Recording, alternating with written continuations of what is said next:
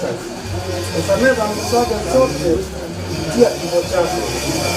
Ndio ufungue mbingu kwa wale usikubali aende mbali nawe, mpe mwanga, furaha na amani. Naomba hayo kupitia kwa Bwana wako Yesu Kristo, Mwokozi wetu.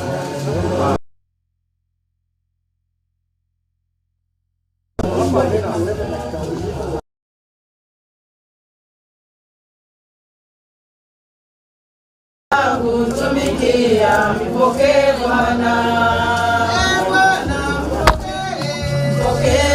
mpokee hata kutumikia mpokee Bwana, ni mtumishi wako. Mpokee hata kutumikia mpokee Bwana, ni mtumishi wako. Mpokee hata kutumikia mpokee Bwana, mpokee hata kutumikia mpokee Bwana, mpokee hata kutumikia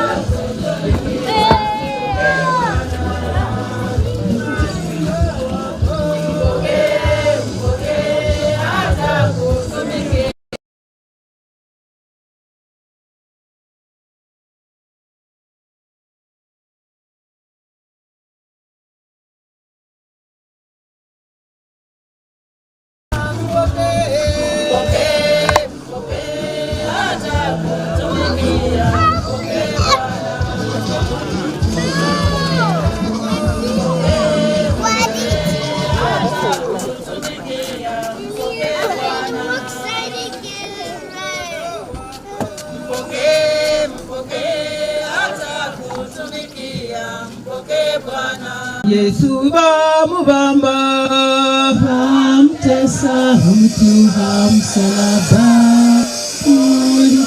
Yesu ni mwana wa Nyasaye, bamtesa, mtuha msalaba.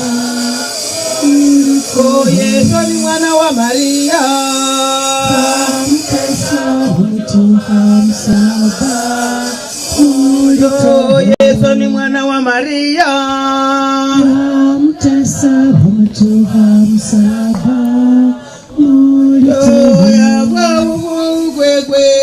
Bamtesa, mtuha msalaba.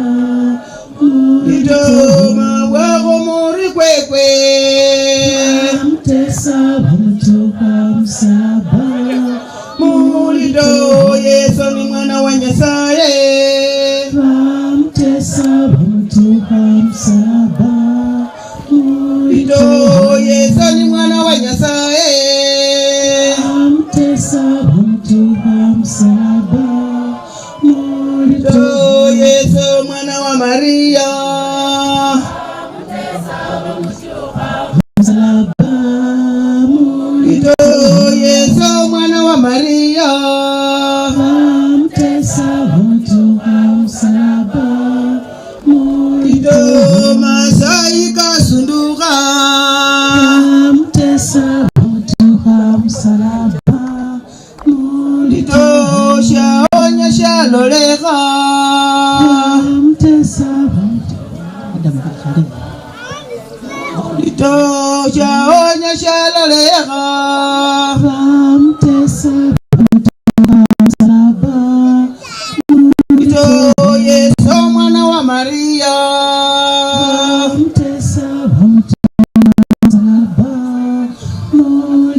O Yesu mwana wa Maria,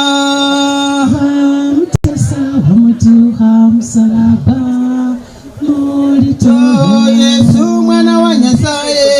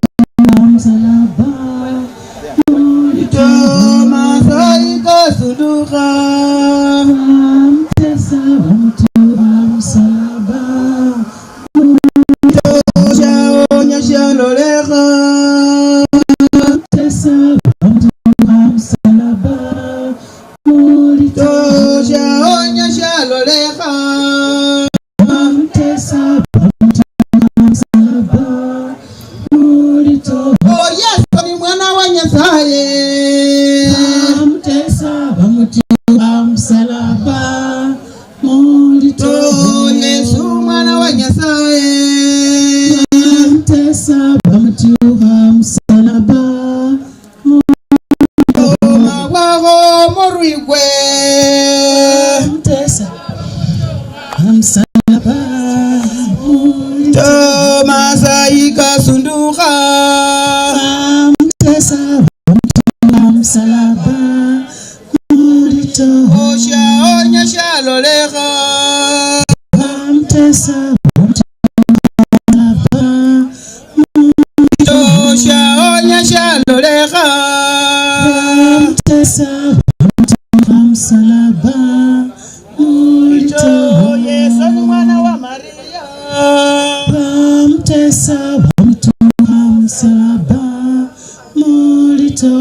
Yesu ni mwana wa Maria,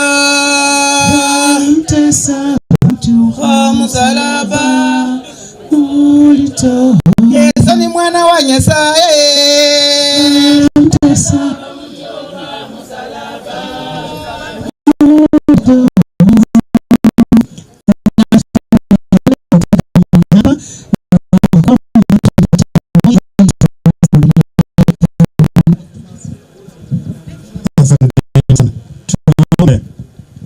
wewe Yesu Kristo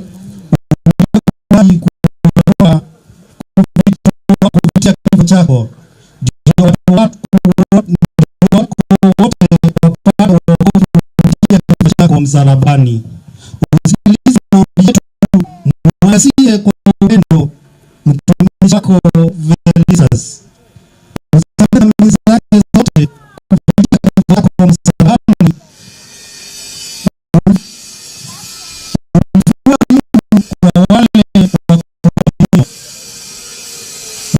Felistas mapema ili siku ya mwisho afufuke na watu wako wote. Tunaomba hayo kwa ajili ya Kristo Bwana wetu. Napatia pasa na yaombe ndio tuombe sala ya mwisho. Basi na tuombe pamoja. Baba, katika jina la Yesu, asante kwa sababu ya siku njema ambayo ulifanya kwa ajili ya mioyo yetu. Tunalibariki jina lako. Tukuweka mahali patakatifu. Asante kwa kutukuza. Tunakushukuru kwa ajili ya njema ambayo umetupa pamoja. Siku ya leo ulitoka msingi ya Bwana. Na ndio kwa sababu ya kwanza kushirikia Baba, shukrani zinaisha mpendo tunaenda zake Felistas. Asante kwa sababu Bwana na mtumishi wako ulikuwa unajua. Wote na wote mahali hapa, wote na wakabidhi kwa Bwana ili neema yako itoshe. Pale hapa na Yesu Kristo. Nikiisha na Bwana tawale. Tawala kila katika jambo katika jina la Yesu Kristo. Inaomba nani ya Bwana ikakana mahali hapa na kila mmoja katika jina la Yesu Kristo.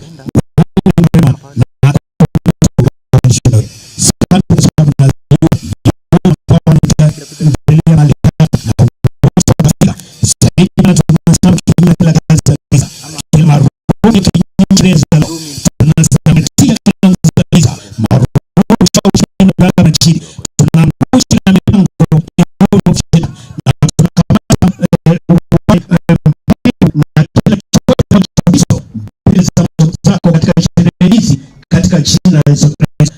Bwana tawala na utalaki, na tukiona tamati hatutakuwa na budi kulitukuza na kulinua jina lako.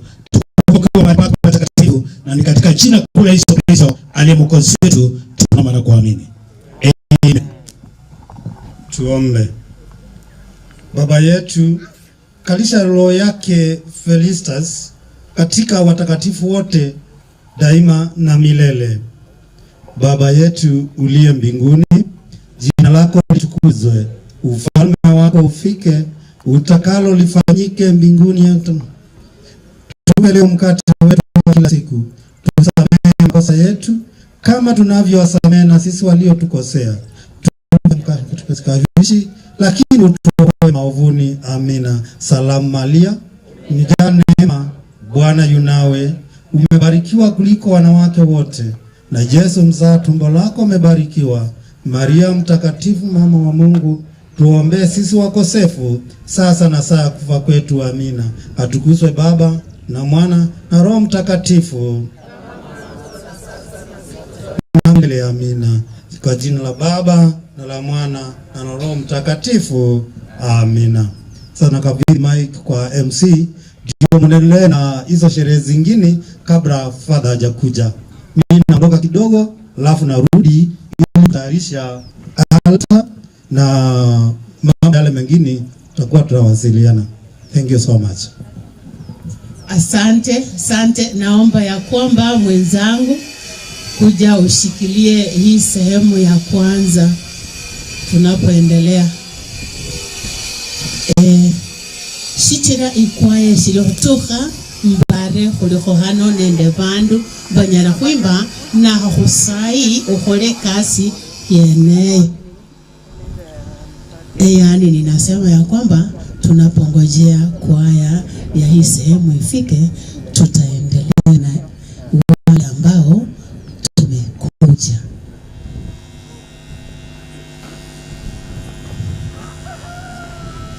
Tunataka tuanze sehemu ya kwanza, sehemu ya maongezi. Asante. Tumsifu Yesu Kristo. God is good all the time. Tupeperushe bendera ya Felistas kwa hewa. Felistas amemaliza yake, sisi tuko wazima, kwa hivyo tuzidi kumshukuru Mwenyezi Mungu kwa afya na uhai ambao ametupatia siku ya leo.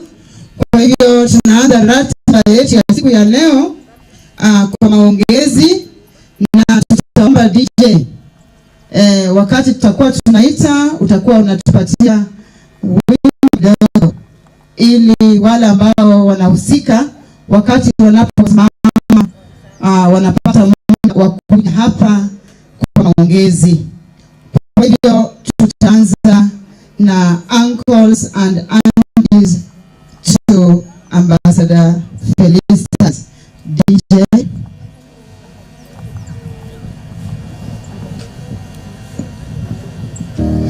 Doesn't take a trophy to make you proud. I'll never be more loved than I am right now. Ooh. The uncles will be led by Baba Martin. They'll be led by Baba Martin. Uncles and aunties will be led by Baba Martin. So wherever you are, Baba Martin, kindly come and address us.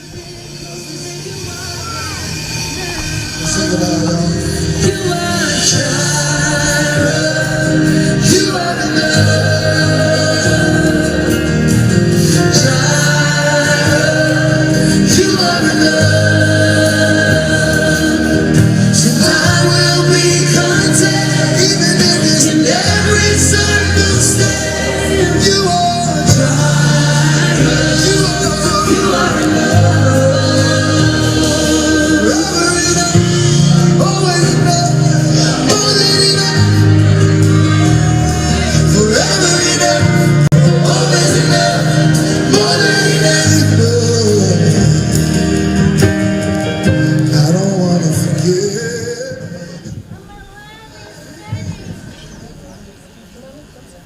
Abiti kukonya shwera shakota bashira na basako domirembe bosi atu jambo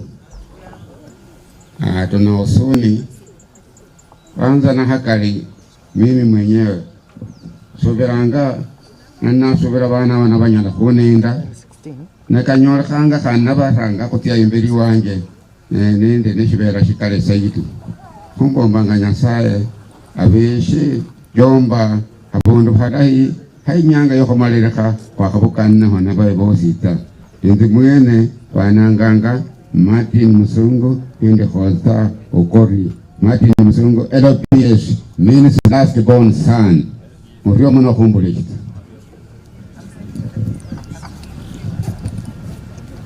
ekanisa bihuli bosi merendo mono merendo kiamalika merendo khan inzi bananga jeromeliai nende khotsa malala khotsa Felistas na khaboli mbere mono saidi tira Felistas na khotsa malala wa khuli sana nga khali kwamenya khobera na tsisimu ali yakhonyi khubwangu ubo ma yona nyola makhuba na khayona tenya khali ne ndushindi na eno ibali khabito ndushimo loli ombere mono sana mono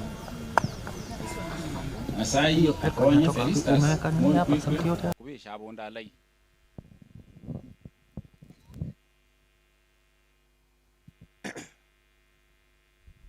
wali ikwaya nende bakhuzirwi mirembe cha Felistas mirembe bosi inzi mira nangu wa Charles Tanzi shibera nendulanga ibiwa wanga ndambi ndula shikulu kho berere khokhoza wanje na lwa waziri bere kho khabanga bukhunyi khurula moya kho nyasaye bololi bukhunyi ne hane wene kho lili sala tali khoza khwana na komario katushia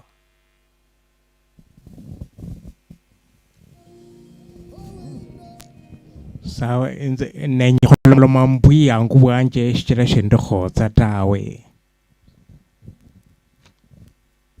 Kwa hivyo uncles, thank you. If you have aunties, wale ambao wanaita Felistas auntie Senje, wale ambao wanaita Felistas Senje, kama mko hapa msifungiwe tafadhali.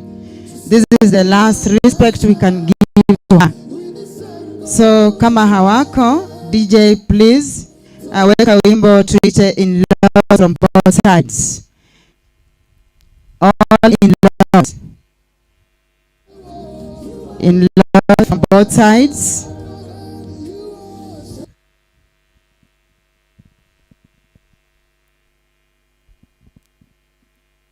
A little more than you take. And if you try to feel mashemeji kutoka pande zote mbili, in-laws, if you are here, please come and give your tribute.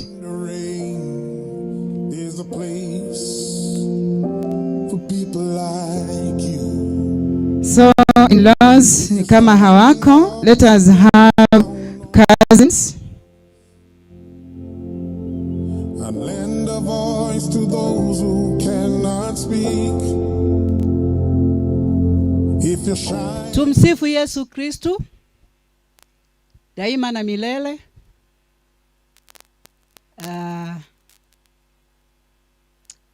Mimi nina mengi lakini siwezi kusema saa hizi, kwa sababu vile ambavyo nimesimama hapa, ambavyo mnaniona nimekaa hivi, ni kwa ajili ya marehemu Felistas.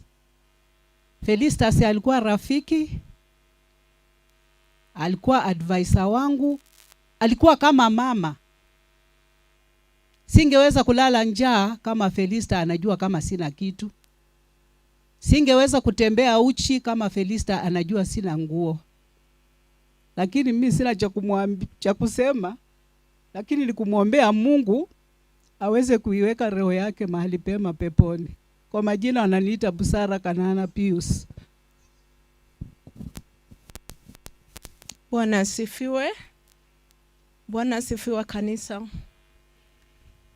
Kwa majina naitwa Beatrice Abdalla, marehemu Abdalla. Mimi ni mjane wa Abdalla Khayumbi, Mama Felix.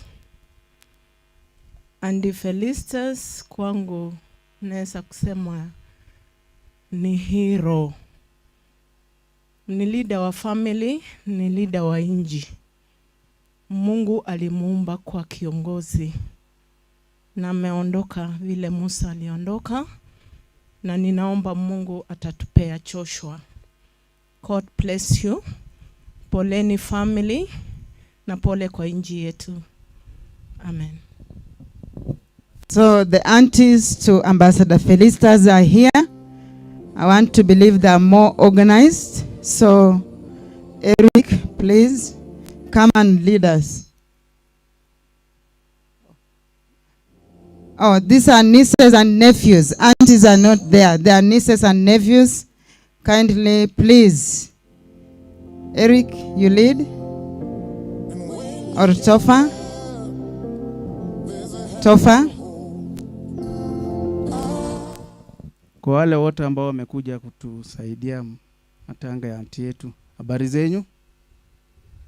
Tuko na huzuni kwa familia kwa sababu huyu aunti ametutendea mengi sana katika familia yetu, kwa kusoma, kwa kutuhimiza vile tunakuwa kama watu wakubwa kwa mambo mbalimbali.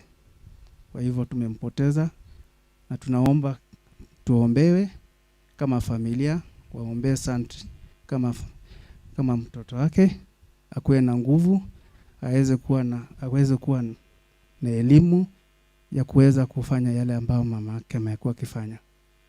Na kwa niaba ya maantiz nitasema tu hawa wasalamie, lakini kuna mmoja hapa, Eric, ndio amekuwa na yeye kwa muda mrefu.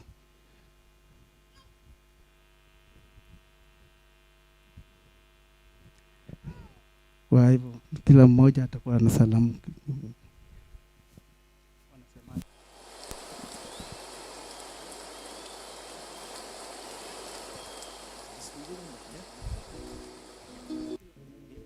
Eric, njoo. Roll out of the woodwork. They whispered into your brain. They said you on the treadmill. And they made a change.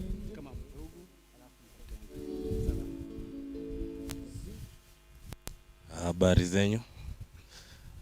Tumefika hapa leo na tunashukuru kwa kuwa nasi haswa kwa masaa kama hii, na pia ningependa kusema tuna represent familia ya Shikanga ambaye haingeweza kufika hapa leo. Asanteni. Habari zenu. Kwanza ningependa kuwashukuru wote ambao wamekuja kutusaidia msiba wa leo. Tunasema ni asante. Auntie kwangu naweza sema amenisaidia pakubwa sana. Manake kuanzia kwa wakubwa wangu ndio mimi nikuwa hapa. Mkono yake imepitia hapo ndio ikanishika na mimi. Kwa hivyo kwangu mimi nasema ni asante sana. Naweza kuwa na neno moja kwa auntie zangu wenye wamebakia. Auntie, kitu naweza waomba ni moja. Nataka mmoja wenu ajitokeze ashike mguu ya auntie yetu mkubwa. Nataka auntie mmoja ajitokeze aonyeshe mfano wake. Manake pale ambapo ametufikisha ni pakubwa na ni mbali sana. Kwa hivyo mmoja wenu akijitokeza mimi nitashukuru sana, nitafurahia. Asanteni sana. Habari zenu. Kwa majina naitwa Kerry Francis. Huyu ni auntie, ametutendea mengi sana. Kila mtu hapa kwa familia yetu lazima amepitia mikono yake. Na tunashukuru leo tunamcelebrate sana. Juu ni kila kitu kwetu. Hakuna mwenye anaweza sema hajapitia kwa mikono ya auntie. But muendelee kutuombea, tuendelee kukaa vyema. Asanteni. Habari zenu. Nawasalimu katika jina la Yesu. Kwa majina naitwa Nathaniel Shikanga. Ningependa kusema mambo machache kuhusu auntie. Auntie alikuwa kama mama kwangu na alikuwa pia kama shosho kwangu. Nakumbuka kuna wakati endo alivyonisaidia pia kununua shamba hapa karibu Moyles, na ka insist ni lazima ninunue shamba huku kwa kuwa ilikuwa kitu mzuri kwa kijana mdogo kufanya kitu kama hiyo, na namshukuru sana. Alikuwa na upendo mwingi sana, hata kama akiwa auntie alikuwa na upendo kama ya mama katika maisha yangu. Hata kwa masomo yangu amefanya mengi sana. Niko hapa kwa ajili yake, kwa ajili ya maelekezo yake na hekima yake katika maisha yangu, na namshukuru sana. Nashukuru Mungu kwake katika maisha yangu. Ningeomba tu sana familia yetu tukue na umoja na tukue na upendo ya Yesu Kristo. Asante, mbariki.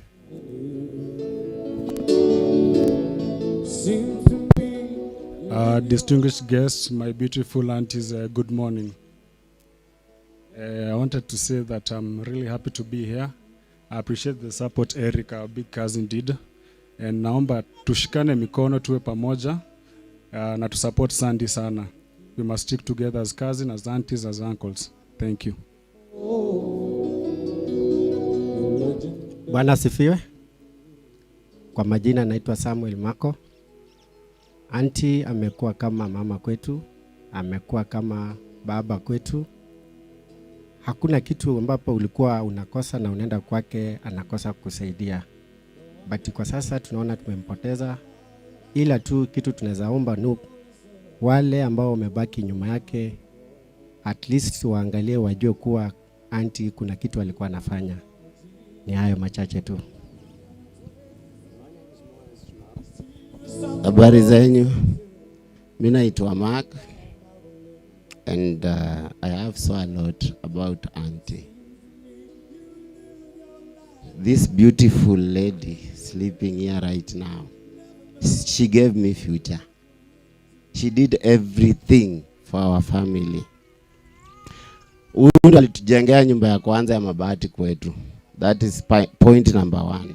Tulikuwa tunaishi kwa nyumba ya nyasi, and I can say it na sina aibu kusema. Huyu hapa ndio amejua venye tumeishi na my siblings, ametulisha, ametuvalisha, ametulipia school fees mpaka mahali tumefika. I remember one day when I finished my form 4, I was in Nairobi. She called me na nikaenda kwake. Alikuwa anaenda, I think it was Israel or US. Nilibaki nikiangalia vitu zake. By that time nilikuwa naishi kwa aunti yangu mwingine anaitwa Betty mwenye ako hapa. Kumfanyia hiyo shughuli sikuwa najua ni nini ananiplania. She paid my school fees around 100,000 fully in college. She provided for my transport, my lunch and everything. And that's why I'm who I am today. Huyu auntie ako hapa amelala. Hakuna kitu hajaifanyia familia yetu. From cousins, sisters, brothers and everything. But kitu mimi naomba tu moja. Tushikane. Tumebaki na guka yetu hapa. My aunties, please, my uncle, please, to make sure guka yetu at least tumuongezee miaka ingine. Because I know she has done so much for him. Na sasa ametuachia hiyo jukumu ya kufanya. So tushikane, my cousins, my uncles, my aunties and everybody, to make sure our grandfather ameendelea kuishi na endelee kuishi. Kwa hiyo machache nimeshukuru. And lend a voice to those who cannot speak. Good morning. My name is Vanessa Yukabe Thokelo. I have my little family here. My cousins have said a lot. All of it is true about auntie. She was a mother to everybody. Kileleshwa was a home. Lukenya became a home. And I don't know what will happen again. So I ask my aunties, the ones left, to still put us together. Let's meet like we always did. when Mama Sandra was still alive. I don't know who I'll call again, and I hear hi mommy on the other hand. She was loving. She never put herself first. Everybody's problem was her problem. Sometimes I think she even lacked money because she's solving everybody's problem from the village up until Nairobi. She was selfless. She was a beautiful, hardworking woman. And we've suffered a big loss. And I just hope that even as she has left, we shall still be together, whether it is meeting here or at Kileleshwa. I know she'll be happy wherever she will be, seeing that we are still one. And I also beg my cousins, I've not seen some of you in a long time, tusikwe tunapatana kwa matanga. Nawapenda, and I know God is going to comfort all of us. Sandra, we love you. We hope that God gives you the strength. I don't know how it feels like to lose a mother, but I know it's something that I don't know. I don't know what to explain. But I'll be praying for you. I'll be here for you. And I'll be your other sister together with Laura. Auntie, you are the best. And where you're going now, where you are now, I know that you're a guardian angel. You're going to protect each and every one of us. And please just look upon us, because you're the one that will speak to God when we want something, when we need something in our lives, when we are fighting for something. Please cry at God's feet for us. And I know He will do it for us as a family. Thank you. Thank you. Today we celebrate Auntie's life, and it's very hard for us to accept that Auntie is truly gone. Personally, I've never met a more selfless person, kind, welcoming, like she was. My other cousins have said a lot. My wife has said a lot. We hope that Auntie's demise, whatever she was planning, can still continue so that we can celebrate her name. I won't say much. I hope and pray that she truly rests in peace. Amen.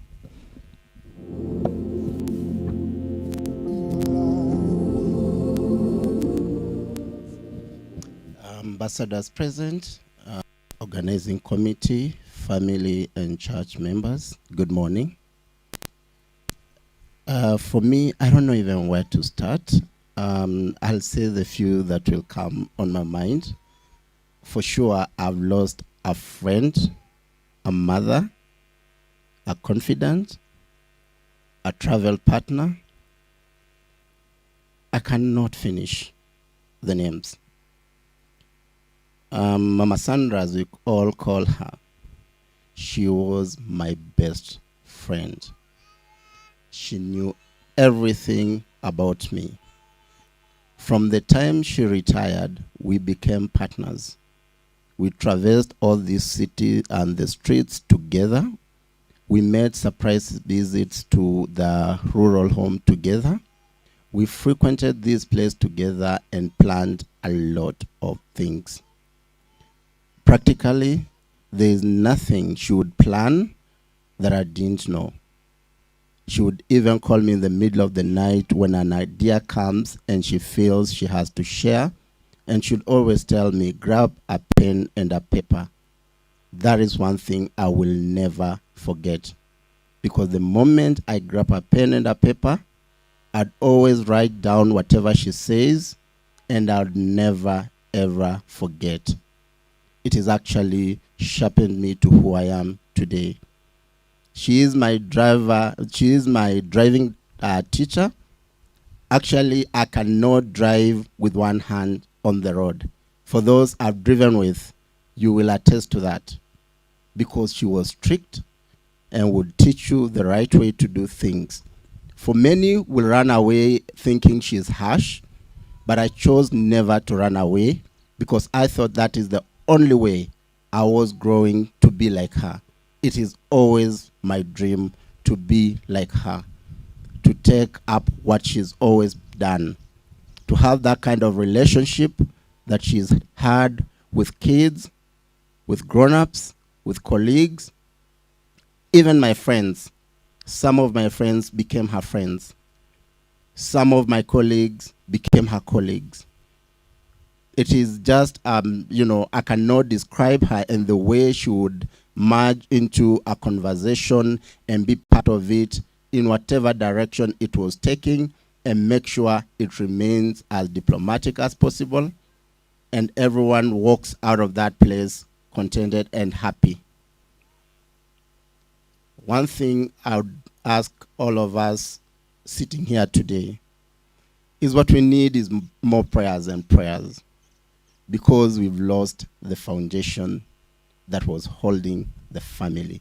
Whichever direction you want to look at it, whichever position you want to look at it, we have lost the foundation that was bringing the family together.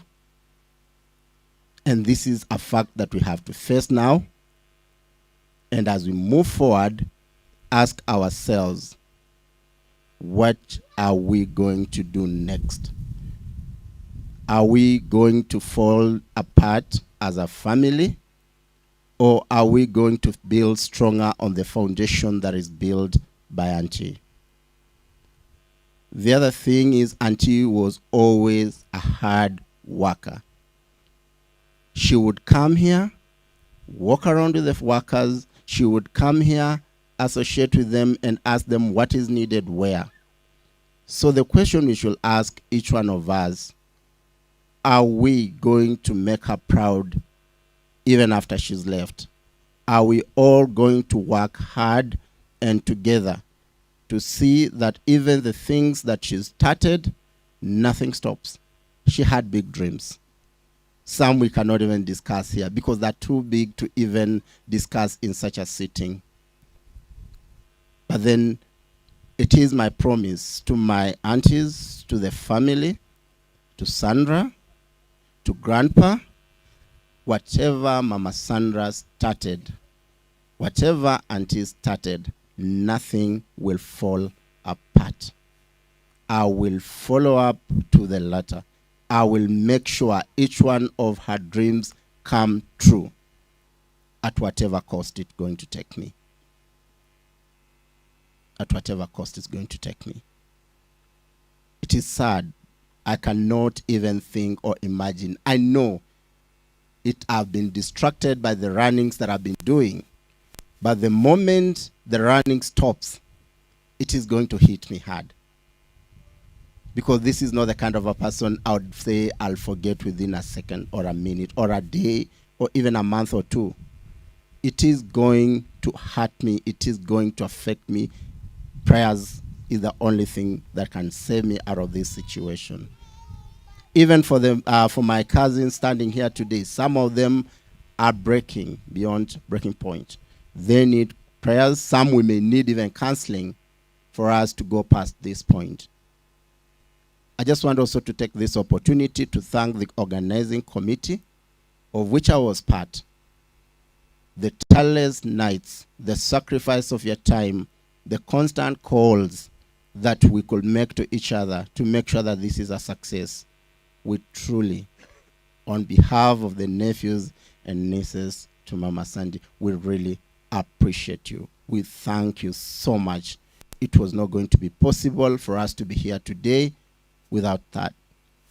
For the family, thank you so much for standing strong and always giving direction when needed. And we really appreciate and thank you so much for that. For church, thank you so much for being with us here. Thank you so much for your prayers. Thank you so much for your support. We really appreciate. By closing, I'd want to say again and again, I have lost a friend, a teacher, partner, travel partner, and everything. And to you, Grandpa, I want you to mark this. When my grandmother passed several years ago, I promised you that the surprises I used to give both of you, I will not stop. I promised you that I will never let anyone else pick you from the village to Nairobi for your treatments. And I've done it for 6 years without a failure. At this point in time, I know you've also lost a best friend and someone that you shared so much. I promise you, I will give you a phone call every night to just make sure that you're okay. I will continue with the constant and surprise visits to just make sure that you're okay. And I will continue to bring you here in Nairobi for your treatment to just make sure that your health is on check. With those main remarks, I say thank you.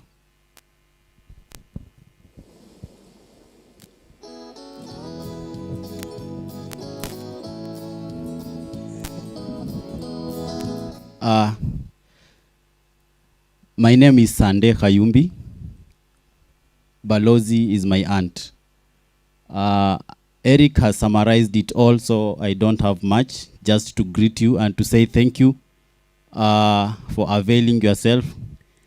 I know we've all sacrificed our time to be here to give the final send-off to our aunt. We really appreciate you, and you are most welcome. Thank you so much.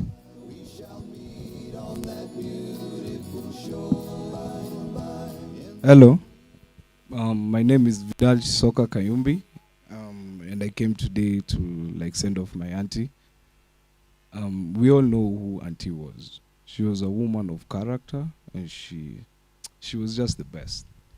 So rest in power, auntie, and thank you for the memories we share together till we meet again.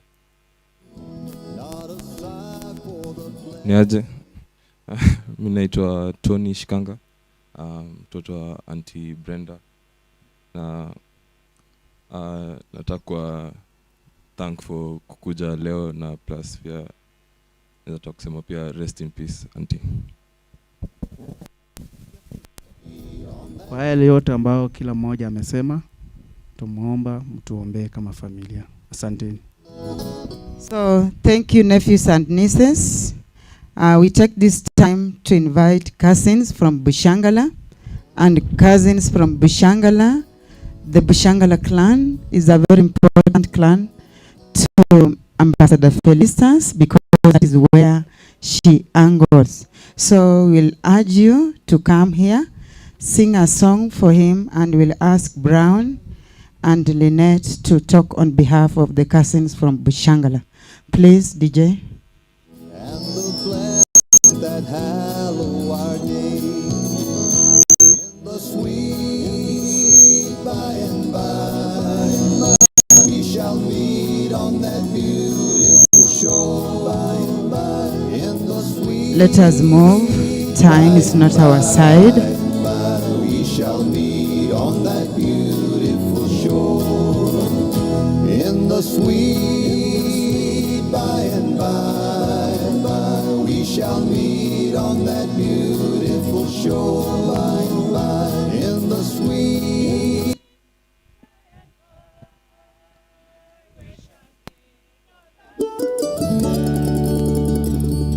So humbly request you, time is not on our side. Sing a song, then Brown and Lynette to talk on behalf of the cousins from Bushangala, please.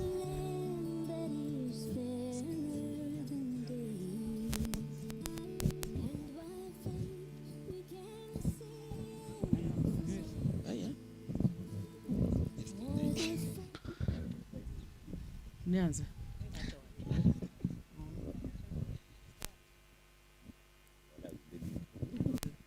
Kutakuwa mwanga nyumbani mwa Bwana nifikapo mwisho wa mwendo, nitapata raha mkononi mwa Bwana nifikapo mwisho wa mwendo. Safari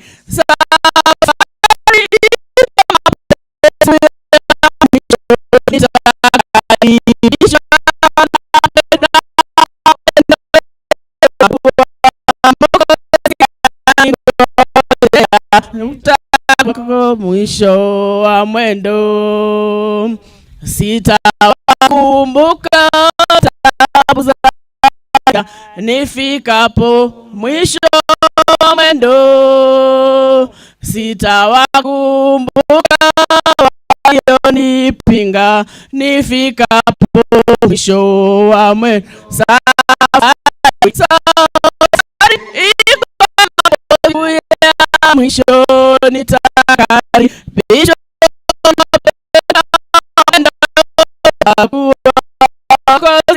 ananingojea nifikapo mwisho wa mwendo, nimwone nifikapo mwisho wa mwendo, hiyo natamani katika mbinguni nifikapo mwisho. Safari iko siku ya mwisho, nitakaribishwa na pepo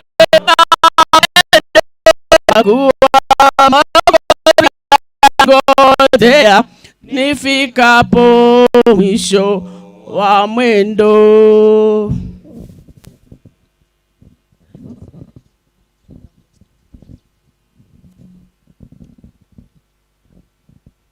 My name is Lynette Okwara. Praise God. Amen. Praise God again. Amen. Let me take this opportunity to thank all of you who have come here today to mourn with us for the loss of our dear sister.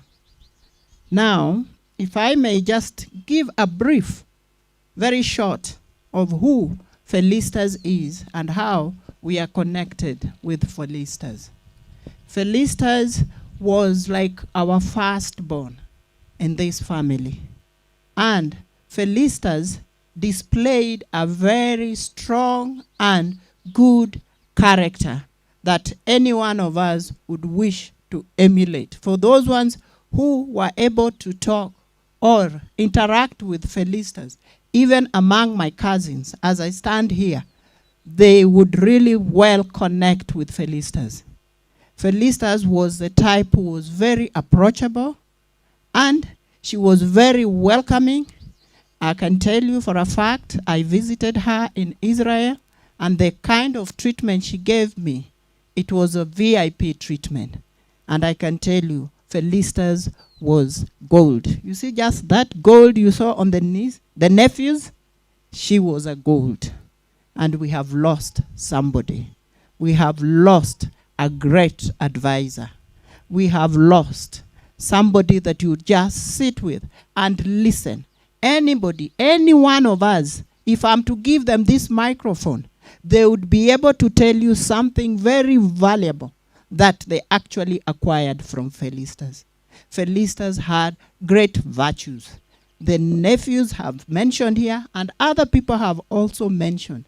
I would advise, and I would even urge some of us who are here, if you are sitting here, please just pick one of the virtues that Felistas had and run with it. You will see what kind of a person you are going to be. And that is the gift that you'll be giving Felistas. As she goes, we are saying, the good Lord, please let Felistas rest peacefully and receive her in your arms. I thank you all, and since we've been told we don't have time, I would just wish to let you know that we took Felistas like our own. In fact, to some extent, I used to think she's a Mshangala. Until I got to realize, oh no, she is not a Mshangala, this is how we are related. But in our Amaya family, if some of us might not know the Amaya family, but the Amaya family, we actually said Felistas was a lead, and she gave us direction. Thank you very much. I would like maybe just to give Ken, since Brown is not here, I don't know whether he'll get a chance when he comes in. I know he's busy running up and down, and he's on the way. If he gets a chance, we would love that he's given a chance. But for now, let me just give Kennedy and Ambi to say something. Bwana asifiwe. Kwa majina naitwa Kennedy Andambi. Felistas alikuwa dada yangu na alikuwa dada mzuri kabisa kama vile nilivyomjua na kama vile mmeelezwa pia hapa na wote ambao wamezungumza mbele yake. Hakuna jambo lingine nitaongeza kwa sababu naona nikaa nazungumza kwa niaba ya Bushangala ya Brown Makoti. Akija mtampa nafasi yake ya kuzungumza. Nitasema jambo moja. Kubandu bakuruli Bushangala irindi tangazo lya batangaziranga mukamba nenya saa 11 kamili. Vosi mbe muli mmutuka wala simu khanu saa 11 kamili. Nukukule khanu mwena wala pambana kulilo tukhe Bushangala. Kwa hayo bakuri nawe Bushangala sinjiri khumwane mirembe. Muchengeza mukhono mwikolo. Bas bari muulere kwako na saba lenda. Thank you very much. Also, Felistas belongs to the Shaman from constituency in Kakamega County. So, the are here. Kindly come and you give us a song. Then after that, 1 or 2 people will talk on behalf of the Bashomali clan. Kindly, the Bashomali clan from Wani, where Felistas stand up and come and give us a visit to Felistas.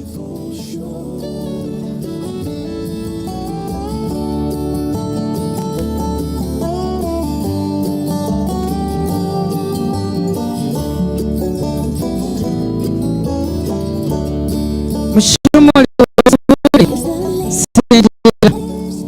simama tumpe msichana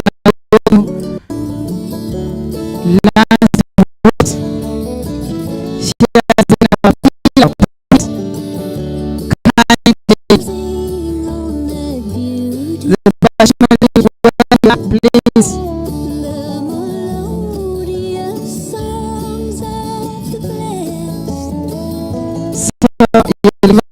Song.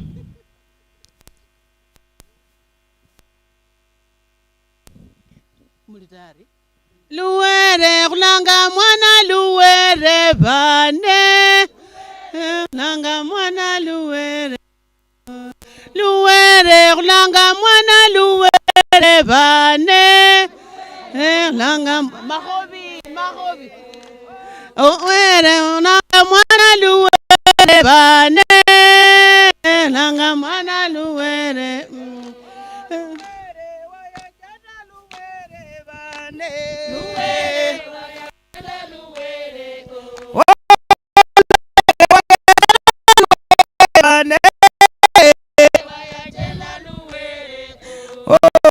mwana weru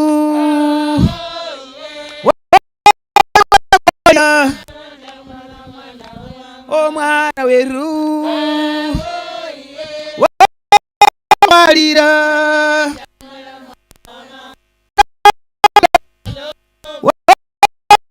naya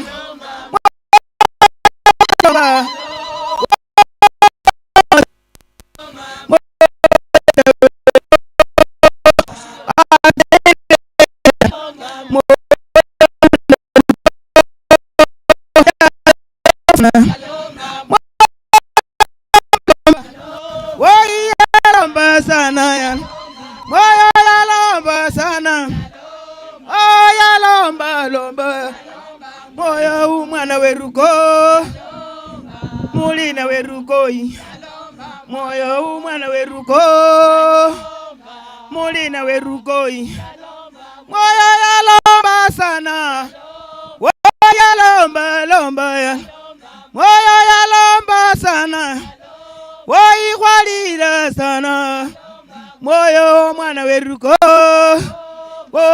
mwana weru mama moyo yu mwana weruko shemole weru mama moyo yalomba sana khwalira sana moyo khwalira sana khwalira sana moyo mwana weruko mwana weru mama Kwa hivyo ningeomba Morris Khamati, you have been staying here with Felistas. Then also you have an old friend of Felistas, that is Frida, will also talk. Kindly, please. Praise the Lord. My name is Morris Khamati. I'm very sorrowful because I've lost my great friend. Felistas was an icon to our family, was a leader, a uniter, somebody who know everybody in the village, however small or big he is. And I'm very humbled for inviting you to this last moment of our beloved sister. Felistas was selfless. He used to unite us. Always when you meet, she used to say, please, Morris, we have to be together, we have to be united as a family. And he's a person that I'll miss in my entire life, because you could not know whether she's ambassador or whoever she was. She was just down to earth and she liked everybody. Well, I will not say much. I will only have a word to my cousins. I know Felistas has left a very big space that nobody will fit, but I'm urging my sisters and brothers, please, you'll have to make sure you fill the space of Felistas, because she was a very big person to us, very important in the family and the entire village, and we need somebody to take that place. Lastly, our Papa is here. Papa, be very strong, and this whatever Felistas used to do, the duties Felistas used to perform, please, I'm urging you, my cousins, you have to take charge, because that old man should not feel that there is a space. Let him feel the comfort, the care that he used to get from our sister Felistas. And to me, I know Felistas was so good. She was very godly. I know she is with God today, and she has gone to eternity. Thank you so much.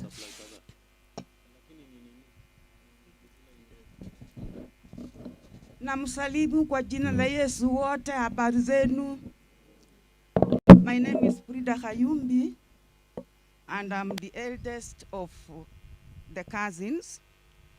I would like to thank you all for coming here to participate in arusi ya my cousin. My cousin was a very humble person.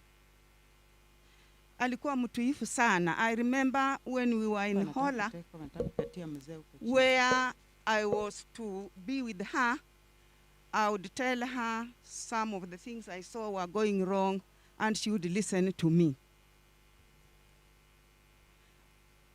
When we took her to Kenya High, she occupied a room I had occupied, and I told her she has to work very hard, and she did it. As you see, she excelled. She excelled in such a way that she did not only have leadership for us as the family and the people in the area, but also the country. We thank God for the time she gave us to be with her. Her tender calls reached far and wide. There isn't any one of us who did not experience her love. She was a great comforter. I remember in my family, whenever we had problems, she would come and comfort us together with my other cousins. And when she talked to somebody, you would feel you are at ease. And to us, that is also a great tribute that God gave to her. She inculcated values in us. And I would like to urge us and my cousins that the values she inculcated should be nurtured. And this will be a legacy, her legacy. I'm sure where she is, when she sees that being carried forward, she will be happy. I would also urge my uncle, Ernest, and my cousins to take heart. God saw it fit that she should exit at this time, and we pray for her soul to be in eternal peace. Amen.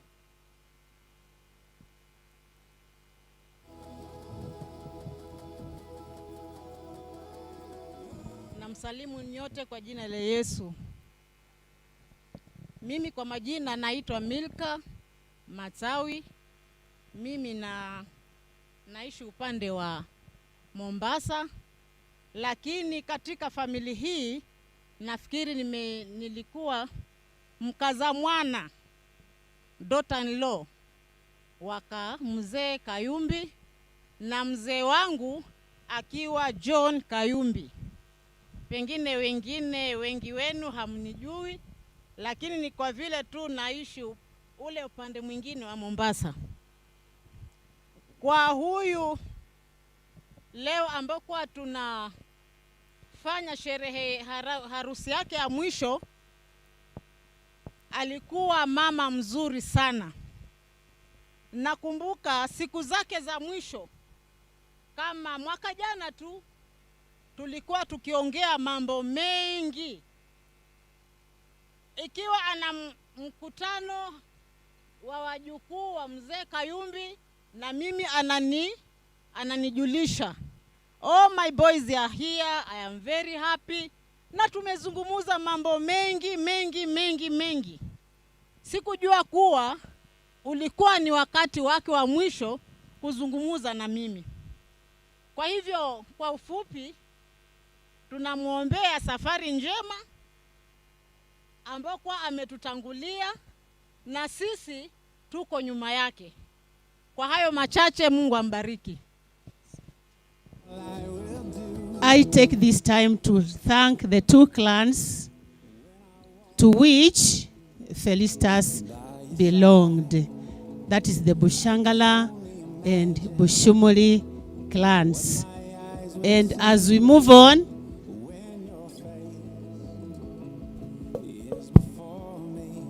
thank you.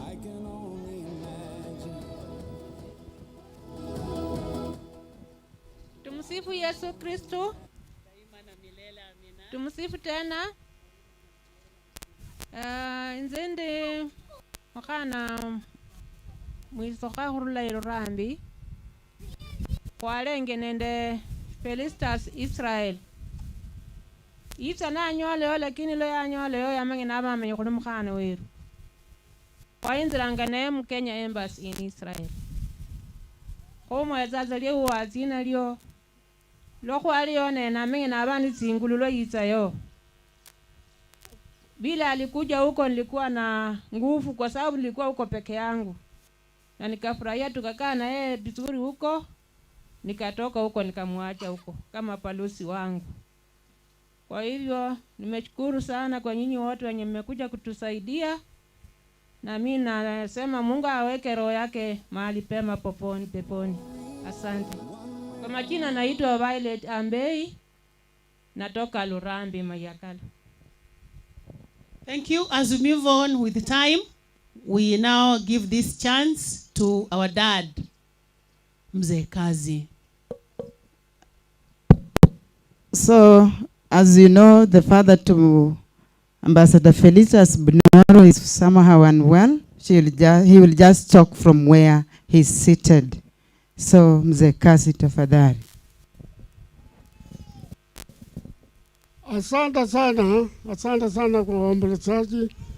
Mimi ndio baba ya Felistas, naitwa Ernest Rabonga Khayumbi. Hamujambo tena.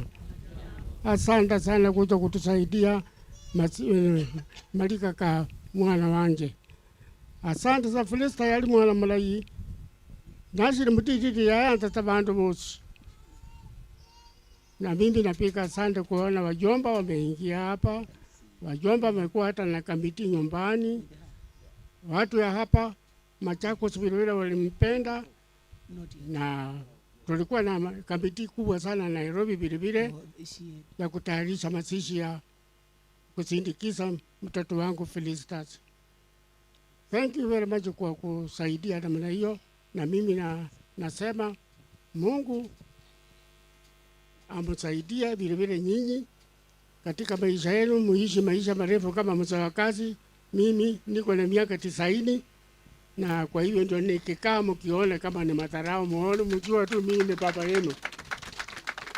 Sasa mimi ni baba ya watu wote mko hapa, na naomba muombe Felistas, Mwenyezi Mungu ampeleke pahali pazuri, pahali pake pazuri ukule mbinguni. Na vile Felistas akifika huko amuombe nyinyi wote, hata mimi, kila mtu wote katika ulimwengu. Mungu awabariki na vile apeleke kwa ufalme wake wa mbinguni. Asante sana kwa kuchukua nafasi hii ya kuja kumsindikiza msichana yenu, mtoto yenu, na mimi nasema kwa amubariki na muishi miaka mirefu vile kama mimi, miaka 90, na vile Mungu mkimaliza hapa maisha ya dunia vile mpeleke kwa utakatifu wake nyumbani. Mungu saidia watoto yangu wamukute Felista na awaombe vile wapate kuona ufalme ya ulimwenguni. Asante sana. Muriyo mno. Thank you. We have a tribute from mzee ambaye anataka wamsomee, na kabla hajasoma kuna baba yake mdogo hapa, neno moja, then we read mzee wa kazi tribute kindly. Mungu ni mwema kila wakati. Nashukuru wote ambao mmejitolea, mmewacha kazi zenu kuja kutusaidia. Lililo muhimu sana ni maombi. Msiombe tu siku ya leo alafu muache. Kila mahali mlipo mtuombe. Na Mungu kwa sababu hatolei makosa, najua atakuja kuchagua mmoja wa familia hii anafanya kazi kama Felista alivyofanya. Asanteni. So can MC take over. Amjambo wote. Mimi naitwa John Shehemi na tunasaidiana na Eunice kwa mambo ya MC. Mnisamehe nilikuja nimechelewa kidogo. Asante sana mzee wa kazi. Asante kwa kazi kubwa umefanya. Na naona iko maandishi hapa. Na hiyo maandishi ya mzee mimi nitasoma.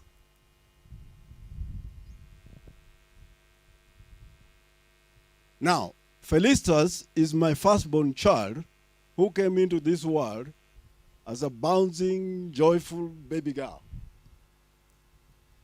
She was born in Thompson's Falls in Nyahururu.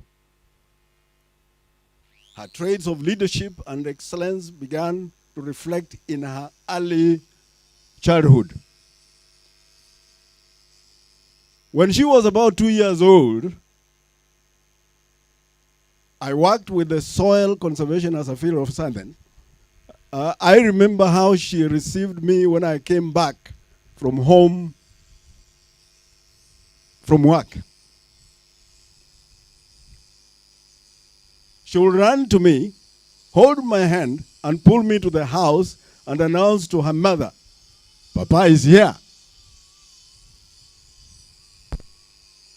Felistas started school as an A student, not only in academics but in character too. She was obedient, honest, hardworking, and ready to take up responsibilities until her last breath. She carried these traits to the workplace and other social places. She was a great example to her siblings and friends. She loved people and was a peacemaker. My loving daughter always had a smile, and I cannot stress enough the love and support she had for her parents, siblings, extended family. And this trait started very early in life.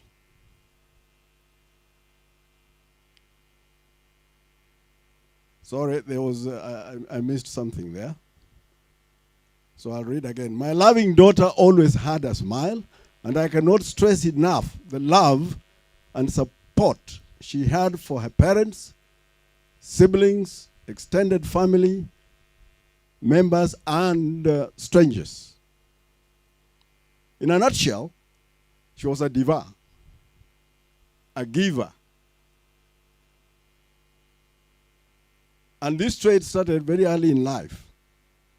When she was in boarding school, she would save her pocket money, and when the school closed, she would take the money she had saved to her great-grandmother, Wileta. The great-grandmother was called Wileta, and her grandparents. Pray for her daughters and the rest of the family that God will comfort us during this mourning period. May her soul rest in eternal peace. That is the tribute from the father. I think it is a testimony to what most of us experienced, those who knew her. Okay, now the next item on the agenda is for the siblings, that is the brothers and sisters of Felistas, to come forth and make remarks about their sibling.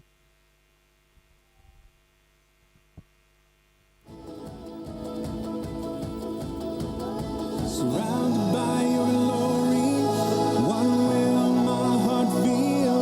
Will I dance for you, Jesus, or in awe of you be still? Will I stand in your presence? To my knees will I fall? Will I sing hallelujah?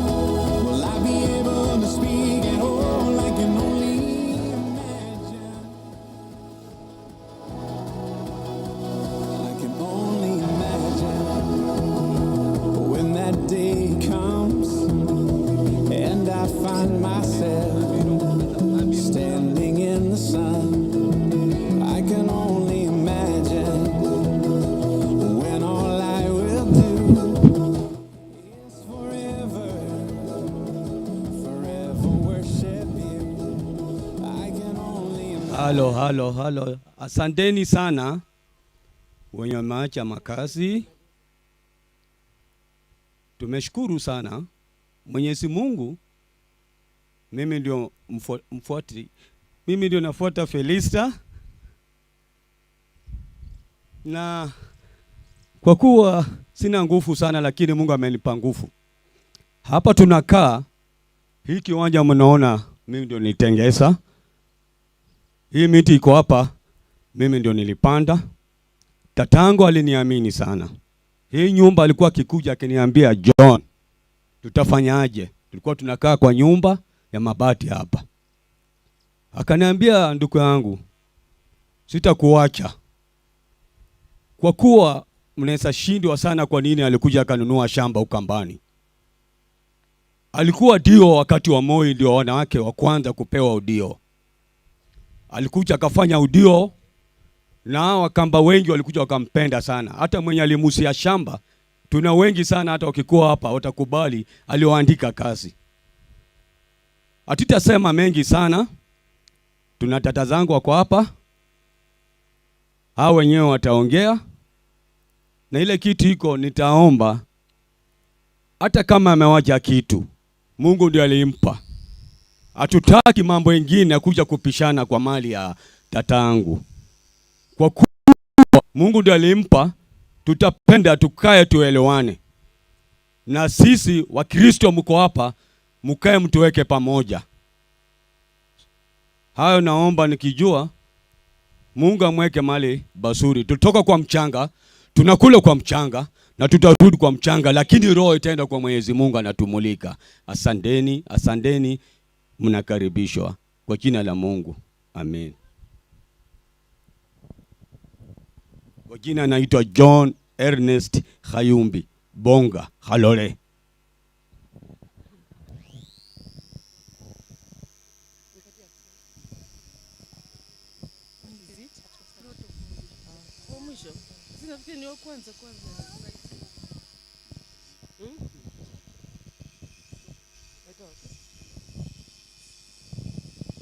Tumsifu Yesu Kristo.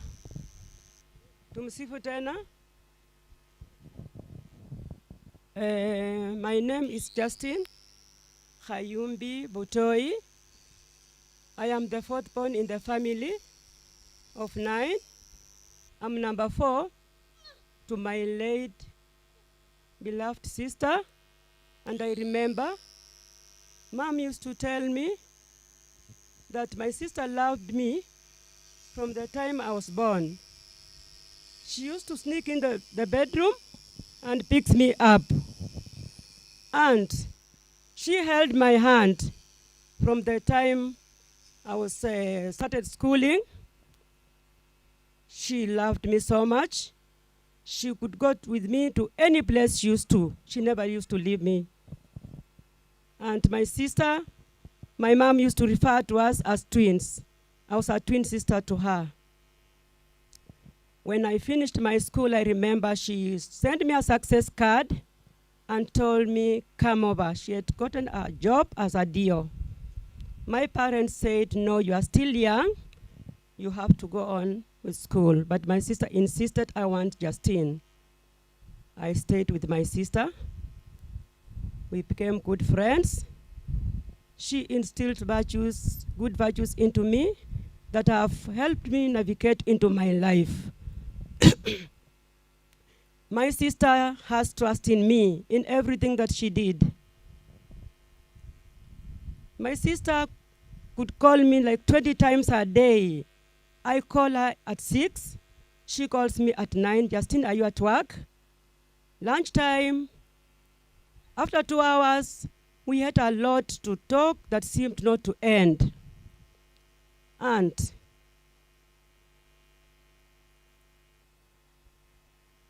every time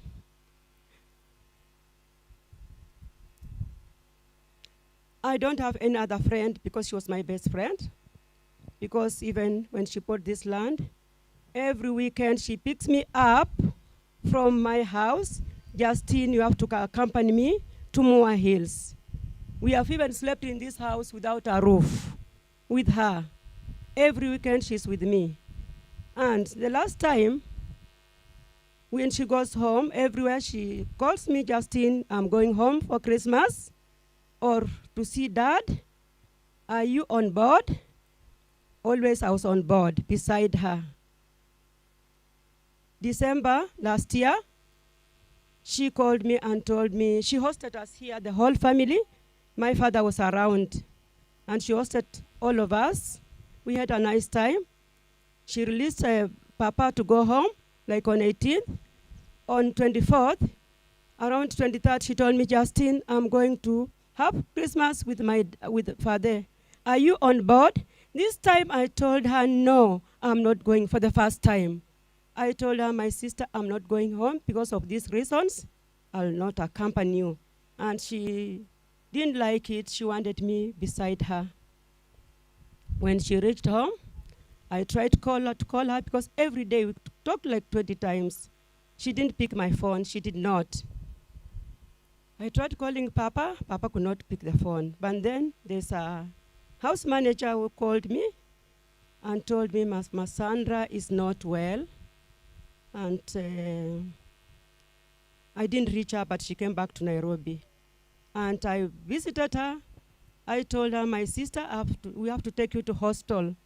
She told me, not today. It was around 5. Tomorrow, please come and take me to hostel. And we did that. And she was admitted. She came out of hostel. And when she was on her sick bed, I didn't leave that house. She used to tell me, I used to tell her, Mama Sandra, I want to go and visit my home. I stay in South Sea. She could tell me, no, Justine, you are not leaving this house. You stay. Come here, we do this and this. Come here, we do this and this. I stayed in that house from January up to this time, just giving me some ideas, telling me to do this one, this, pay the workers, Justine run around this. And I was in the house that day. She went to the readmission. I was in the house with the nurse. And okay, she got sick in my hand. I've lost a dear friend. I've lost a sister and a dear friend. I don't have any other friend. Kindly pray for me and pray for us. And I promise that as an elder sister, we are going to take care of Papa, Sandra, and we'll carry up the vision that she had. We had plans with her, and her plans that she had, I know them. So we'll be there for other people and my sisters. Please let us be together. Please keep us in prayers. God is good all the time. My name is Patrick Tuti Khayumbi, and I'm the 5th born. I just want to thank you so much for you coming in this place. All protocols observed. I just want to say that my sister was my mentor. She was my inspiration. She was my leader. And actually, she epitomizes what a servant leader is. Yani, dadangu alikuwa ni yule leader ambaye atakupatia chai kwanza kabla hajajipatia chai. Anaonyesha leadership yake kuwa ukija kwa nyumba yake atakupatia chakula kabla hata hajakula. Na alikuwa ni mtu ambaye hata akiwa na wafanyikazi wake wanakula pamoja. Si ati wafanyikazi wanakula jikoni na yeye anakula kwa meza. So I really want to thank you so much. Much has been said, and because of time, I just want to say that my sister has made me what I am today. There was a time that I really wanted to go to the US. It was very difficult. And actually I went to the American embassy 7 times. And every time I was denied a visa. But one day my sister just invited me out of the blues, and even the questions that I was asked at the embassy were just few questions. And when I went to the US, I can say that my life has changed. And it has not changed for me alone, but it has changed for me even for the society. Because she taught me how to look after the community. She taught me how to look after the family. She taught me how to be humble. Because without humbleness, you cannot go very far. So I want to thank you so much, and I want to thank my sister. I pray that I'll be there for my niece Sandra, Laura, and the granddaughter Jacob. I just want to say, you continue to pray for us. One thing my sister liked most was about unity, because when you don't have unity, you cannot go very far. So I pray that even as siblings, we continue with our unity, not only among us, but among our cousins, among our neighbors, and among our friends. I take this opportunity to say, to God be the glory. Even though we are crying, even though we have tears, but we have the tears of joy, because what Mama Sandra has done, as we normally call her, she has done a lot, that all those memories will live in us forever and forever. Thank you so much for this moment, and thank you for listening to me. God bless you. Mubarikiwe sana. Asanteni.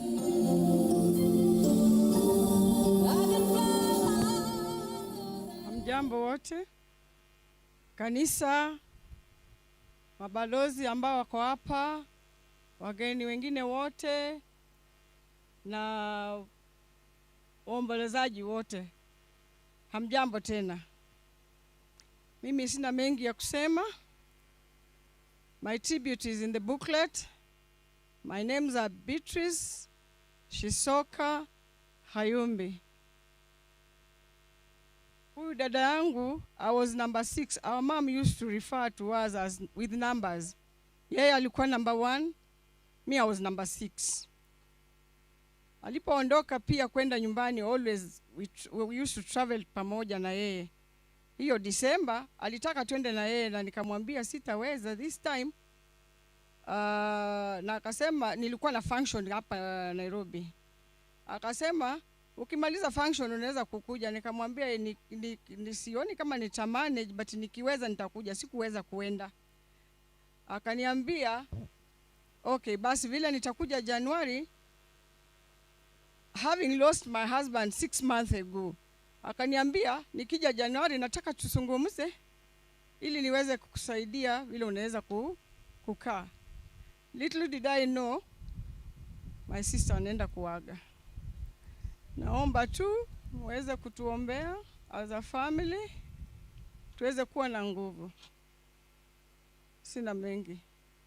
Asanteni. Good morning. Bwana Yesu asifiwe. We praise God, and I'm standing here as number 7 Brenda to celebrate my sister. Why am I celebrating my sister? A lot has been said. I will not repeat, but I'll just give a brief of how she ailed. While she was in ICU, she really had a lot of challenges. She was in pain. She was on so many machines. And every day for 37 days, I walked into that ICU. In fact, I want to thank Nairobi Hospital Management and Dr. Waweru, who was the lead doctor. Every day at 9 o'clock, Dr. Waweru called me to brief me about my sister's condition. And every time he briefed me, whenever I was, most of the time he briefed me when I was going to work at around 8. I used to park my car and cry, but I never told my siblings what the doctor used to tell me. So I mourned my sister 3 days into ICU. I mourned her. 2 weeks too, I broke down because the doctor told me she is critical. I never went to my family to tell them, my siblings, because I was the first of the family and the doctors as I walked into that ICU every day. The last week she was to pass on, I was traveling to Mombasa. That Monday, my flight was at 5 p.m. I remember I left the office, I stayed in ICU with her. Of course, she was in a coma, but I talked to her and I told her I'm going to Mombasa. I know she wanted me to be near her because she knows when it comes to crisis, I'm the lead. As much as she used to say, I have so much energy that sometimes is very negative, and I'm going to change in her honor. So I told her that I will be coming by Friday and I will see her. And when I was coming that Friday, I was to go to Kakamega to attend a burial for a friend. I missed my flight. Little did I know that she wanted me to be there for her. On Saturday, I woke up and I had this premonition to clean her house in the morning. And I mobilized everybody in that house because I was in her house. We cleaned her house. We changed even the setup of the seating. We finished at around midday. We watered the flowers. I just had that energy to clean that house. And we walked to the ICU. She died in front of my eyes. It was sad. It was terrible. But let me tell you, I relaxed because she was in pain. So let us celebrate her. Let us thank God for her life. And for us who are remaining, I just want to ask us, a lot is being said about her. As my cousin said, I'm already picking a virtue of being patient, humility, and love, which, to be honest, I don't have. I'm very impatient, but I just want to thank God because the walk I walked with her in the ICU taught me life is vanity. It is vanity. It is her today. It could be you tomorrow. Let's prepare our hearts, but let's celebrate her. She's in heaven singing with angels. What about us? Asanteni. Habari zenu. Distinguished guests, friends and family, I just want to thank you for coming to celebrate my sister's life today. Kwa majina naitwa Abscondita Khayumbi, number 8, the baby. And I'm just going to be brief. Felistas, as you know, known as Mama Sandra, she took me when I was 2 years old, so I'm told. And when my father retired, I believe I was like 8 years old, and she took me in and took care of me like her own. So to me, she's my mother. She raised me. And I remember when she was going to the US, I had just finished high school, and she came home. She was so excited, and she said, "We're going to Washington, D.C." And I said, "No, I don't want to go." And she said, "No, I'm not going to leave you behind. You are coming with us." And I finally left with her, with Sandra and one of our cousins. And I am who I am because of her. She's someone I cried to when I had problems. She's the one who came to my refuge. We had planned to come to visit in April, and I spoke to her in February, and she said, "Oh, Absco, you know we are planning to do Mama's 5th anniversary." And I said, no, wait for me. You know, we're coming in April so we can all be home. And she said, "Oh, that's a good idea." And so she waited. So she was one person who would listen. She was a counselor. She was a real diplomat. She knew how to unite people. She knew all of our personalities, and she knew how to handle each individual in their own way. I don't think there's anyone who's going to fit her shoe, because she had a big role. And I had planned to come and take her. In fact, I remember when she left the hospital, I was like, okay, I'm coming over. You know, I had planned to come on vacation and said, I might cut my vacation short so we can go back, you know, to the US with you, so you can get, you know, extra, you know, medical checkup and all that.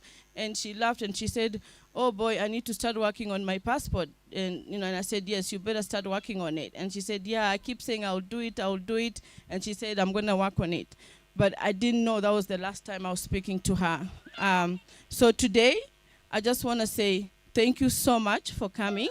I've cried since January, because from the time she went to the hospital, I was so emotional. I was crying and I was crying. And I asked God to give me peace.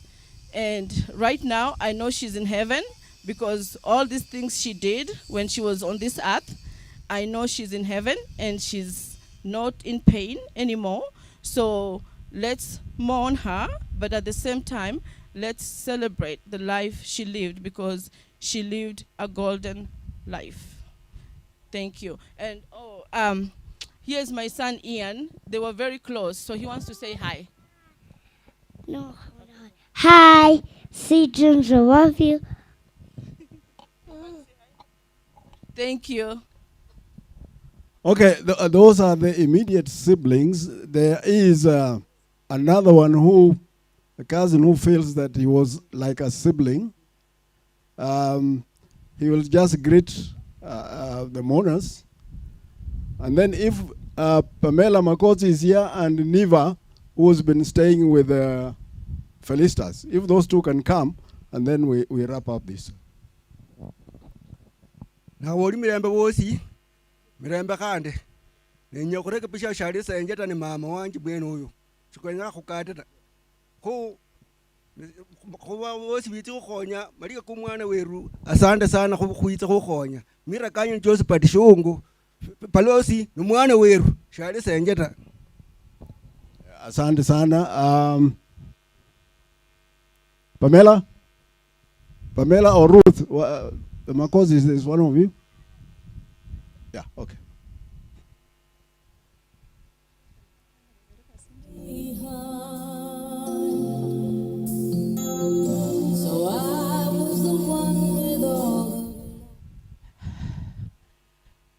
Church, our distinguished guests, family, those who have come to support us to bear this burden, good morning. Good morning. Please allow me Felistas was not just my sister, my cousin, but there are many of us who are her sisters. So please allow me to use this opportunity to just ask the wider girls from Felistas family, bigger family, to come and sing just 2 verses of a song, and that is how we shall honor her, because everything that has been said about Felistas, we don't want to keep repeating, so let's just sing a song for Felistas, please. The girls from Bushangala, the Amaya girls, please come. Just come and sing another verse with me, please.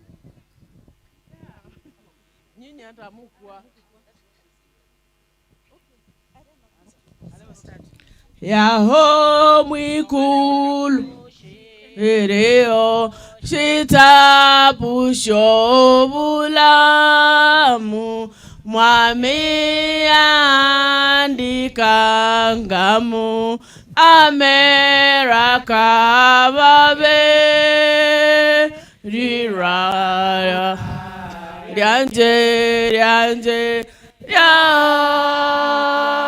ndikwa riri yomu oshitabu mwekolo rabali beromberanga amera kobuhongo shitabu shomwami shere nerira lyanjemo lira lyanje lyandikwa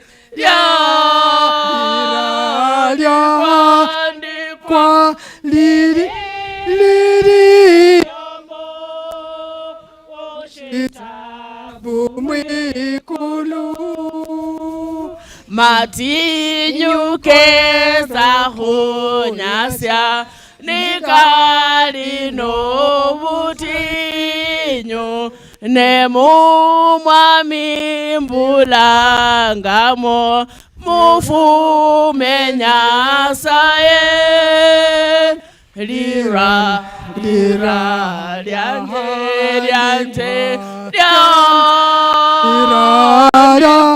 lyandikwa liri yomo oshitabu mwekulu. I know my name is there. I know my name is there. I truly know my name is written there. Thank you very much. Okay, thank you, Hana Washiangala, for that song. We have people who have been like family because they have been on the side of both the Mzee and Mama, as well as Felistas and the general family. So we would like them to also greet the mourners just for 1 second. One is Niva here. And then we have Jen. Where's Jen? And Mzee. Mzee, where are you? Mzee, iko wapi? Na David. Hawa ndio wamekaa na wazazi, wamekaa na Felistas, wakiwafanyia kazi. Nafikiri ni heshima mzuri tukiwapatia dakika moja wasalimie. Where's David? If he's not there, so salamia 1 minute. Hamjambo wote, hamjambo tena. Kwa majina naitwa Edwin Shikobari Muse. Mimi ndio naishi na mzee wa kazi na ni kutuombea tu, sababu tumepoteza wote, both side wa huku na wa nyumbani. So mtuombee side zaidi, muombee mzee. Mungu ashushe baraka kwa watoto wake wenye amepagi, na wajukuu wenye amekuwa hapa, wamlinde ndio aongeze miaka. Asante.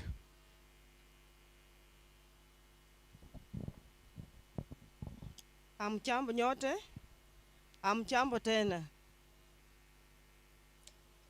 Langu la kwanza kusema nimepoteza rafiki mama.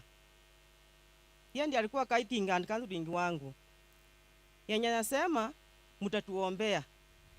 Sina mengi lakini wacha nitaje tu kitu kidogo, kwa maana mwaka jana tulikuwa huku Nairobi.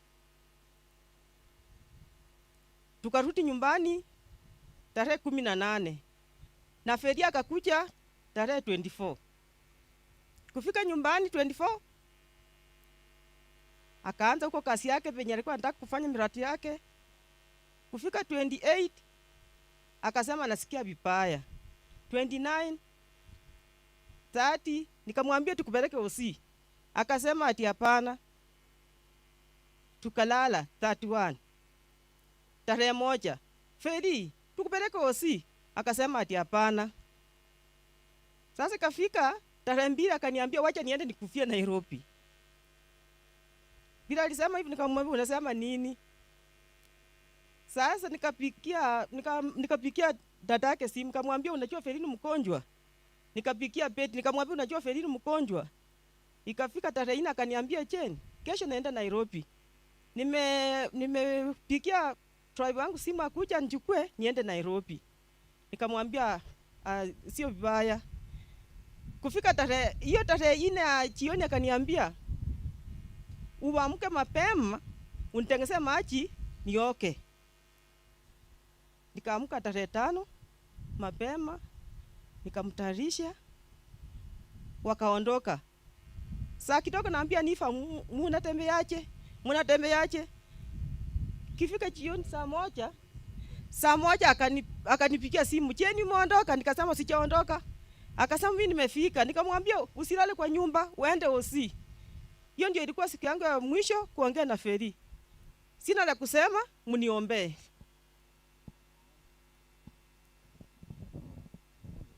Hamjambo wote. Hamjambo tena.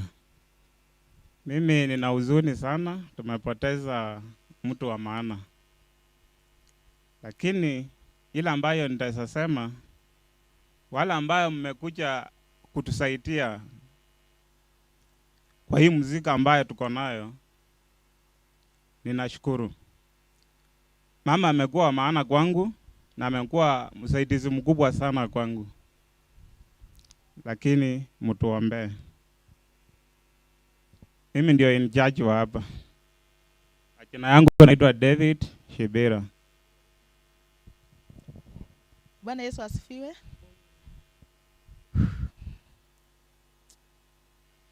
Feli akikuwa mgonjwa, mimi ndio nilikuwa na yeye. Tutoka nyumbani, Feli akikuwa mgonjwa. Kafika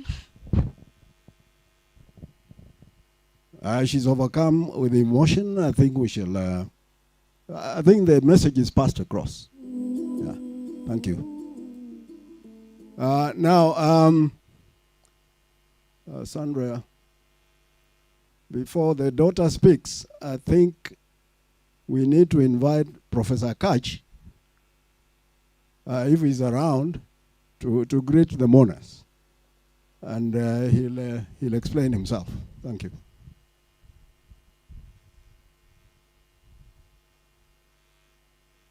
Is he around? Okay. It looks like he's not around.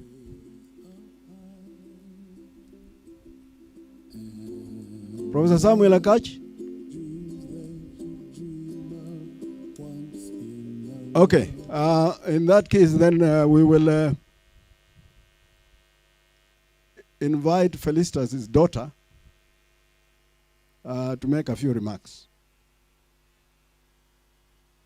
Sandra.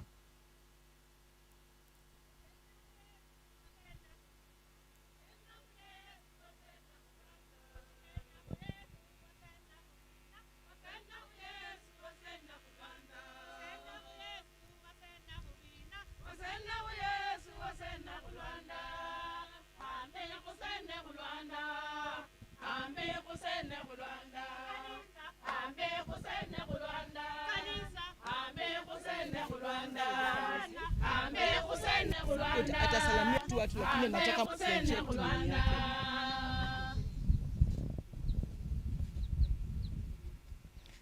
Hello, everybody. I just want to say thank you to everyone who is here. I'm not in the best position today to speak, and that is why I have a recording that will be played. But I still wanted to say thank you to everyone who's come to Mom's home, because she loved this place so much. I've met so many people telling me that she kept inviting them to come, or she kept saying, come here, come see my home. I am so happy that she is home, that we are laying her to rest in her home, and that everyone who is here and is heartbroken, please don't be heartbroken, because my mom had so much love for everybody. Everybody. Anyone who tells you that somebody cannot love more people than is lying. Because the proof is here today. All of us have been loved by her so dearly. And if you feel heartbroken, just remember she's here in your heart. So I want to say thank you for coming home and for celebrating with us, because this is always going to be a celebration for us. If you've known her, then you will understand why this is a celebration, because we would never have known someone like this. And I give thanks to everybody who gives me strength, my family, my aunties, my uncles, Kuka, Kuhu, like everybody. And I am so happy that she is also with Kuhu right now. Two very powerful women, the matriarchs of this family. I am very grateful to be part of this family. And I am very grateful that she was my mother.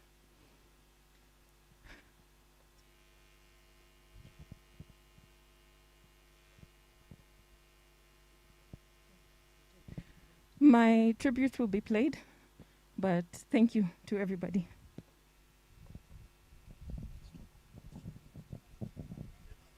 So we shall hear her tribute through the media.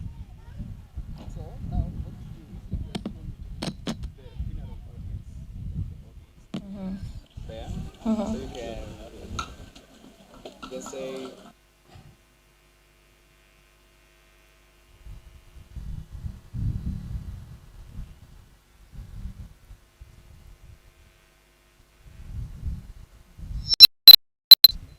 Is the sound?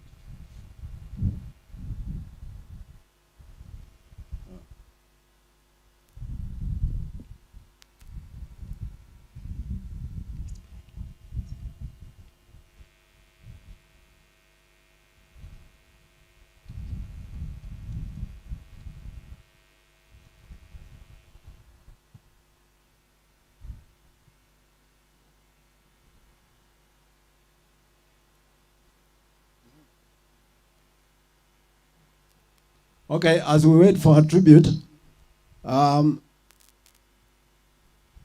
had requested that a special song be played. I think we can use this opportunity to do that, and then we'll listen to Sandra's tribute. It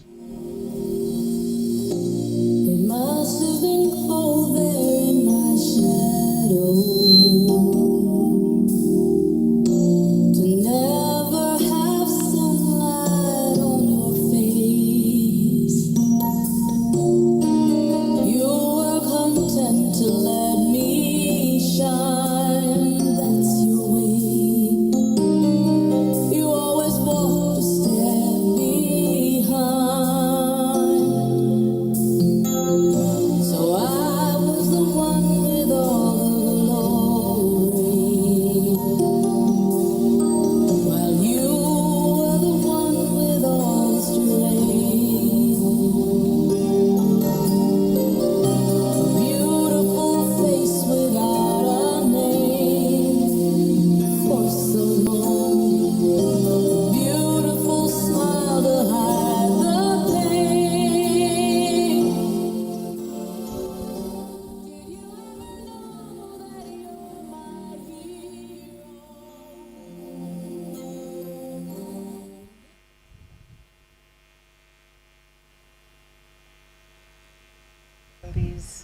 daughter.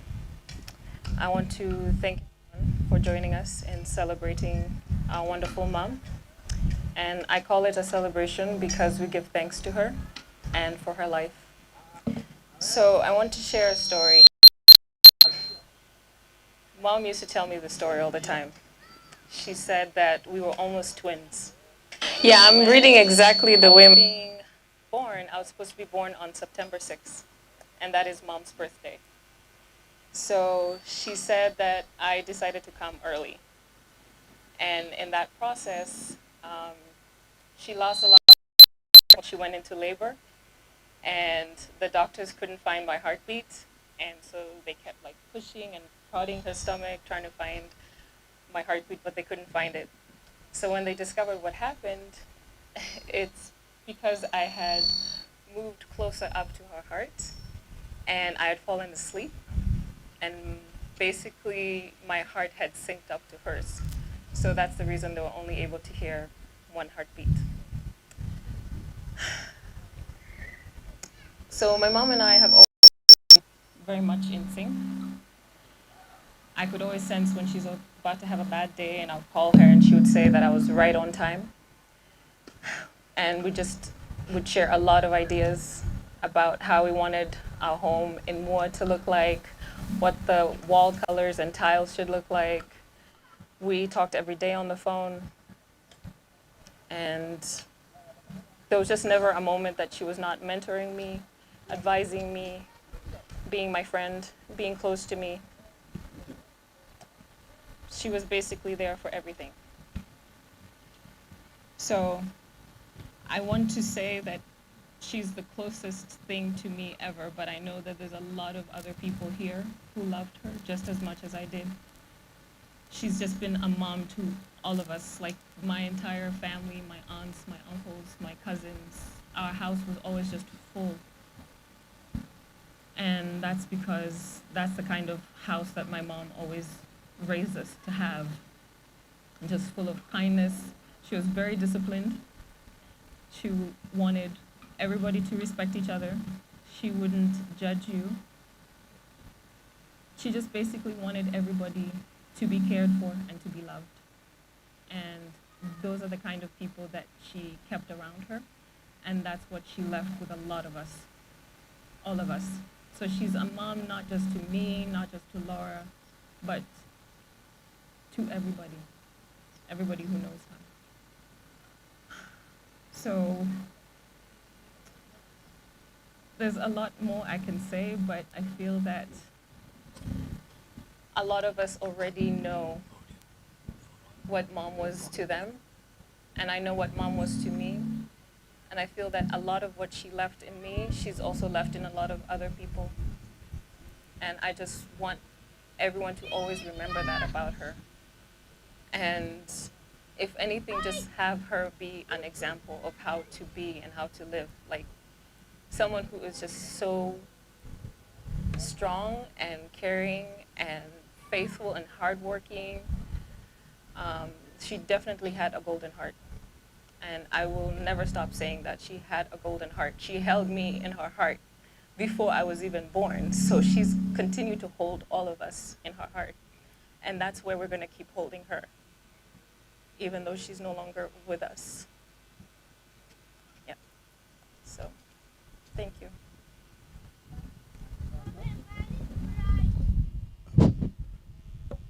Yeah, thank you, Sandra, for that moving tribute to your mom.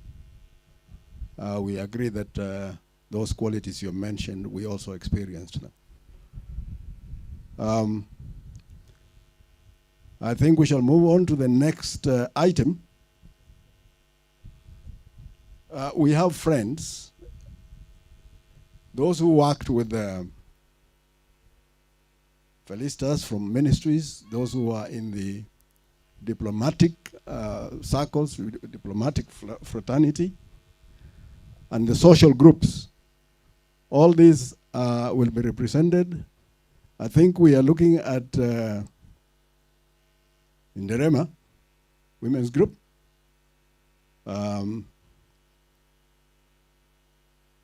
We are looking at, no, sorry. think let's just move on to the ambassadors and colleagues who are represented here.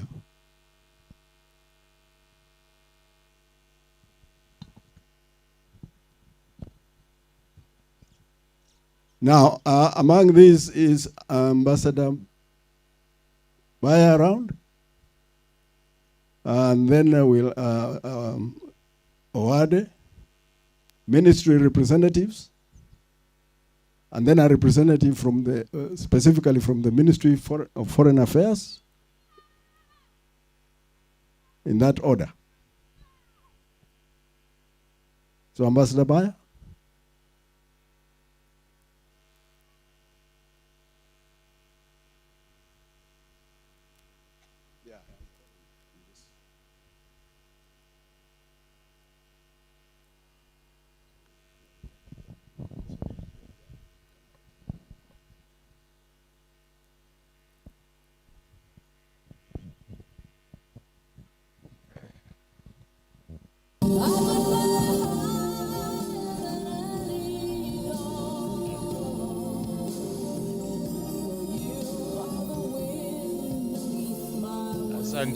Asanteni marafiki, wageni wa Felistas Khayumbi,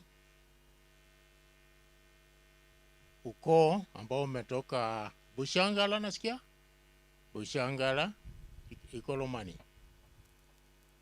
Amjambo. Na Bushimuli nasikia. Amjambo. Asante kwa kufanya safari ndefu kuja hapa. Nimesimama hapa kwa niaba ya marafiki na former colleagues wa Feli. Na ningeomba kwa niaba yao wasimame wenyewe mahali popote walipo kumsalimia tu by waving. Just stand where you are and wave. Tuko na mabalozi, tuko na officers ambao wa retire before they became balozis. Please, you are all colleagues of Feli. Jambo la pili, I want to say about 3 or 4 things about Feli. Tulikuwa na yeye university, tukawa na yeye kwa civil service, and we more or less followed the same steps. Wakati nilimaliza university 78, nikaingia provincial administration. Na yeye vile vile, because that is the best training ground for any public servant in this country. Na ukipitia hapo ni mchujo. So she is and she was one of our best civil servants in this country. Wakati tulikutana Foreign Affairs, she found me there. Feli was willing to learn, and she learned very fast. She came with experience from other ministries ambayo ilikuwa fused into what Foreign Affairs wanted her to be and what this country wanted its representatives to be. And Feli was diligent, she was amiable, friendly, welcoming, and a very good mentor to junior officers. So this lady who is lying here has produced diplomats, she has nurtured general civil servants, and she has nurtured good citizens. Sandra has reminded us all of who her mother was. I just want to take this opportunity to wish Sandra well. You are too young to be orphaned, but it has happened. Mzee Ernest is too young to lose a wonderful daughter. But Mzee, it has happened. It is all God's clearance. So, as we escort her, we are well aware nauli yake hapa duniani, safari yake iliishia hapo.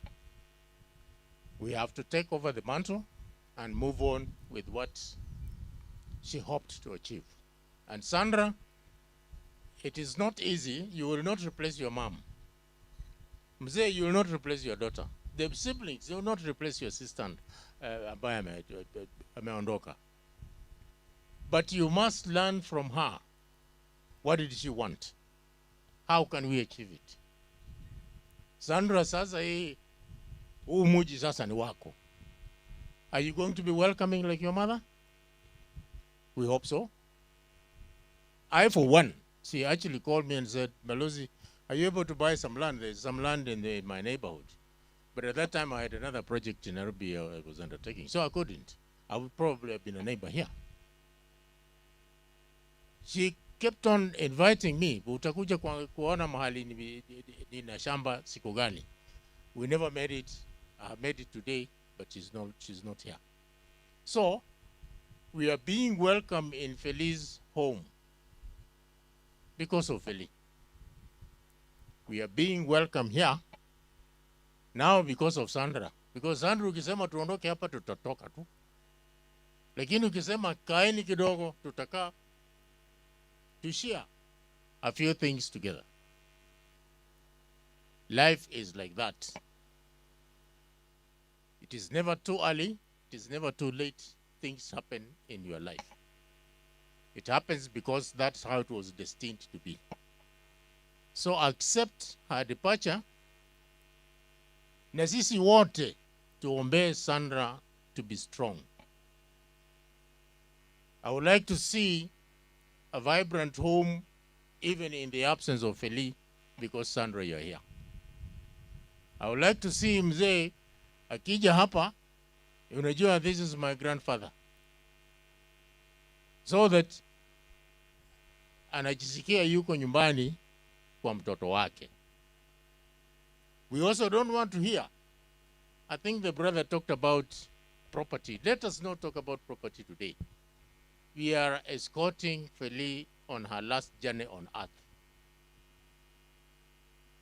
Who does not know she has left a child known as Sandra? So why would anybody else want to come and take their property? Why would anybody else want to do that? So, Sandra, be strong, consult, talk to your aunties, talk to your grandfather, talk to your whoever else is going to help you with ideas. We have Feli's former colleagues here. Nafikiri mnajua na wengi wao. Talk to them. They'll tell you how to get on with your life. But I also understand Feli had wanted you to come in March this year from the United States. And you indeed came. The month she indicated you to come, you came. What was that for? Premonition. Premonition means, against all odds, she might have known unknowingly that she would not be here with us on this day. Na alikuwa nataka wewe ushike usukani. So shika usukani because your mother wanted you to shika usukani. And don't worry. Just consult other people. They'll help you on how to handle things. If there are any problems, iko sheria. You should not worry about anything. I don't think you should. Finally, I want to say, working with Feli was a pleasure. At one time, she was my junior in the ministry. And then I think it was in 1997 when we got a new foreign minister by the name, the late Bonaya, Dr. Bonaya Godana. And Godana came to me. I was then Director of Political Affairs in the ministry. He said, DPA, that's what they used to call the title. Feli also occupied that office, I think, after a few years after I had left. And said, I want to speak to ambassadors. And I want a statement on Kenya's foreign policy. At that time, Ambassador Khayumbi was heading international organizations department in the ministry. So I called her. I said, look, we need to do a statement for the minister. He wants to have a reception for the diplomatic corps in Nairobi. We sat down and worked out an outline. The statement we got from Feli was astounding. I still remember that. And I think we have not had a statement as elaborately written, focused, and relevant. That statement today can be delivered by anybody as of now, as it was delivered by the late Bonaya Godana. So that was the person Feli was. I have singled out that particular moment because I thought it was her defining moment in the Minister of Foreign Affairs. Having come from Minister of Transport, having had her studies in marine studies and so forth, she produced a statement we couldn't believe our eyes at that particular time. So, Felia Meenda, but her legacy remains. When she was appointed ambassador to Israel, you all know our relations with Israel. She consolidated those relations effectively. So you are dealing with somebody we have lost, but whose legacy is going to remain with us for a very long time.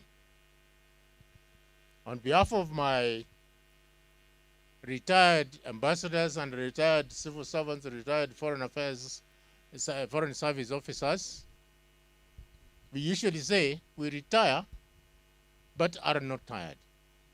So don't retire to help Sandra. And don't retire to visit Feli's home. It's a nice home, quiet, peaceful. Sandra, you are also lucky because then you're not starting from scratch. You're starting on a very well-founded ground. Keep it up. Keep her name flying. That's what you used to do. And keep yourself above water as well. Ningependa kusema asanteni wale wanaenda nyumbani, mtasafiri salama. Nilisikia wakitangaza program vile mtaondoka. But don't go and forget Sandra. Sandra is going here. Is remaining here because that's her home now.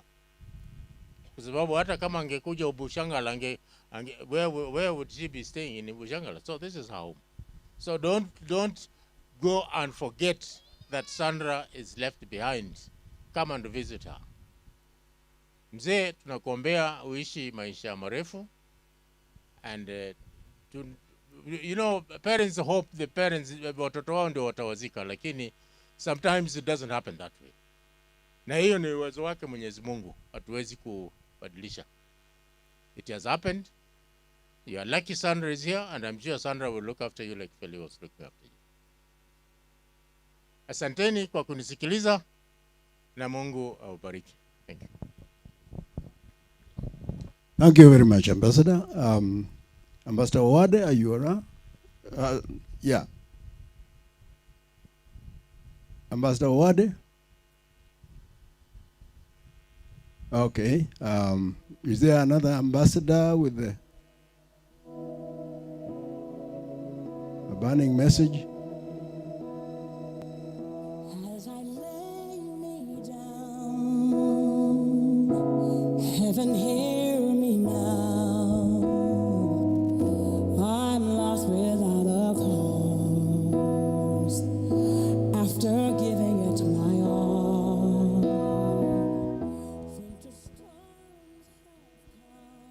abashomi bose bizere kwanyamaliga umukhana weru Felistas urura Western kutura Bukamba kutura Nairobi mcheriza muleta Yesu mirembe mwose mirembe kandi ya mimi ni mmoja wa wale ambao tulifanya kazi pamoja na dada yetu Felistas, na ningependa kusema kitu kimoja cha muhimu. Department ambayo umesikia Balozi Mbaya akisema ya DPA, Director of Political Affairs, ni department ndio inaonyesha kwamba wewe uko na ujuzi katika maneno ya mambo ya nje, hata kuliko yule ambaye mnaita permanent secretary. And I can say that without fear of contradiction. Felistas occupied that particular position, which means she was #1 advisor, you could say, to the president, but through the peers and the minister.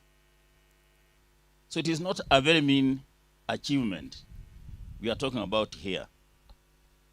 There is also reference to Israel. Wakati alikuwa Israel, ndio wakati East Africa yote ilikuwa na through a very difficult position. Those of us who were at the UN in New York that time, tulikuwa na shida sana kuwa tunakilisha nchi ya Kenya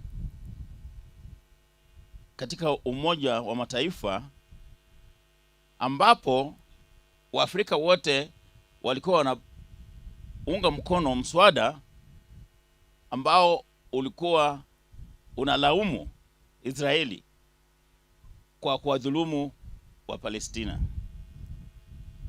Lakini tukifika katika kupiga kura, unapata message kutoka nyumbani, lazima huo mswada usiuunge mkono. Sasa unajiuliza, juzi nimetoka tu kwa mkutano wa Afrika wenzangu na tumekubaliana tutafanya namna hii, tutafanya namna gani? So ndio nataka tu kueleza ya kwamba hata kama yeye alikuwa Israel na sisi tulikuwa tuseme New York na tulikuwa na hiyo shida, yeye alipitia yapi huko Israel ambayo alifaulu kujimudu.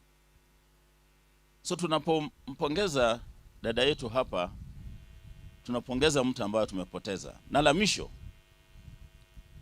wakati tulikuwa foreign affairs, sisi sote tulienda huko professionally. Hakuna mtu ambaye alienda huko, I'm talking about now Western. Hakuna mtu ambaye alienda huko kwa mambo ya, kwa sababu alikuwa na siasa. Na kulikuwa na wakati mmoja ambapo sisi kutoka Western, as ambassadors, as heads of divisions, we were more than any other group. But we had got these positions by our right. What am I saying? The Bible says, ye shall know them because of their deeds and their actions. Sasa ukiangalia katika foreign affairs, tumedidimia sana. Na ningependa kuhimiza vijana ambao wanakuwa sasa, please always visit the platform now that you are digital of MFA, also Public Service Commission. Put your applications in. Even if you don't get through, one day you'll get through. Asanteni sana, mkirudi Western, msalimia watu wetu, na waambie hatuja muacha huyu dada yetu mahali ambapo hatatembelewa. Na Sandra, we just want to assure you that every now and then we shall pop in. Asanteni sana, na Mungu awe nanyi. And who told the ocean you can only come this far? Hello. Okay.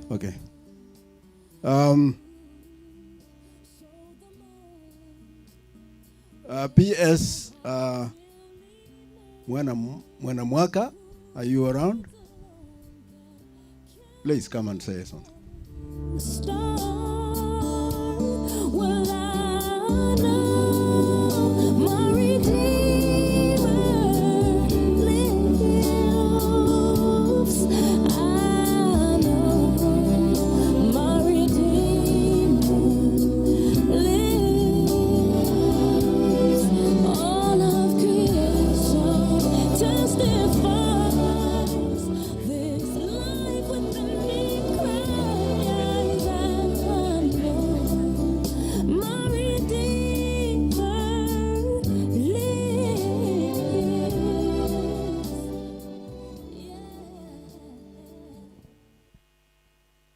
The church, familia, na waombolezaji wenzangu, hamjambo. Kwa majina, mimi naitwa Mwanamaka Amani Mabruki na ni katibu mkuu mstaafu. Na leo nimekuja hapa kuleta rambirambi zangu na za marafiki na familia pia, na wenzetu wengine ambao pia bado wako kazini. Manake balozi alifanya kazi na watu wengi, lakini mimi nilikuwa katibu wake wa mwisho. Alifanya kazi katika wizara yangu, wizara ya ugatuzi. Nilikuwa katibu hapo mpaka mwaka wa 2018, na balozi alikuwa secretary devolution chini yangu. Lakini leo nimesimama hapa nikivaa kofia mbili. Nataka kwanza kuvaa kofia ya dada mdogo. Manake nilimjua balozi nilipokuwa msichana mdogo. Na hiyo nimeandika hapa kwenye hiki kitabu hapa. Mkienda katika ukurasa wa 17 page 17 ndio nimeandika tribute yangu hapa. Na mtaona nimesema I first met Feli when I was a very young girl. Nafikiri nilikuwa high school. Wakati huo alikuwa rafiki mkubwa wa dadangu. Na dadangu yuko hapa, hata yeye ataongea baadaye. Lakini hapo ndio mwanzo nilimjua Feli. Manake niliona upendo mwingi kati ya dadangu na Feli. And we know when you are young, you admire people walio mbele yenu, sivyo? So she was one of those people I would see with my sister and I would admire them, including my sister. They looked well put together professionally. Hawa mama walikuwa na tayari kawa mama wa nguvu. Na mimi bado niko high school. So she was, as I've been hearing from Thursday, she was an inspiration to many. Not the small, not the young, the old. She was a very, I would say a very warm person. Ukikutana na Feli, anakuembrace and anakupokea tuseme. So that is where I first met Feli, in Magiwa. I think my sister was in Magiwa Estate in Nairobi, and Feli was either in golf course, sijui highway, but Highview, somewhere close.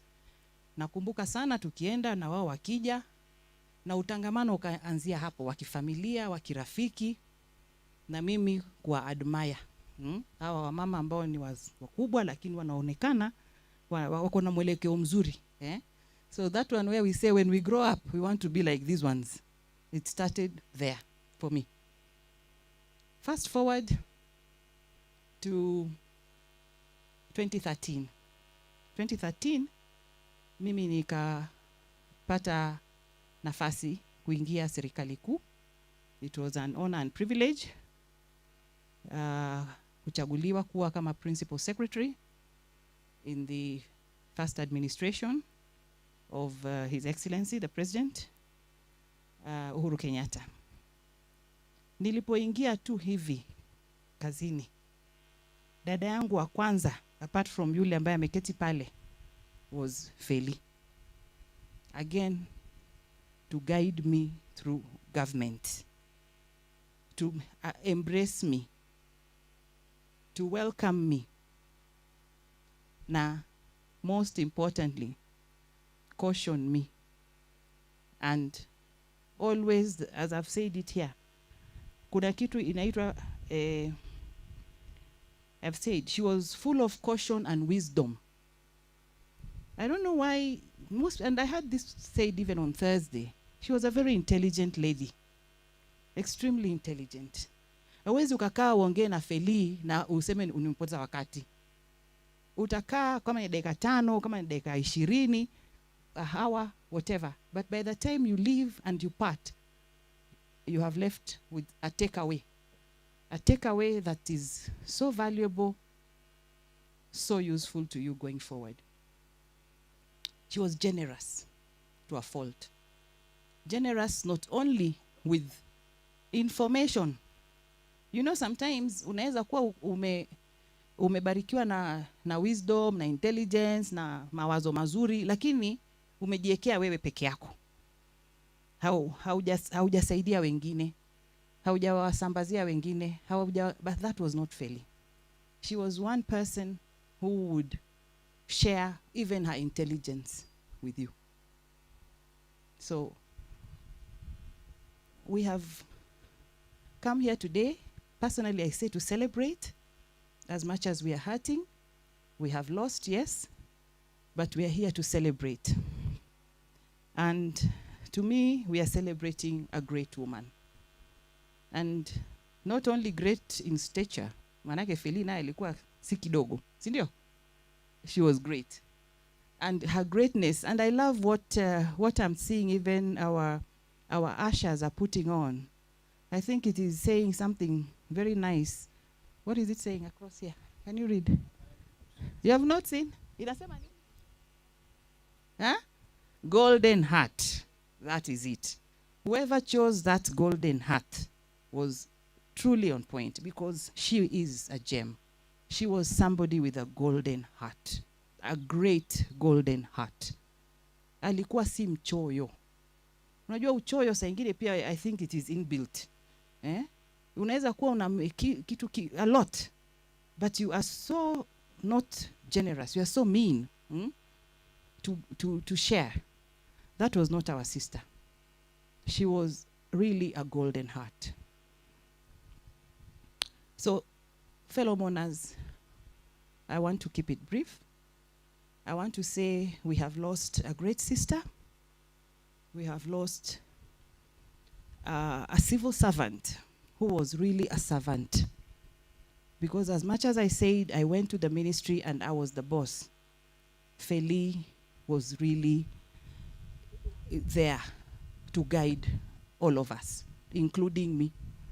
And she would do it in such a subtle way that you can actually see that servant leadership.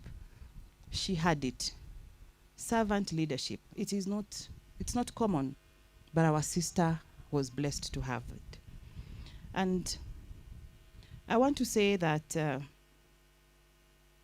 at the professional level, she was a very diligent, a very, very diligent officer, and very knowledgeable. Because as you all know, government is a bureaucracy.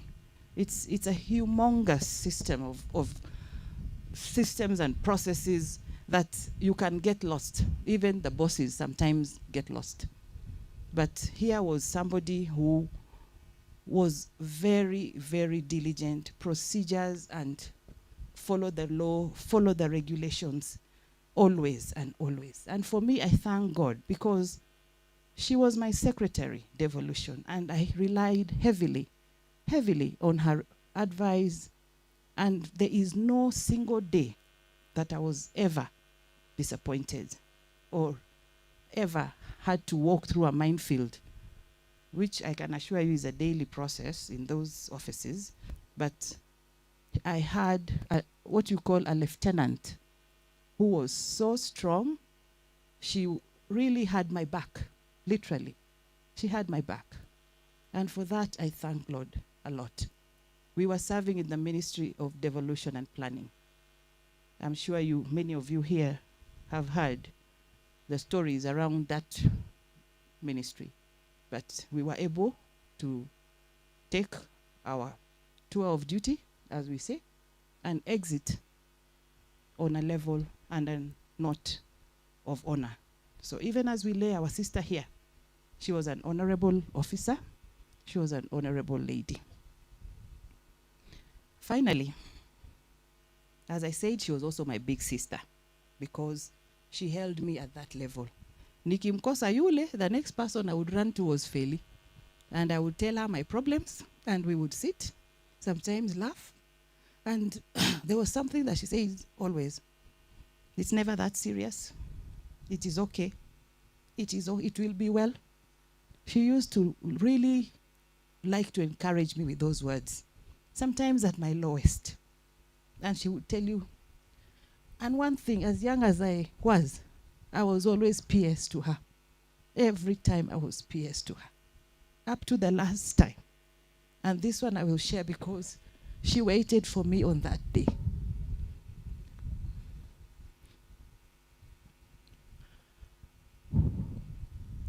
I told her I'm coming back. I had been to visit her. She had been discharged.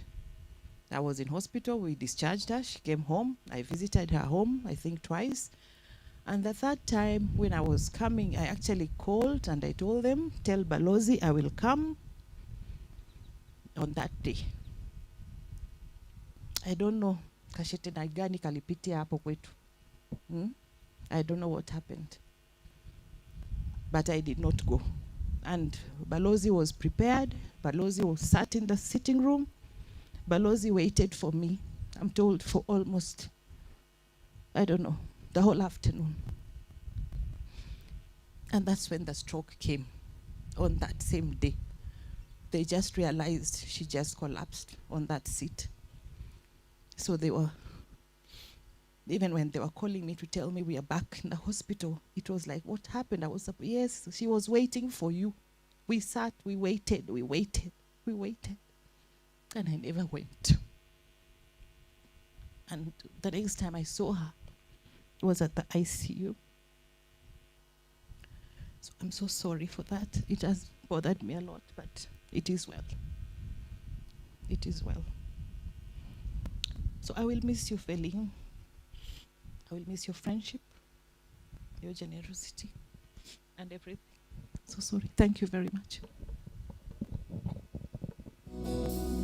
Thank you, PS. Sorry about that. Now, we can have somebody from the other ministries in which she worked, just one, if there is, for a very brief word. Is there any?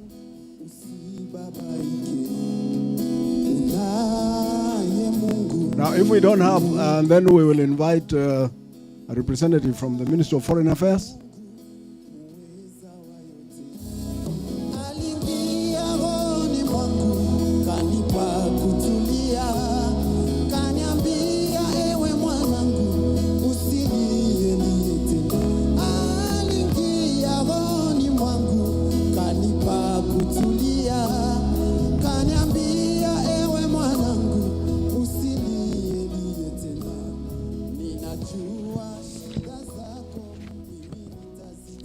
Thank you very much, MC, for giving me this opportunity. Hamjambo waombolezaji. My name is Arthur Andambi. I am ambassador from the Ministry of Foreign Affairs of Kenya. I stand here to represent the Cabinet Secretary for Foreign Affairs, Ambassador Rachel Omamo, who has given me a statement to read on behalf of the Ministry of Foreign Affairs. So I will perform that solemn duty, and I start by just reading the statement. To the family of the late Ambassador Felistas Vonoro Khayumbi, condolence message. On behalf of the entire Ministry of Foreign Affairs fraternity, I would like to express our sincere condolences on the loss of Ambassador Felistas Vonoro Khayumbi. Ambassador Khayumbi was a seasoned public servant, a consummate diplomat who was committed to serving our country with distinction and utmost dedication. Indeed, we have lost a distinguished daughter who was intelligent, knowledgeable, focused, and professional, just to name a few of her attributes. To highlight some of her notable assignments at the Ministry of Foreign Affairs, in 1998, Ambassador Khayumbi was deployed as counselor Head of Chancery at the Kenya Embassy, Washington, D.C. She was later deployed to the Kenya Embassy, Tel Aviv, as the Deputy Head of Mission in 2002, and as a diplomat, she contributed immensely to enhancement of friendly relations between Kenya and Israel. This trust earned her an appointment as Kenya's ambassador to Israel in 2004, where she projected, promoted, and protected Kenya's interests as espoused in our foreign policy. We shall remember Ambassador Khayumbi for her many years of public service. Due to her exemplary performance and working tirelessly for the well-being of Kenya, she was awarded the Moran of the Order of the Burning Spear, MBS. She remains a true patriot whose service to this country inspires us all.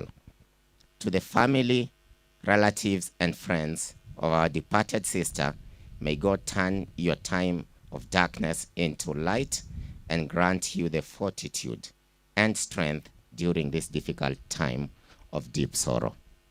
May the soul of Ambassador Felistas Vonoro Khayumbi rest in eternal peace. Ambassador Rachel Omamo, Senior Counsel, EGH Cabinet Secretary. Thank you very much. Thank you, Ambassador Ndambi. Now, we want to listen to friends in this order. Wilhelmina Kaminwa from Inderema Women's Group. Justice Effie Owo. Lady Iseme and Agnes Mandy from Moore Hills. Now, Agnes Mandy, I don't know whether we'll combine everything or you'll talk as a friend and then we have the Moore Hills separately. So we'll have to decide on that. So may I invite Wilhelmina Kaminwa to say a word.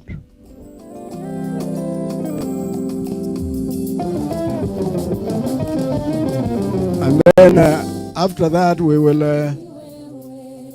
I understand that Professor Samuel Akach has now arrived. We had requested earlier. So after this, after that order, then we'll request you to come and say a word too.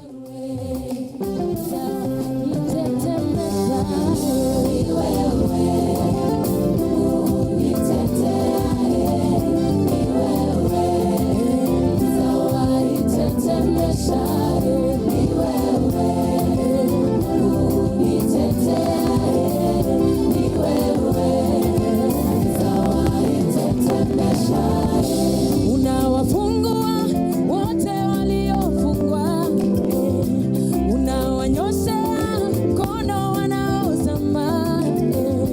Wewe ni kimbilio kwa wote wanaokutafuta. Nimekukimbilia, kwako ndio salama. Wewe Mungu wa zama, vile vile tu kama jana.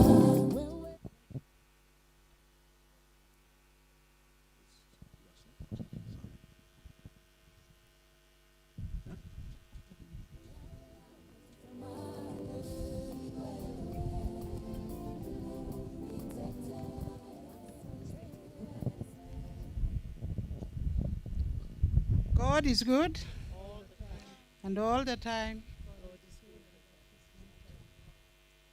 Now, I start by, I don't know where to start really, but Felistas. Felistas was a special person. And so many people have said so many things that are describing her so well that I'm left with literally nothing else to add. But as Nderema women, I will have something to add. And if there is, what is that? Can you get it?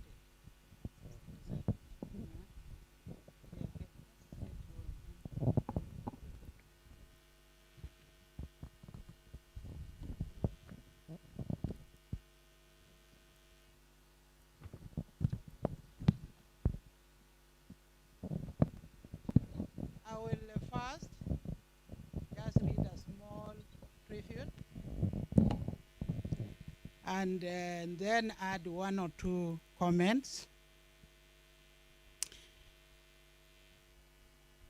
This is a group from Western. I would say of women of substance, and Felistas was really one woman of substance. If you check on our tribute, which we have in the booklet, our members are still struggling to come to terms with the sudden loss of one of our founder members. I think those who are in the church, our women rep also commented and gave quite a bit of information on this.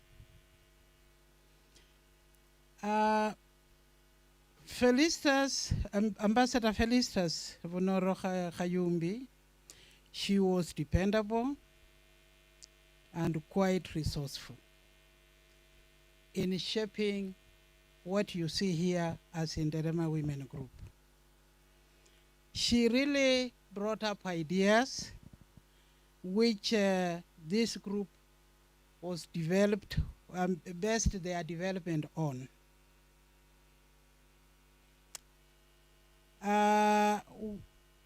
Despite her frequent posting abroad, her annual contributions were always up to date, and she continually played an active part in all groups' activities.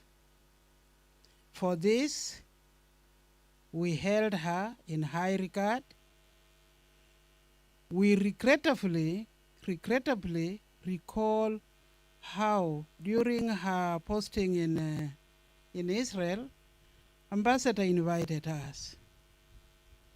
And although the trip didn't materialize, but that was due to unavoidable circumstances on our part.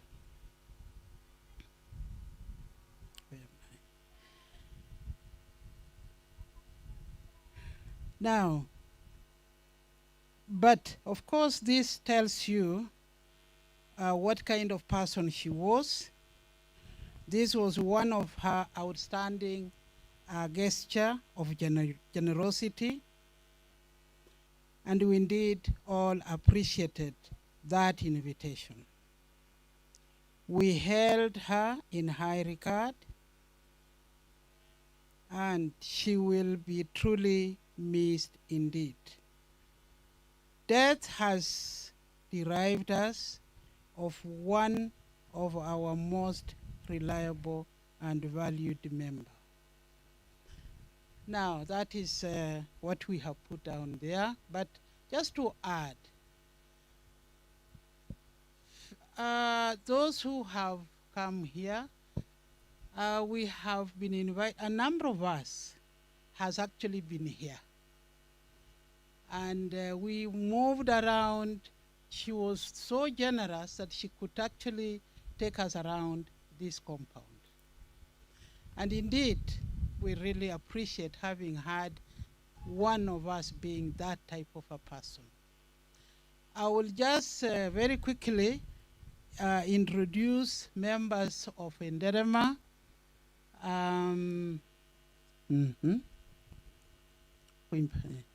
We don't want us to. No, let me just mention a few of those who are here. I will start off from.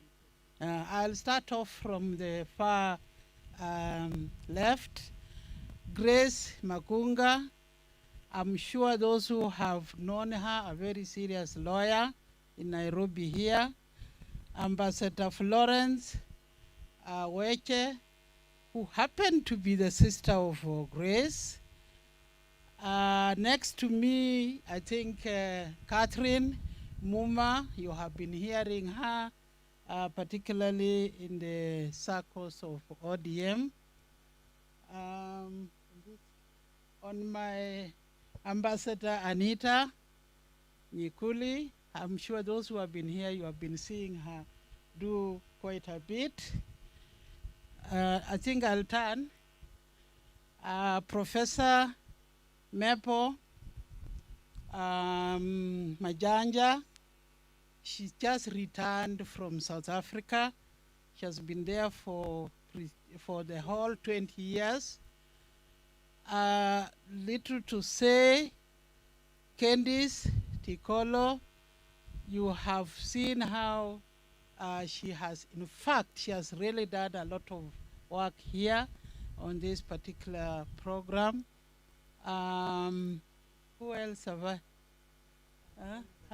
Our honorary judge, Effie, and our advisor. Mine is Wilhelmina Khaminwa. We have actually many other members who are not here. Elsie Muhanda hasn't arrived, but she's on the way coming. She had to rush to Kakamega, and she told me she's actually on her way coming. And there are many other people. There is Professor Mebo Imbuga, who is not with us. Freda Opembe, she's not with us. We have Jane Kanira. I'm sure those who used to be in the ministry would recall her. Sharon Okinda, she was actually our first chairperson, who is now back at home. Grace Okemo, who unfortunately left us a few years ago. She's no longer with us. Margaret could not come. Margaret Shivere, she's in the States. She couldn't be with us today. Rhoda Masaviru, I'm sure many of you knew her. She has been in Kakamega County trying to develop our county there. Teresa Atema, you know Atema particularly, the man has been very active. Chief Magistrate Unita could not come. Kidula, she couldn't come to be with us today. She's back in Kitale. Have I forgotten anybody? Oh, Edzo Monda, Dr. Edzo Monda. Yeah. She's Sarah Olembo, Dr. Sarah Olembo. I think those who are in the church saw her. She's not with us today. She's not feeling very well. Evelyn Nandieki. She's unfortunately she had to go to the office and couldn't manage to come here. I think I may have forgotten one or two people, but we unfortunately lost recently, and this is why this hits us very hard. We recently lost Rebecca Eshiwani in November, and then in December we lost Tabitha Jahonyo. So this really, and of course I had said Grace Okemo, whom we lost a few years back. This really hits us hard that we have lost our members so closely that we would really ask for your prayers that this really should not take that trend. Thank you very much. We shall just have a short song in honor of our member, the Ambassador Felistas Khayumbi. I think we just sing two stanzas, the first and the last. Nondanga Yesu buli tuhu yanzi balanga injira ye amahu wake nobulafu kubire nje byanje njendanga mubulafu bubwe nolanga amalako kake njendanga halala na Yesu hulwo husubira njendanga halala na Yesu ohola ololwa ndi mulola homubula bulafu bomwikulu ndichenda nindola nonanga mubulafu buwe holanga amalako kake jendanga halala na Yesu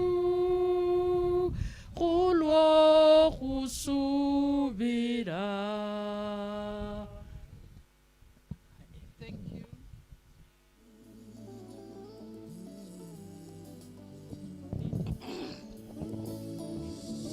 Maisha magumu sana nimepitia.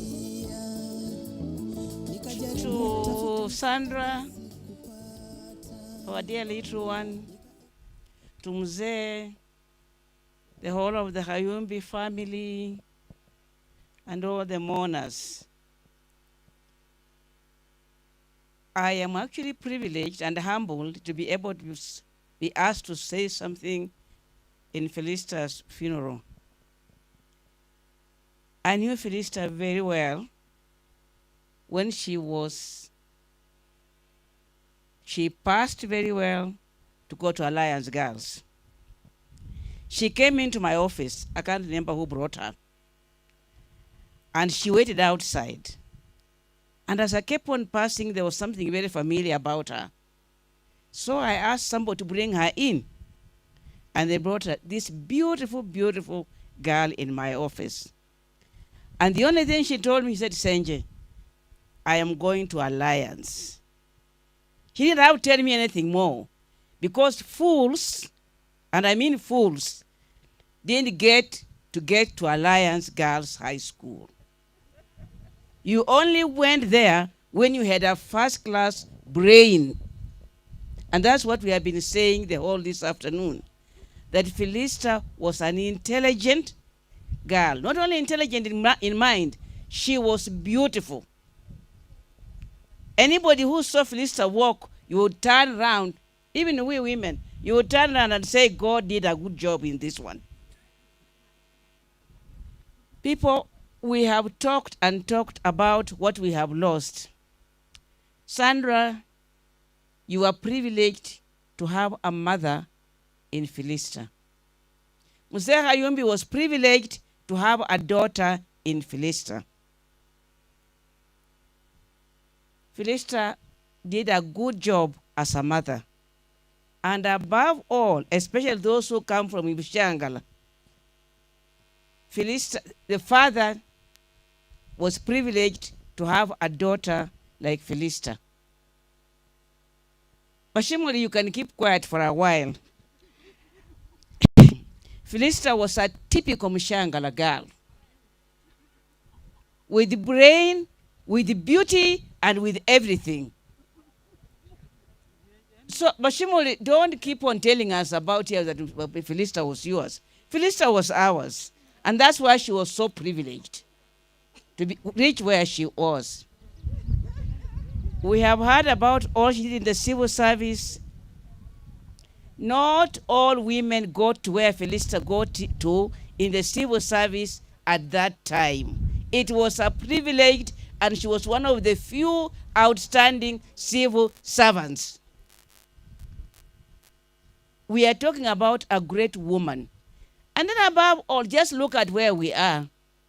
How many of us, with all the jobs we have held, with all the money we have had, would put up a home which looks like this? Some of us are embarrassed. And we hope we'll get out of here with some encouragement that we can also do it. Felista, will miss you. We will miss your intelligence. We will miss your advice. I remember when I went to Washington and I stayed the whole night in her house. We didn't sleep. I was supposed to go and sleep at the hotel. But then I had a paper which I didn't know what it was all about. So I said, Felista, you're not sleeping until this paper reads right. And for 8 hours, we worked on a paper which I went and delivered in a committee in the UN, and people applauded and said I had done a good job. It was Felista who had done that job, not me. So finally, Felistas has left us, the Shangala girls. No, I didn't say Bashimula, I said Bashangala. She has left us. We are miserable. We feel bad about it. But Sandra, you might have seen most of us. But from now on, you will be in our hearts and will stay your mother. God bless you. Okay, thank you very much, Inderema Women's Group and the Lady Justice Award. Now, I can see that the weather may change. It's threatening, so, and the time is also of essence right now. So could we have just one word or so from Lady Iseme and then Agnes Mandy from Moore Hills? After Mandy will invite the Moore Hills professionals to also say a word. Quickly, because we are now running out of time.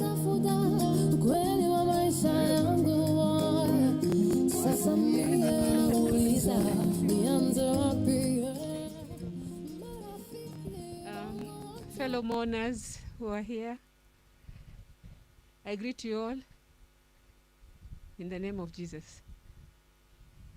Asifiwe Mwokozi, asifiwe sana.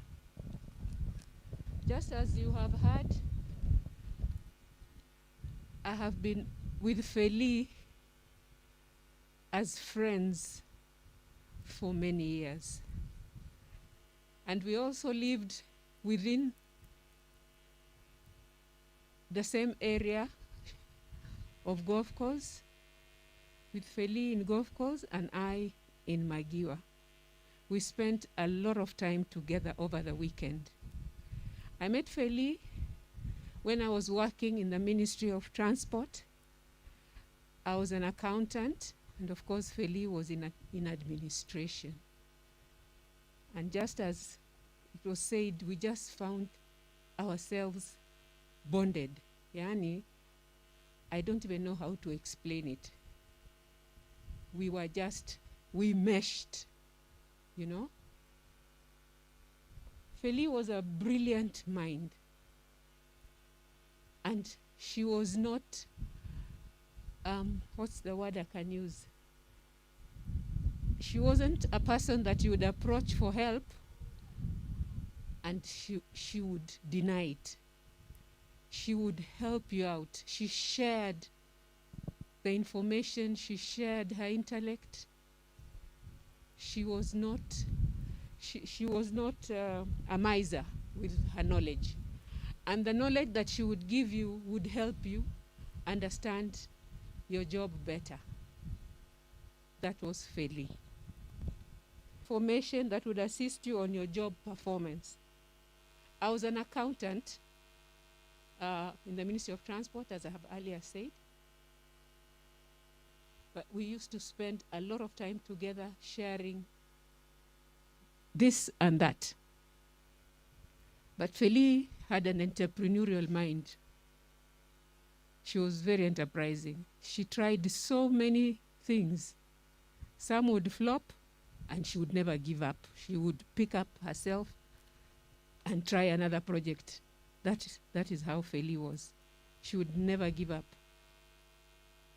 She was very enterprising. She was a wonderful sister to me. Feli was not my friend. She became my sister.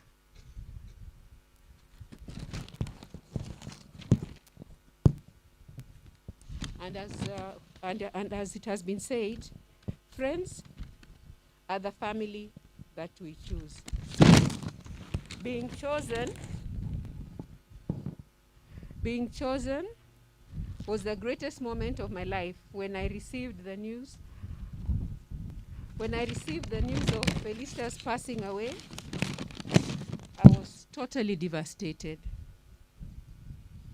It was the worst moment of my life. But then we just have to thank God, because He gives and He takes. I want to wish bye to my sister Feli. apumzike kwa amani. May God rest her soul in eternal peace. Thank you. Thank you, lady. Can we then have Agnes Mandy, please? 2 minutes.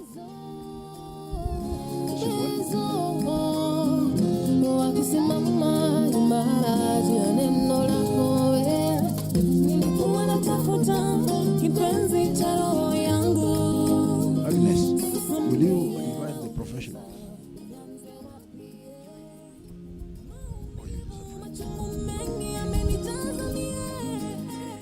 Bwana Yesu Kristo asifiwe sana. My name is Agnes Mandi, and I come from Makueni County, but nearer Machakos Junction, nearer Konza ICT. I met Felistas in 1973 at the Kenya High School. She had come to join Form 5, and I was already in Form 6. And we have been friends since. Next year, it would have been 50 years. This doesn't speak for how old we are. It's just a fact of life. Many of you have wondered how Feli ended up here. About 16, 17 years ago, I was looking for a place to buy. And I have a very enterprising brother. He found a place for me, but I didn't know where it was. So he tells me to send one of my many girlfriends to go and make that decision for me. I had two I trusted with my life. The late Grace Wambua and Felistas. Grace went, saw the place, drove back to Nairobi, told Feli she cannot decide alone. She took Feli the following day. Originally, what I thought was that it was a house in a farm. When she was there, my brother shows up and Feli calls me and tells me, Agnes, Professor Nyamasio is not your brother. And I'm wondering why. But I don't want to ask her. She tells me, it is like your father because he has found a home for my children. And I'm asking her, how is the place? She laughs and she told me, go and break into a bank, don't get caught, and buy the place. And I didn't think twice. I bought the place without knowing where it was. She liked that place so much that she started looking for a place to buy. Unfortunately, I think 6 months later, the price for where my farm is shot to some astronomical figure. In the process, she found here. I came with her, we looked at the place, and I'm like, it is far from me, but it is better a neighbor here than no neighbor at all. Because it's about maybe 45 minutes from here to my place.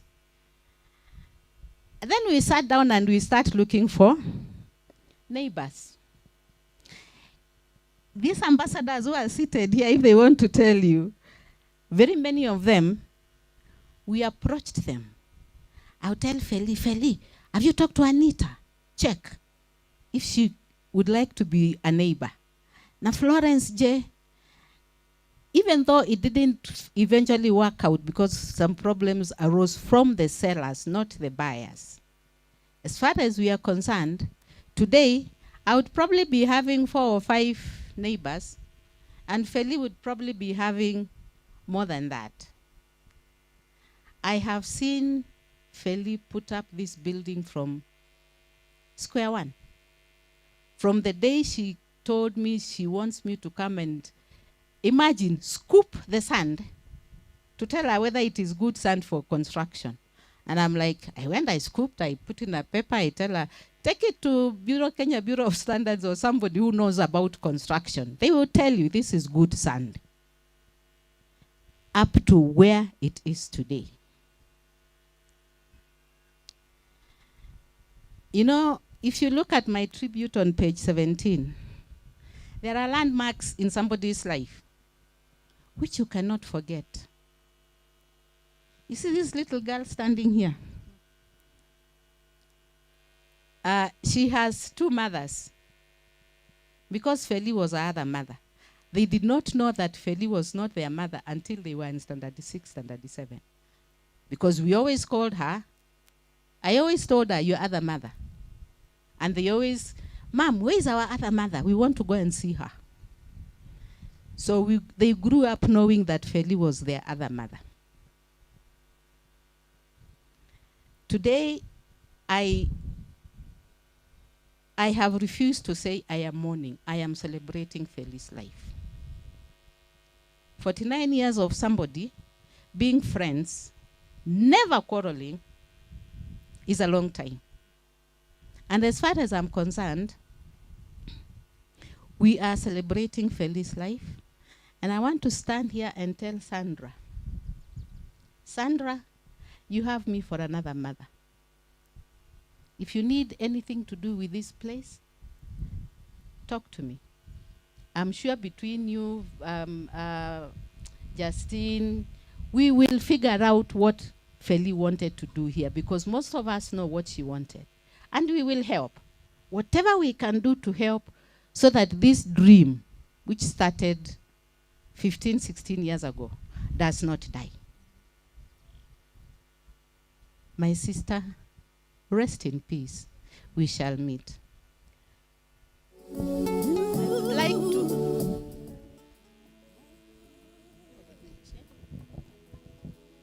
Okay, thank you, Agnes Mandy.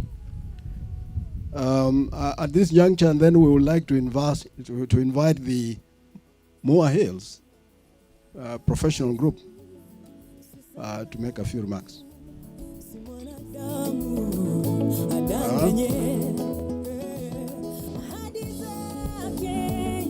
Zote kweli na amina, nimemwona mama akisema ndio, hakuna wa kumpinga, akikubariki hakuna wa kunyang'anya, akikuahidi kwa wakati yatimiza, anavyokuita ndivyo ulivyo.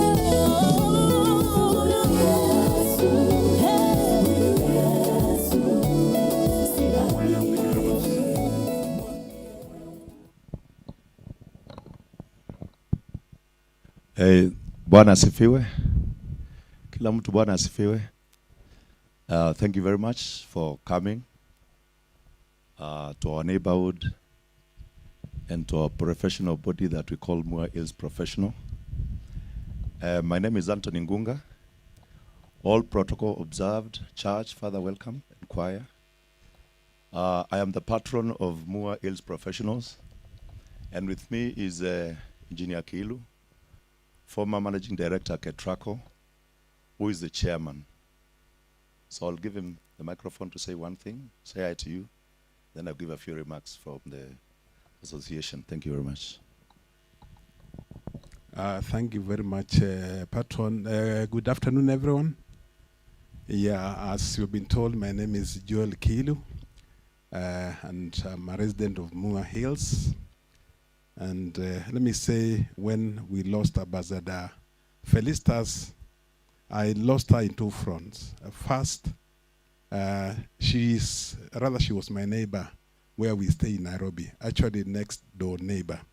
So when she passed on, I was called immediately, and it was really shocking because I thought Felistas would not leave us.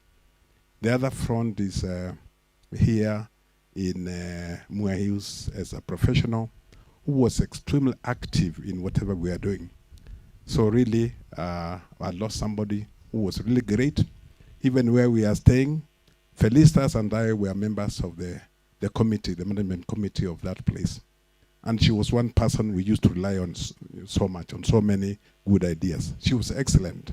As you have heard from several people here, she was indeed a very intelligent person, and ideas were excellent. So what we just say is, really, there is little we can say, just to thank God for the life she had. Thank you very much, and we wish her a best resting place. Asanteni sana. Thank you very much, Engineer. A few remarks. First, I would say that, yeah, we never called Balozi Felistas. We always called her Balozi because that's how we knew her. We adopted her as a neighbor and as a friend. And I remember very well when we started, the idea of forming the Moyles Professionals came about. We did that in my house, in my home, which is only a few meters from here. And we were only 4 of us. Balozi, Engineer Kilo, our treasurer is on the way coming, and myself and somebody else. And that's how we started the Moyles Professional. The Moyles Professional stretches from the road, from the Mombasa Road, all the way to Kangundo Road, which is quite a big space. And we're almost 150 people. And most of the people who are in the Moyles Professionals are people who have bought land here and developed homes. So we are very proud of Ambassador Balozi, because she was the chairperson in the Moyles Professionals. She was the chairperson of our education committee. She was so passionate about education. And I'm sure that's a testimony you get about that girl here who says she was our extra mother. So for us in Moyles Professional, we've lost our champion for education in this locality. Number 2, personally, she was very close to me because when I was building my home, she was also building her home. I brought a bulldozer to revitalize my compound. When I finished in 3 weeks, she came to my home and told me, that bulldozer is not going anywhere until my compound is as good as yours. I gave her that bulldozer here for 2 weeks, and we only agreed that you'll fuel it and pay the operator.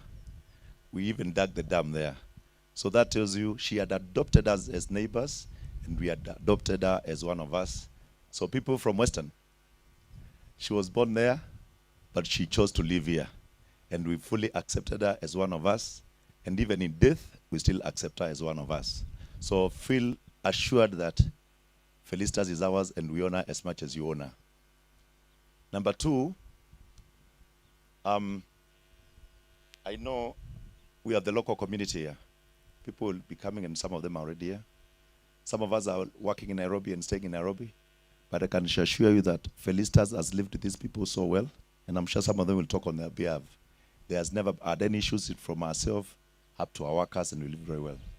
My request, and we have had a discussion, for the family of Felistas, please, I would request and would request that that girl who has been left behind, can she be let to live as if her mother was alive? In Cumberland, where Felistas chose to come and live, we don't fight over small things. And especially when the line of inheritance is very clear, we don't even talk about it. So we are asking the family and the community from Western, if she chose to be here and she chose our friends because she was not born here, she chose where to live. I come from Makueni where I was born because I didn't have a choice. But I chose to come and live in Mua, where Keilu became my friend, and Felistas became my friend, and everybody else here became my friend. So we would request that our wish be followed. She has a child. What we wouldn't want to hear in this village is a bit of squabbles here and there. Please give us that peace, and we request that this girl, who is my daughter's age, my daughter is 29 years old. My son is 25 years old, probably my uncle. And her name is Sandra. You have no shortage of friends and relatives. Your Auntie Brenda is a very close friend of my wife. So even in this village, she has friends who she can go out with and who they can associate with. So what we're asking is, please give her peace. Let her be mentored by the family and by the relatives and other friends, so that she continues her mother's legacy the way the mother would have wanted her to live. And this is very passionate from all of us here. One of the inheritance that we are going to give Sandra is you become an automatic member of the Moyles Professionals, where we can still continue mentoring you and growing you up. So, and we promise that as neighbors and as a community, we are very strong here, and we are going to support this girl and whoever is in the lineage of the late ambassador, so that they adopt this place fully. I know this was intended to be a resort. Professor Kamino, I saw you standing here. She knows me, she taught me. You remember you were a student who was the general manager of Sarova Hotels? I'm still here. So if this is going to be a resort, Sandra, you can consult me. I'm at Key Hotel here. I am the immediate former general manager of Crown Plaza Upper Hill, only last year. So whatever you want me to give my input, I'll give it for free in honor of your mother, who was very close to me. Justin knows very well. Justin, the sister, knows very well. Every time they drove and I was at home, they saw my car, they would stop, wave, or she would drive in. So we would want to continue that relationship with the girl and whoever is going to be left in this family. And not me alone, but the entire Mua Hills professionals. So with those few remarks, we thank you very much. Feel at home here.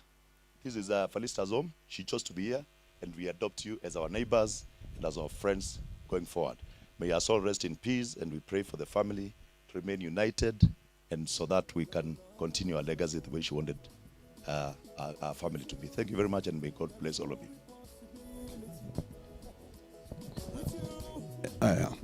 We want to honor Ambassador by keeping time, and we're now pressed for time. So if you, one of those who are going to come up, have that in mind. Now, the remaining items are, we shall have, so that they prepare, we shall have Professor Samuel Akach speaking, and then we shall have Honorable Elsie Muhanda, some 2 minutes, Muhanweru, and then we will have the committee chairman, and then that will be followed by the eulogy read by Dr. Andrew. So in that order, could we have Professor Samuel Akach?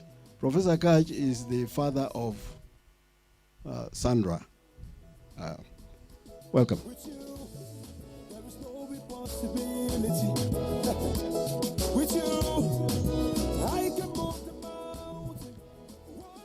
Thank you very much. Mine is going to be very brief because most of what has been said, I would have said it, but I'm quite happy that it has been captured fairly well. As has been indicated, my names are Samuel Akach, and I am Sandra's father. I did meet this beautiful lady in 1982 when I was doing my master's degree in England, and she also had come for some short course. And what struck me about her was not just the beauty that has been described so very well, but also her confidence, her intelligence, and her ability to make very good presentations. I attended one of the presentations where she was, and I was struck. I can tell you it was love at first sight, and I kept pursuing her until she told me, look, we don't do things like that. Wait until you come to Kenya. You finish your studies, and when you finish your studies, we shall see whether you can have a chance.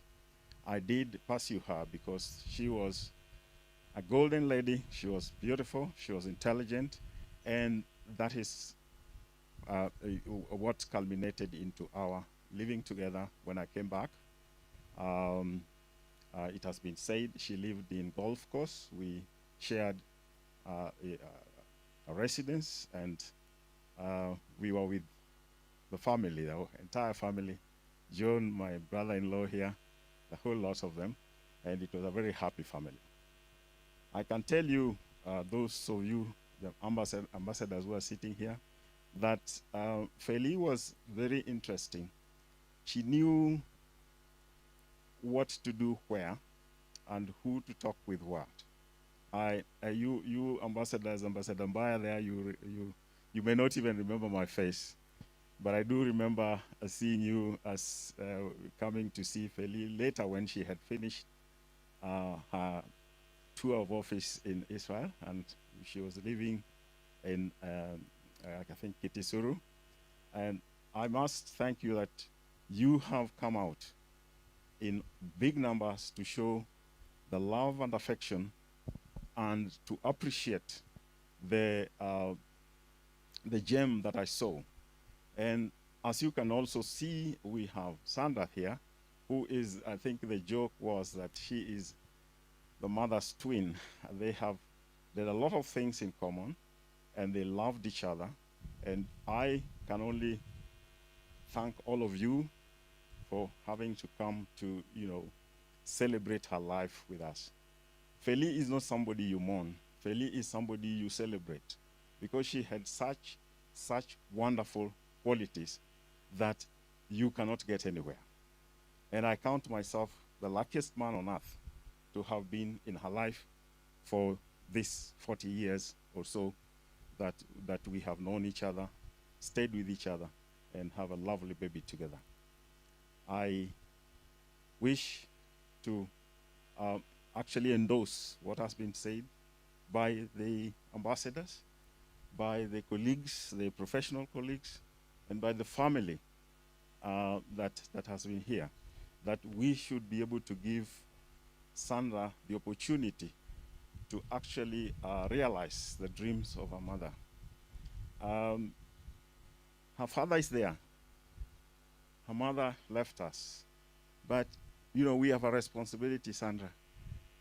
She was in very big shoes. She took care of all of us. Even me, when I came from college, I was taken care of by her. And sometimes they say, behind every successful woman, there is a less successful man in his own way. But I was also successful in my own way, and we gave each other a chance to follow our dreams. She followed her dreams, and I never stopped her from doing that. And I also followed my dreams, and she never stopped me from doing that. So, my dear Felistas, rest in power, rest in peace. Rest in peace, sweetheart, because the love I have for you will remain forever. And the epitome of that love is Sandra Ochieng. I wish to again thank all of you, the church, and all those people who have come here, all those friends. I always joked around and I said, Feli, if I went before you, I would be mourned, because all your friends would come. But she has let me down because she went a little earlier. I don't know how many of this eminent group will come to mourn me when I go finally. But I do hope that you will always remember that we have set a standard. We have set an opportunity for young Sandra to be able to step in the shoes of the mother. And I can only thank you very much. The only person I wanted to recognize briefly, my sister is here. I think she has spoken. Yeah. You are running out of time. I can only tell Victor to stand up. Victor is Victor is an in-law to Feli, and they worked together in the Ministry of Health. And my sister, I think, has not had a chance to talk, but you know, we shall be able to have an opportunity to be able. She is waving there. This nice sister of mine is waving there, and we have all of our people, our family, are here to support. I do thank you, John, for giving me that opportunity. Sorry you called me when I was a little away, but proceed with the program. Thank you very much, everybody. Thank you, Professor, for those remarks. Now we need to move very fast, and I would like to invite Honorable Alice Mahanda to just say one word. Sinakuomba Mungu uwasamehe, wangalijua jinsi unavyonipenda mimi wasingenisema, na maadui wangu. The Catholic Church and the choir, people from Kakamega County, Nairobi County, and the different counties. Ladies and gentlemen, good afternoon.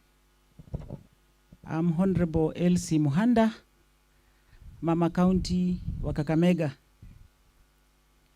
I stand here to mourn a great lady, a mentor, a role model, a beautiful woman, a beautiful soul.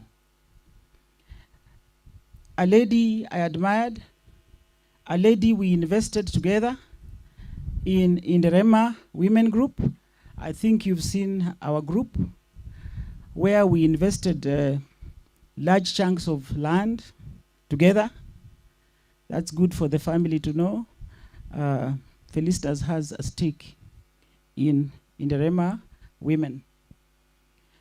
It has been very sad to come to terms, but the Lord has been with us, and I'm encouraged by the community here. Thank you so much. When I came in, you talked about how you are tight over here. So even when we come from Kakamega, we are consoled and comforted that our little daughter is in good hands. I bring greetings from Kakamega. Many would have loved to come, but you can see the distance. I bring condolences from the governor of Kakamega County, Wycliffe Ambetsa Oparanya. He has given me 200,000 shillings to assist with the medical bill. I think Kentis is the treasurer, so Kentis, you are going to receive 200,000 shillings. That's why I told the family, we are there with you. We will not leave you. He's still working and looking at ways in which maybe we can get a waiver. He's still following up to see on that line. So mimi nitasema pole, najua saa imeenda, sitaki kuongea sana. May the Lord rest my friend in eternal peace. Thank you. Thank you, sister. Thank you very much. Okay, moving on, I think the next item is that we shall read the eulogy, and this will be done by Dr. Andrew Okello. Dr. Okello, please. Thank you all. I'm really very honored to read the eulogy of the late Ambassador Felistas.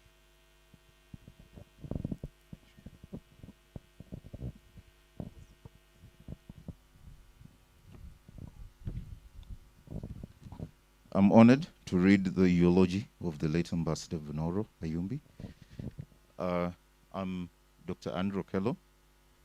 I'm married to her niece, and I've known her for quite a while, and that explains why I'm here today. Without wasting much time, Felistas Venoro Khayumbi was born on the 6th of September 1955 in Thompson Falls, Nyahururu. The firstborn of Ernest and the late Martha Khayumbi. She was the beloved mother of Sandra Ocheng and Laura Butoi, all from the USA, and grandmother to Jacob from the USA.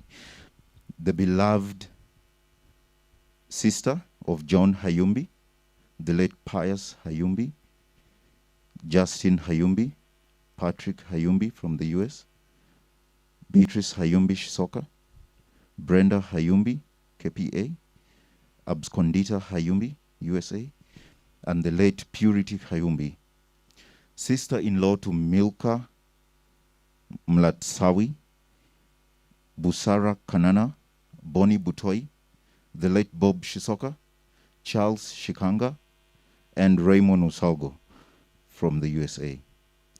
Loving aunt to Christopher, Mark, Sammy, JJ, Sunday, Andrew, Eric, Hans, Jerry, Kevin, Derek from South Africa, Vanessa, Vidal, Daryl, Tony, Alvin, with whom she shared a birth date, Tamara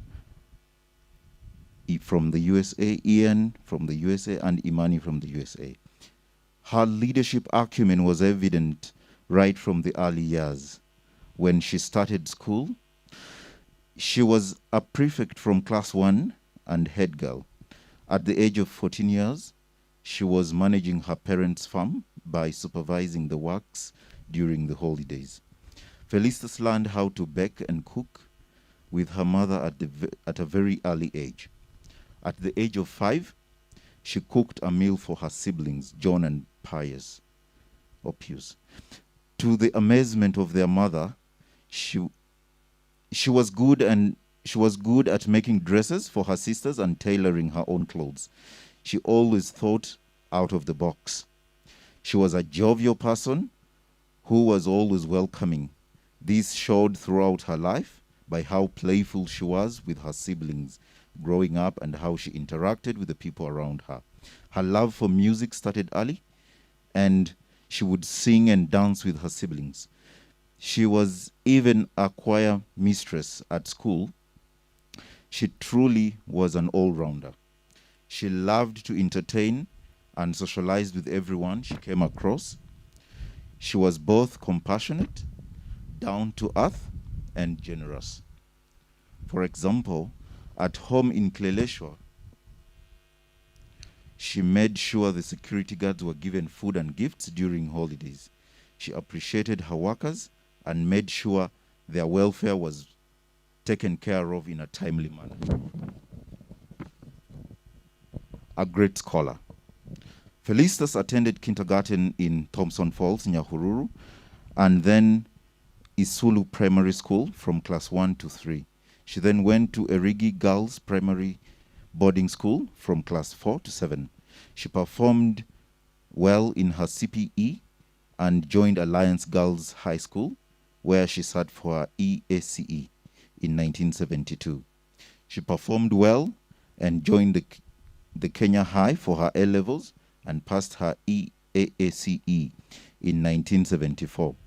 She joined the University of Nairobi to pursue a bachelor's in arts, geography and sociology in 1978.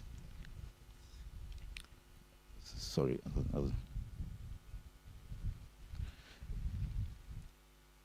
She later went to attain her master's in ports and shipping administration at the World Maritime University in Malmö, Sweden in 1992.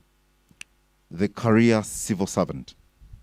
Upon her graduation from the University of Nairobi, Felistas joined the then provincial administration as a district officer.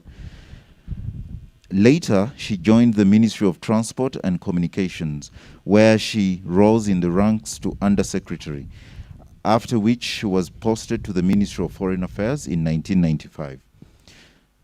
Thus, she began her checkered career as a distinguished diplomat, serving as deputy head, Africa and the OAU, division and deputy head, International Organizations and Conferences division, headquarters, from April 1995 to February 1996.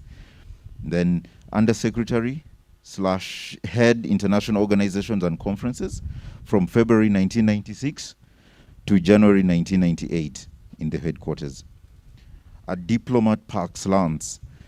In her first posting abroad, Felistas was deployed as the consular or head of chancery and deputy head of mission, Kenya Embassy in Washington, D.C., where she served for 3 years from 1998 to 2001. She was then posted to Tel Aviv as the consular and head of chancery of the Kenyan Embassy in Israel from August 2001 and was promoted to principal consular in December 2002, where she served for 1 year. She returned to the headquarters briefly and served as the principal consular, director of political affairs, and head of Africa and African Union division, after which she was promoted and appointed ambassador to the State of Israel in Tel Aviv. She served in this station from January 2004 to February 2009. A skillful administrator.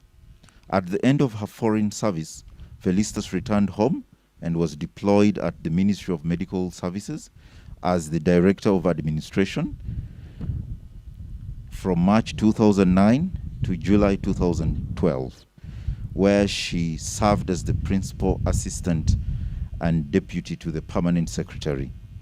She was then transferred to the Ministry of State for Development of Northern Kenya and other arid lands from July 2012 to May 2013. And finally, as Senior Director of Administration, Ministry of Devolution and Planning. That's from May 2013 to September 2015. During this period, she served on various ministerial committees and several parastatal boards as an alternate to the various permanent and principal secretaries. She retired from the civil service as the Secretary Arid and Semi-Arid Lands Directorate. A member of the Kenyan Association for Public Administrators and Managers, Felistas was awarded the Order of the Burning Spear, Moran of the Order of the Burning Spear, MBS, in recognition of her distinguished service rendered to the nation in 2013. The budding entrepreneur. Following her retirement, Felistas founded the Focus Build Consulting, from where she provided professional strategy and organizational leadership consultancy services as the Chief Executive Officer. She successfully spearheaded engagements by individual and organizations on strategy and global transformation partnerships by providing collaborative, advisory, mentorship and coaching, organization management and team building services. She had begun experimenting with various farming products. She planted different types of vegetables and fruits on her farm. Her favorites were chia seed and pumpkins, which she had started selling.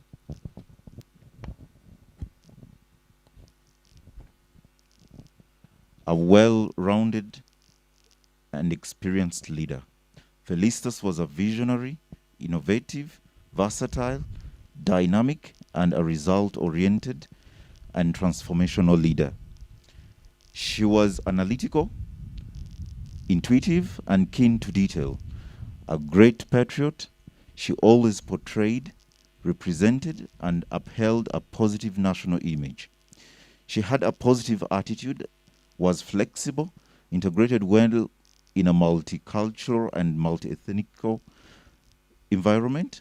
She was sensitive to and respected diversity. Above all, she valued honesty, trust, integrity, accountability, professionalism, responsibility, teamwork, customer focus, respect, humility, good citizenship, fairness, and equity. Her illustrious career spans over 35 years of professional experience and practice as a public administrator and foreign service officer. A quick learner, she undertook several training courses and was proficient in various leadership and management skills. She acquired successful experience in providing physical, strategic, and financial operations, in leadership, in uniquely challenging situations within tight financial budgets. She progressively grew into a dynamic, result-oriented leader, resilient negotiator, and keen analyst who utilized insights and team approach to resolve complex operational, leadership, organizational, and financial issues. She was a diplomat par excellence with immense collaborative, bilateral, multilateral, and international skills to match. Illness and demise. She fell ill on the 7th of January, 2022, and was admitted to the Nairobi hospital. She got better and was discharged home. She continued to recover at home under the care of the home nurse. However, on the 2nd of February, 2022, she became unresponsive and was rushed back to Nairobi hospital. She battled bravely for more than a month in the ICU, and each day we were hopeful she will pull through and come back home.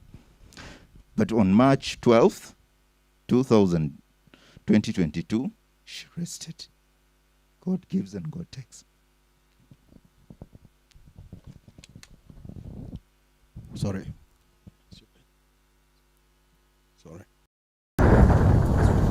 Thank you very much, Dr. Andrew. We are hoping it's not going to start raining. I can see God is doing his thing. The next item then on the agenda here is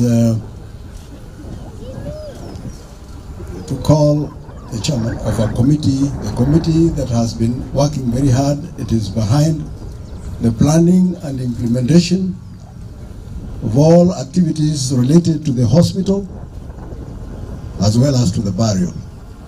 I welcome the chairman of the committee.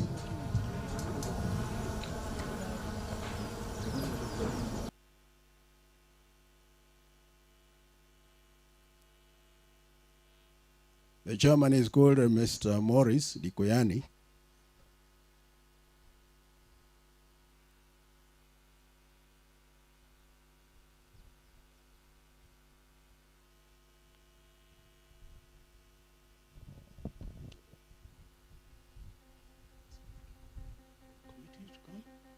Yeah.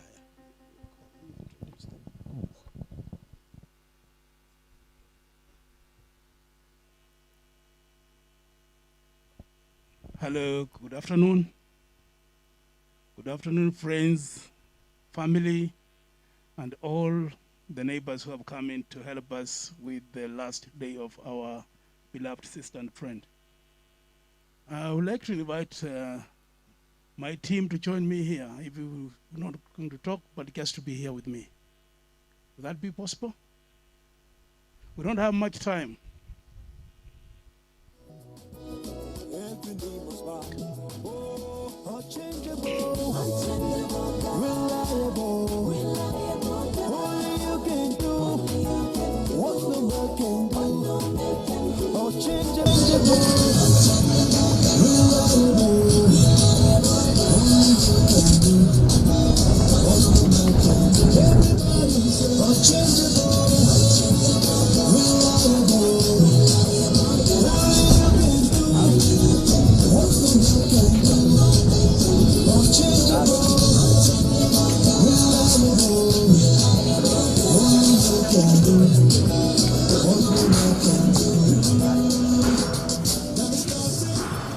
Thank you, Ambassador, for coming. Good afternoon again. This is the team that we assembled very quickly when we noticed that Ambassador is no longer with us. It is a long story. Ambassador and we crossed paths quite a long time ago when she was a young officer in this particular district we are in. We went to rescue her when she was sick with some terrorists while I was with the Air Force. And from that time, we have always been together in one way or another. The second time also it happened when I was in New York and she was in Washington when the bomb happened in Nairobi. The third element was when I was in Israel on the border of Lebanon and Israel in Nakura. And she was posted there. So we used to interact a lot. She would come to my place and I'll go to the embassy to sit. It occurred to me when I got to the embassy that embassy was actually living in the Vasco da Gama kind of life. So I had to go in and make sure that the computers were installed, everything was working, and I did that with the help of Ambassador. Now, my fourth interaction is when she passed on. I was in the hospital when he left us and when she pressed her last breath. And that became a personal thing because I wanted to make sure she is given at least a decent send-off. And this is a very elementary kind of life. When you are in life, you are thinking, what will happen to me if something happens? You need to buy property, you have property, but you cannot do anything without property when you are no longer. It's only those who are still alive might be able to help you. So it is us who had to step in and be able to. And this committee you see in front of me here or at the back here were able to come in. The bill was quite huge for us. It was nearly 11 million Kenya shillings.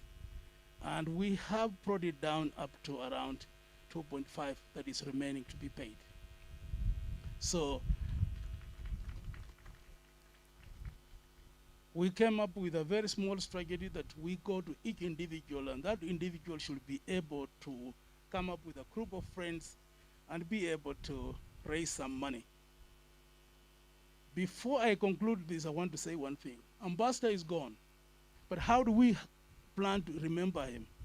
I was talking to some of my friends I used to visit the embassy or interact with, and they told me, look, your sister was a wonderful woman. We'll go to her place and be able to feed, we'll be able to dance, we'll be able to drink. Why can't we come together and do something for her? That is what I want to say here. There is a school here, there's a place here. The community has been part of the ambassador's life. We want them to select one element in that school, which my group and my friends across the globe from 97 different countries I've been to, that they're going to help that school, even if it is one block, and name it under ambassador's name. So it is this committee plus the family that will interact with the community locally here to select that particular project and be able to have it delivered. And on behalf of this hard-working committee, I would like to thank you and also thank whoever has come in to help us, and also the contribution which we are still receiving now. I'm still receiving even some money from on my phone, which is going to the account, which can help us or will help us to be able to settle the bill that is still remaining in the hospital. Again, it has been a wonderful journey for the ambassador. As we leave her or raised her here, we like to say that Sandra will always be here. The family will always be here. We are a telephone call away. Please come in and help Sandra if she has got any problem. And Sandra, call us if you've got any problem. I will just keep 1 minute to the person who was dealing with the finance, Candice, just to say a word, and Brown, who was pushing me to the wall.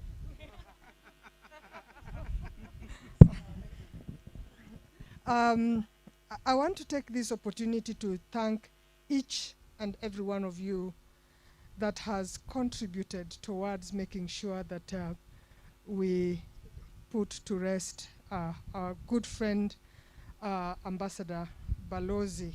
Actually, it's Balozi, not Ambassador. Balozi Felistas funeral. It was quite a journey. We had hoped to lay her to rest on the 26th of March, but it was not possible because of the bill. But people have come through. You have come through, and we want to say thank you very much to each and every one of you for your contributions that have made this possible. And we combined both the bill and the hospital bill and funeral arrangements, and you can see things have worked out well. Thank you very much, everyone. Thank you.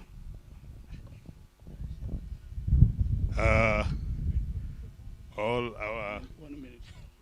what 1 minute, then you shouldn't have called me. Your Excellencies, the church that is with us here, I should have had a chance to talk earlier, but the road was blocked, so we were late coming in here. I want to thank all of you. I'm thanking all of you because, and I think they wanted me to say something because, one, Felistas was more or less my age mate in our family, larger family, and I think in most cases, we would consult with her.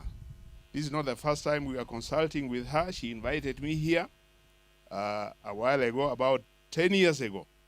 And she said, I want you to come and live next to me here. I was still assembling the funds in order to come and join with her here. But I reminded her that Felistas, you recall, when you were the district officer in Machakos, you invited me to your function, and that was my first encounter with robbers, because we were robbed and left barefooted behind this hill here on that road. And she said, now these days there are no robbers here, come and live with me here. Yeah? A very shrewd, I never heard that word. She was indeed extremely shrewd, not just intelligent, but shrewd. Felistas was. She knew her way about life. For those of you who may not know, even my young brother was reminding me there, and I've come here with my wife. I'm not making a confession, but when we were at the university, every time I would ask her, what do you think about this one? And Felistas would say, not that one. Say, and this one? Says, not that one.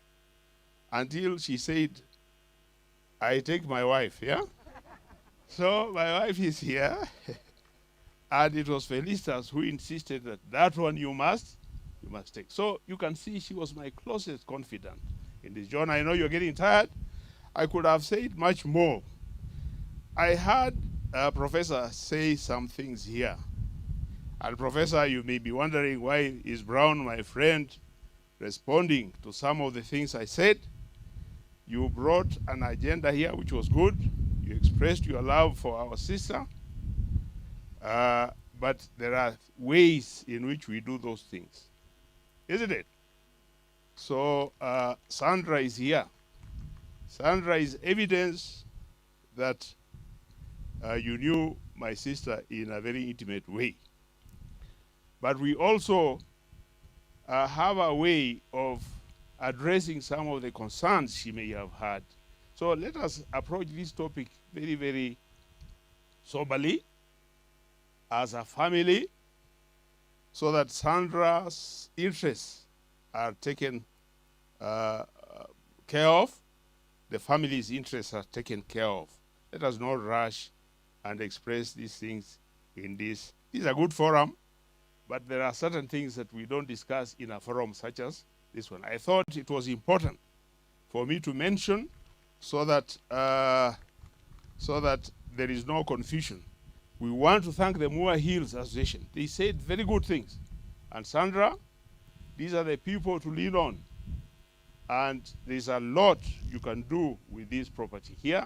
Not just this property, but whatever else your mother put together.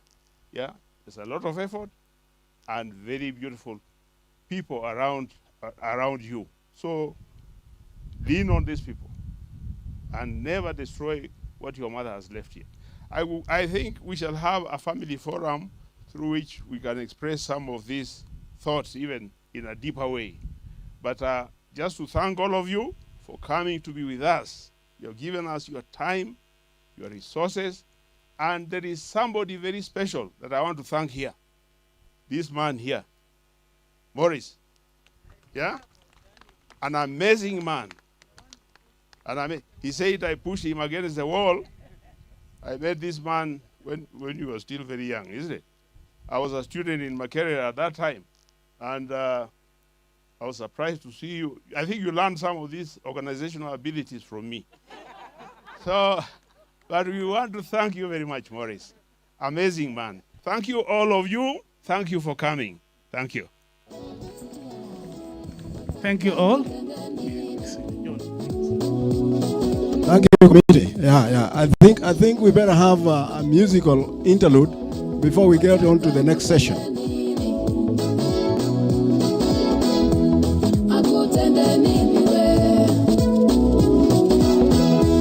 Neno moja nalitaka kwa Bwana, nalo ni hili: nikae nyumbani mwake siku zote za maisha yangu. Ghala lake limejaa, hakuna aliyepunguza hata robo. Akutende nini we? Wengine wataka kuwa rais wa nchi, wengine wataka ubunge. Yeah, okay. Akutende nini we? That's good enough. Okay, we have now finished the general program of this burial, and we have reached a juncture where we have to hand over to the priest so that he can do the Holy Mass for our beloved sister who has just left us. So please welcome the priest. He takes over from here. At the end of the Mass, he'll make some announcements, so we would also urge you to listen very carefully to that announcement. Thank you very much for listening to me and for being patient. God bless you all.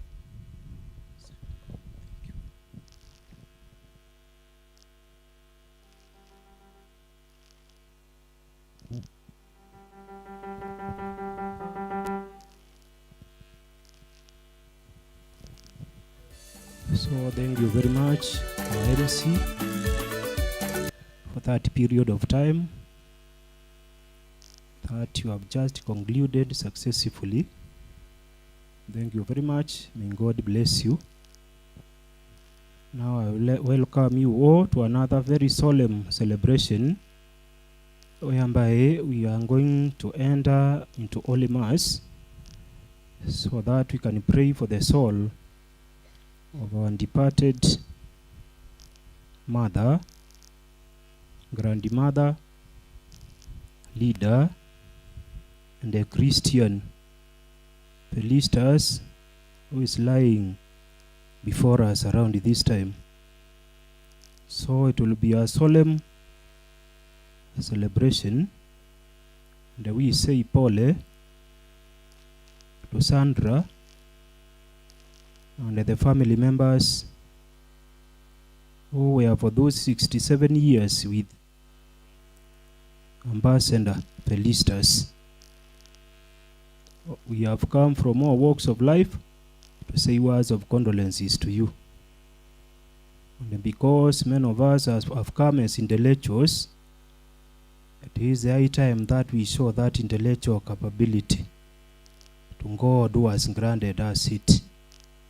So we pray together as leaders so that God may welcome Felistas into his heavenly abode. Around this time, I welcome you all to stand so that we can start respecting our mother, Ambassador Felistas. Choir to give us the first song.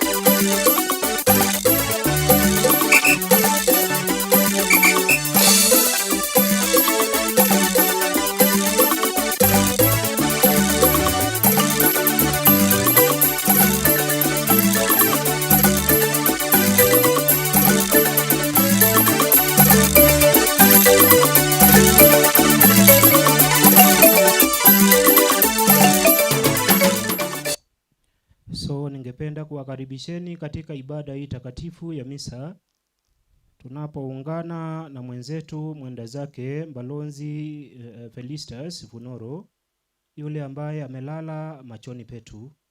Sisi wote tunajua ya kwamba safari yetu ikiisha hapa duniani tunamrudia muumba wetu, na ndiye tumesikia sauti yake akatuleta mpaka hapa ili tuje kushuhudia Felistas akisikia sauti hiyo hiyo ya kumrudia muumba wake.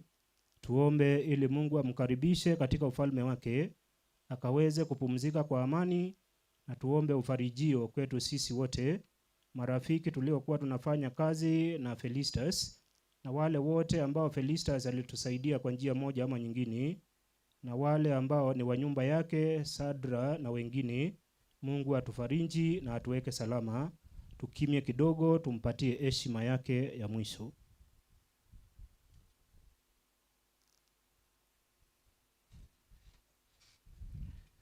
Kwa jina la Baba na la Mwana na Roho Mtakatifu. Neema ya Bwana wetu Yesu Kristo na upendo wa Mungu Baba na ushirika Roho Mtakatifu viwe nanyi nyote. Ndugu na jamaa mliopo hapa, naomba sana tushirikiane kumwombea huyu jamaa yetu aliyeaga dunia apate kusamehewa na kuondolewa dhambi zake.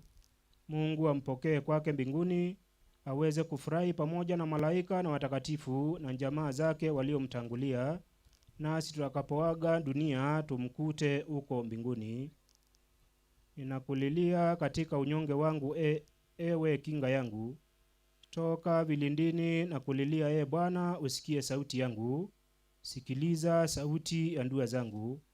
Kama wewe ungehesabu maovu, kama usingerehemu, kati yetu sote nani angesimama? Kwako msamaha ni mwingi na neema zote na fadhili. Kwako Bwana ukombozi wazidi. Nimemngoja Bwana, roho yangu imemngoja, neno lake nimelitumainia.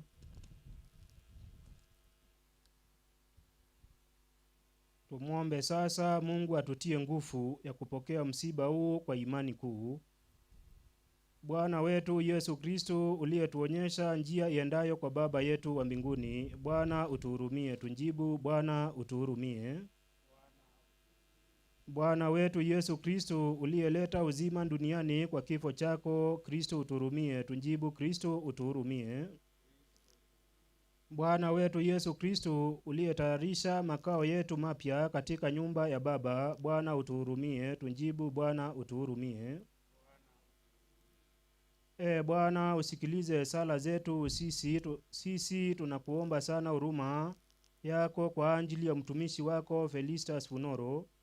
Tunakuomba pia uwatazame au watumishi wako wanaomboleza, uwape nguvu za kuvumilia msiba huu kwa imani. Utunjalie sisi sote tuliokutanika hapa, tukutane siku moja na ndugu zetu mahali ambapo machozi yote ufutwa.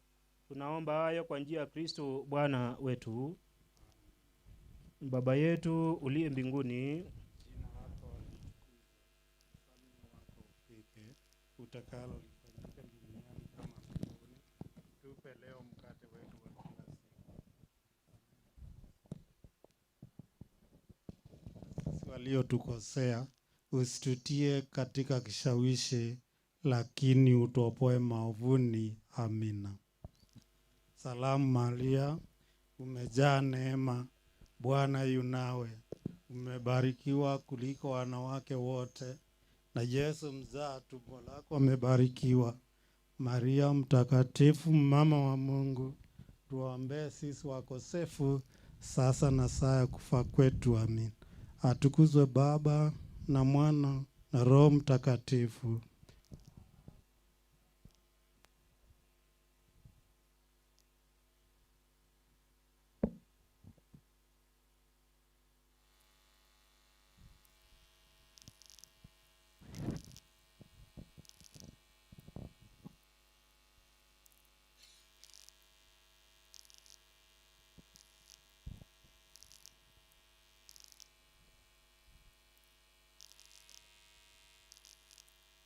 Ili tupate kujiweka tayari kumtolea Mungu sadaka takatifu ya misa, kwa ajili ya pumziko lenye amani ya mama yetu Mbalonzi Felistas.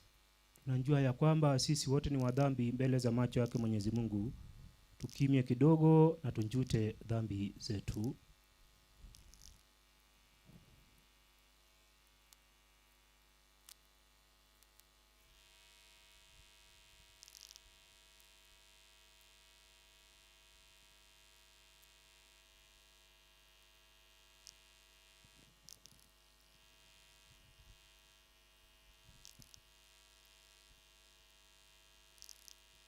Na kuungamia Mungu Mwenyezi.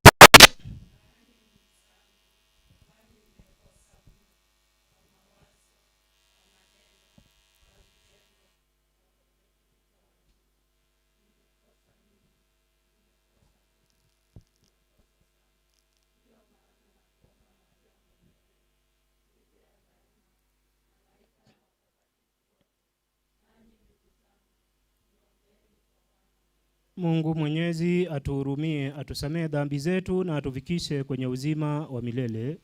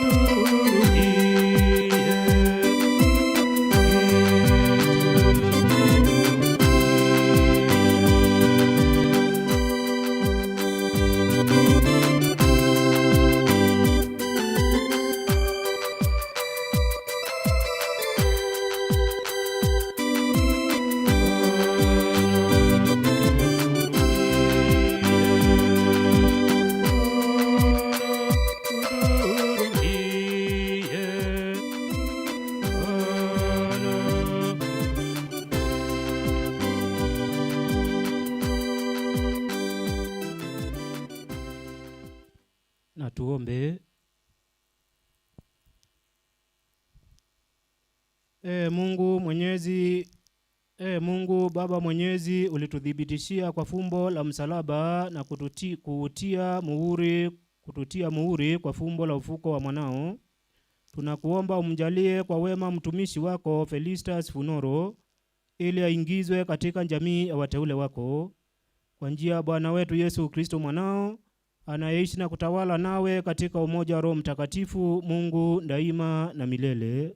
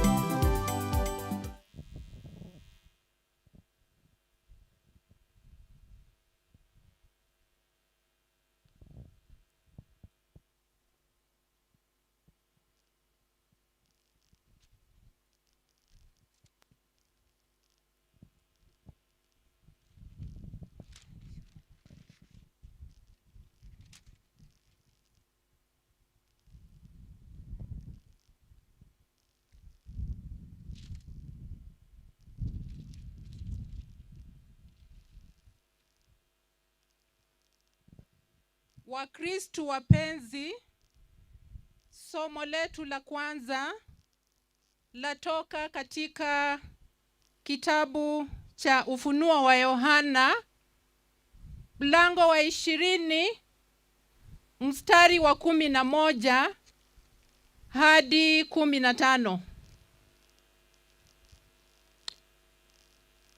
Kisha nikaona kiti cha enzi kikubwa cheupe, na yeye aketie juu yake, ambaye nchi na mbingu zikakimbia uso wake, na mahali pao hapakuonekana.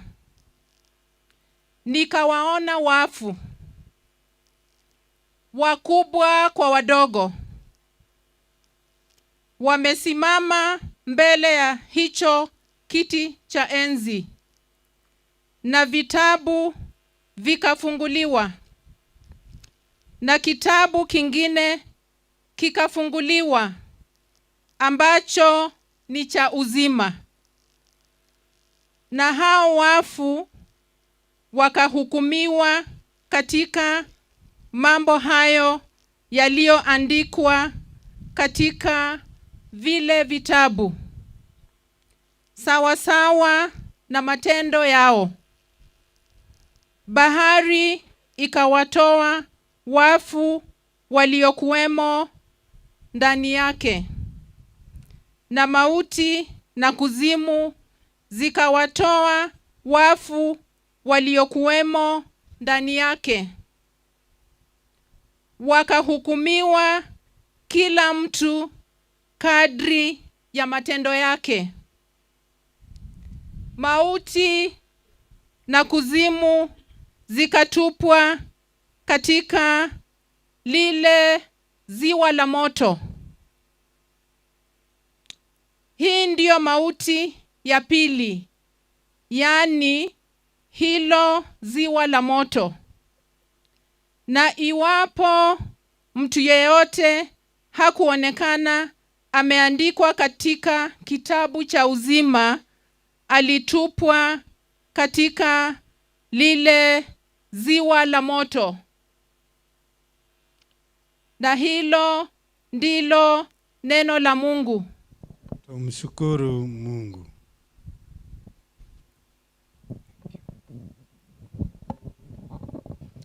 Wimbo wa katikati. Kiitikio: Bwana ndiye mchungaji wangu, sitapungukiwa na kitu.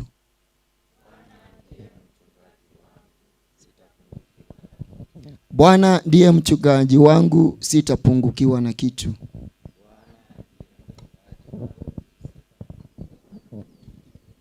Kwa kuimba tutaimba hivi: Bwana ndiye mchungaji wangu, sitapungukiwa na kitu. Bwana ndiye mchungaji wangu, sitapungukiwa na kitu. Bwana ndiye mchungaji wangu, sitapungukiwa na kitu. Bwana ndiye mchungaji wangu, sitapungukiwa na kitu. Bwana ndiye mchungaji wangu,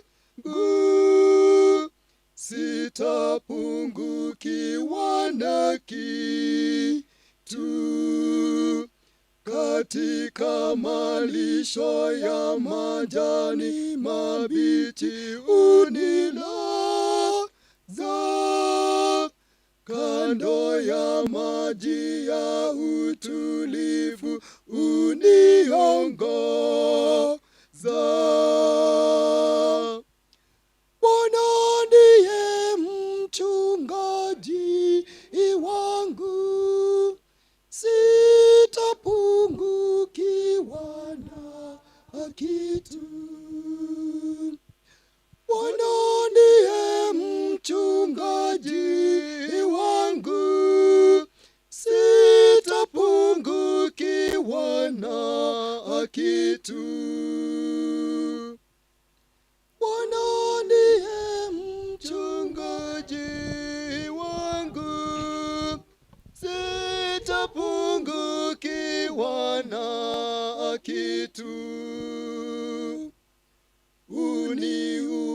uisafisha nafsi yangu na uniongoza katika njia za haki kwa ajili ya jina lake. Naam, nijapopita kati ya bonde la uvuli wa mauti, sitaogopa mabaya, kwa maana wewe u pamoja nami. Gongo lako na fimbo yako vyanifariji. Bwana ndiye mchungaji wangu, sitapungukiwa na kitu.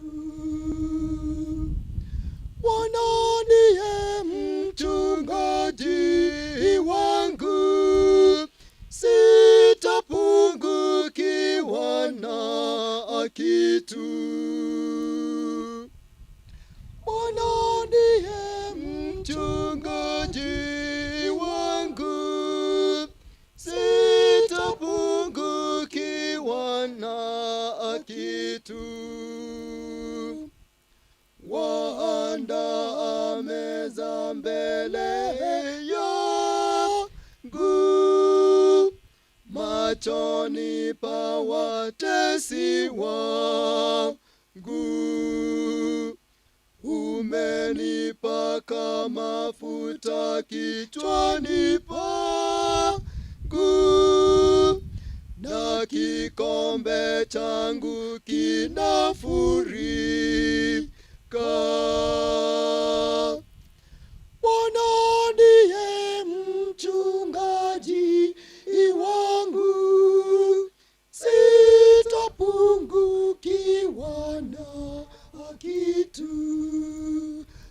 Bwana ndiye mchungaji wangu, sitapungukiwa na kitu. Bwana ndiye mchungaji wangu, sitapungukiwa na kitu. Hakika wema na fadhili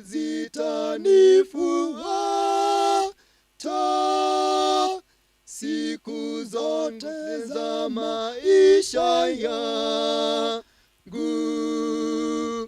nami nitakaa nyumbani mwa Bwana milele. Nitakaa nyumbani mwa Bwana milele. Bwana ndiye mchungaji wangu, sitapungukiwa na kitu. Bwana ndiye mchungaji wangu, sitapungukiwa na kitu.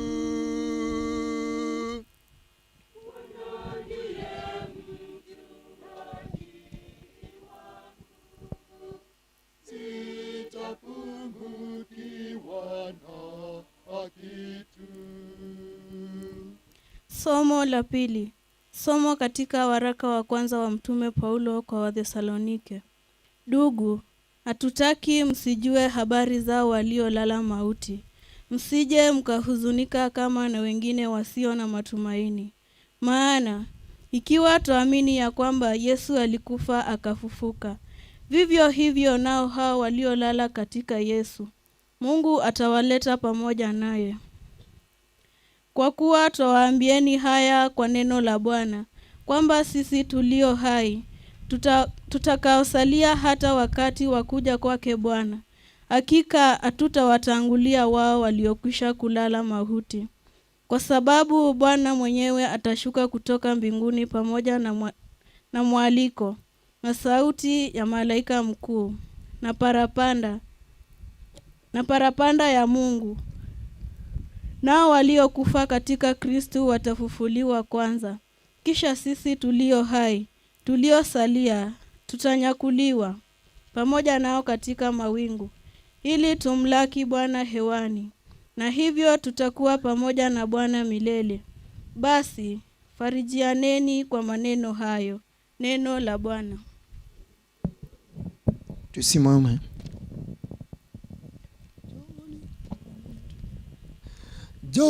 Joni mliobarikiwa na Baba yangu,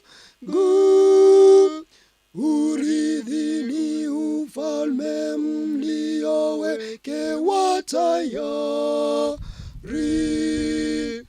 tangu kuumbwa ulimwengu, tangu kuumbwa ulimwengu.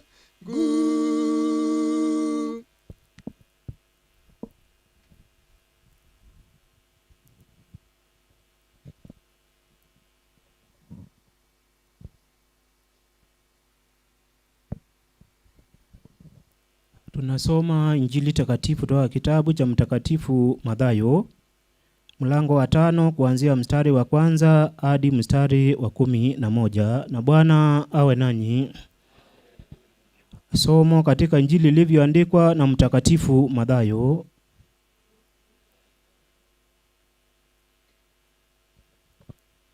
Naye alipowaona makutano, alipanda mlimani, na alipokwisha kuketi, wanafunzi wake walimjia. Akafumbua kinywa chake akawafundisha akisema, heri walio maskini wa roho, maana ufalme wa mbinguni ni wao. Heri wenye huzuni, maana hao watafarijika. Heri wenye upole, maana hao watairithi nchi. Heri wenye njaa na kiu ya haki, maana hao watashibishwa. Heri wenye rehema, maana hao watapata rehema. Heri wenye moyo safi, maana hao watamwona Mungu. Heri wapatanishi, maana hao wataitwa wana wa Mungu. Heri wenye kuudhiwa kwa ajili ya haki, maana ufalme wa mbinguni ni wao. Heri ninyi watakapowashutumu na kuwaudhi na kuwanenea kila neno mbaya kwa uongo kwa ajili yangu. Furahini na kushangilia, kwa kuwa thawabu yenu ni kubwa mbinguni, kwa maana ndivyo walivyowaudhi manabii waliokuwa kabla yenu. Injili takatifu ya Bwana wetu Yesu Kristo.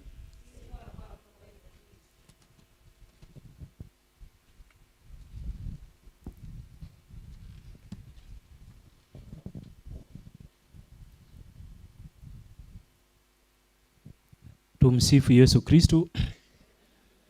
Mungu ni mwema kila wakati.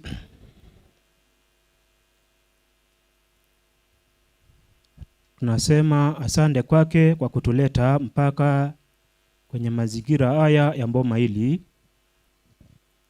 ili tuje kuungana na wenye mboma hili wenyeji, ili tukaweze kumtazama mama yetu, nyanya yetu, kiongozi wetu na Mkristo mwenzetu akimrudia muumba wake.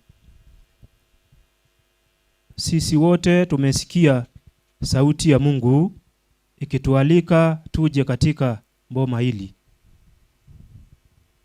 na tumekuja kwa heshima zetu, maana mbalozi ambaye amelala hapa, Felistas, alisikia pia sauti hiyo hiyo ya Mwenyezi Mungu, akaitika na akamrudia, na Mungu akanuia kutuunganisha pamoja ili tuje kuungana kwa sala yako, kwa sala yangu, tukabidhi roho yake mwenzetu, rafiki yetu, mama yetu mikononi mwake Mwenyezi Mungu.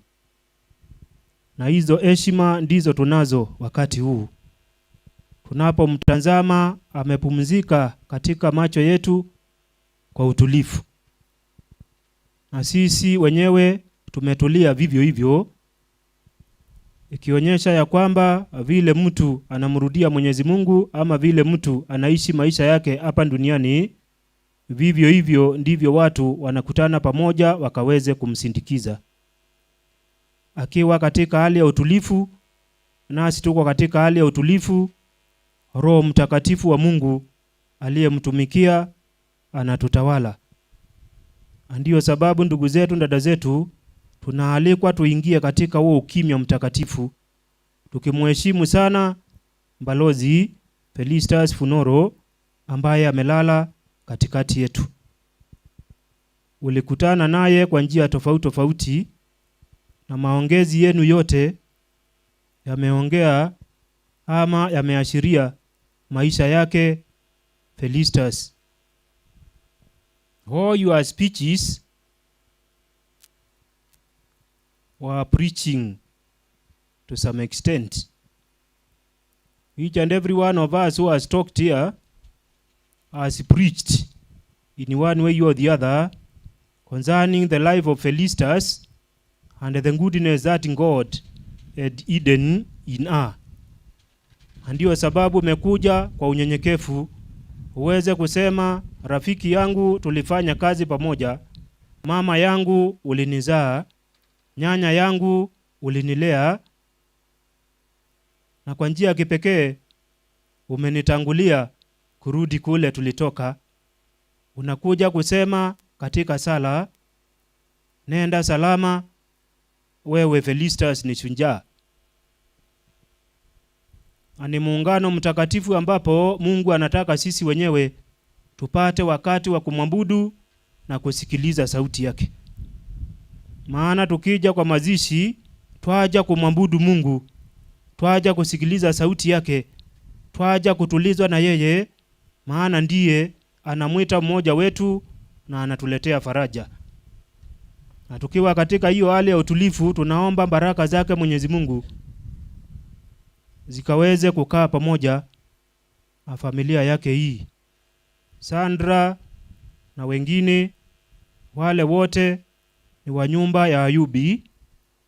Mtulizwe na Roho Mtakatifu ambaye anatawala nyumba yenu wakati huu.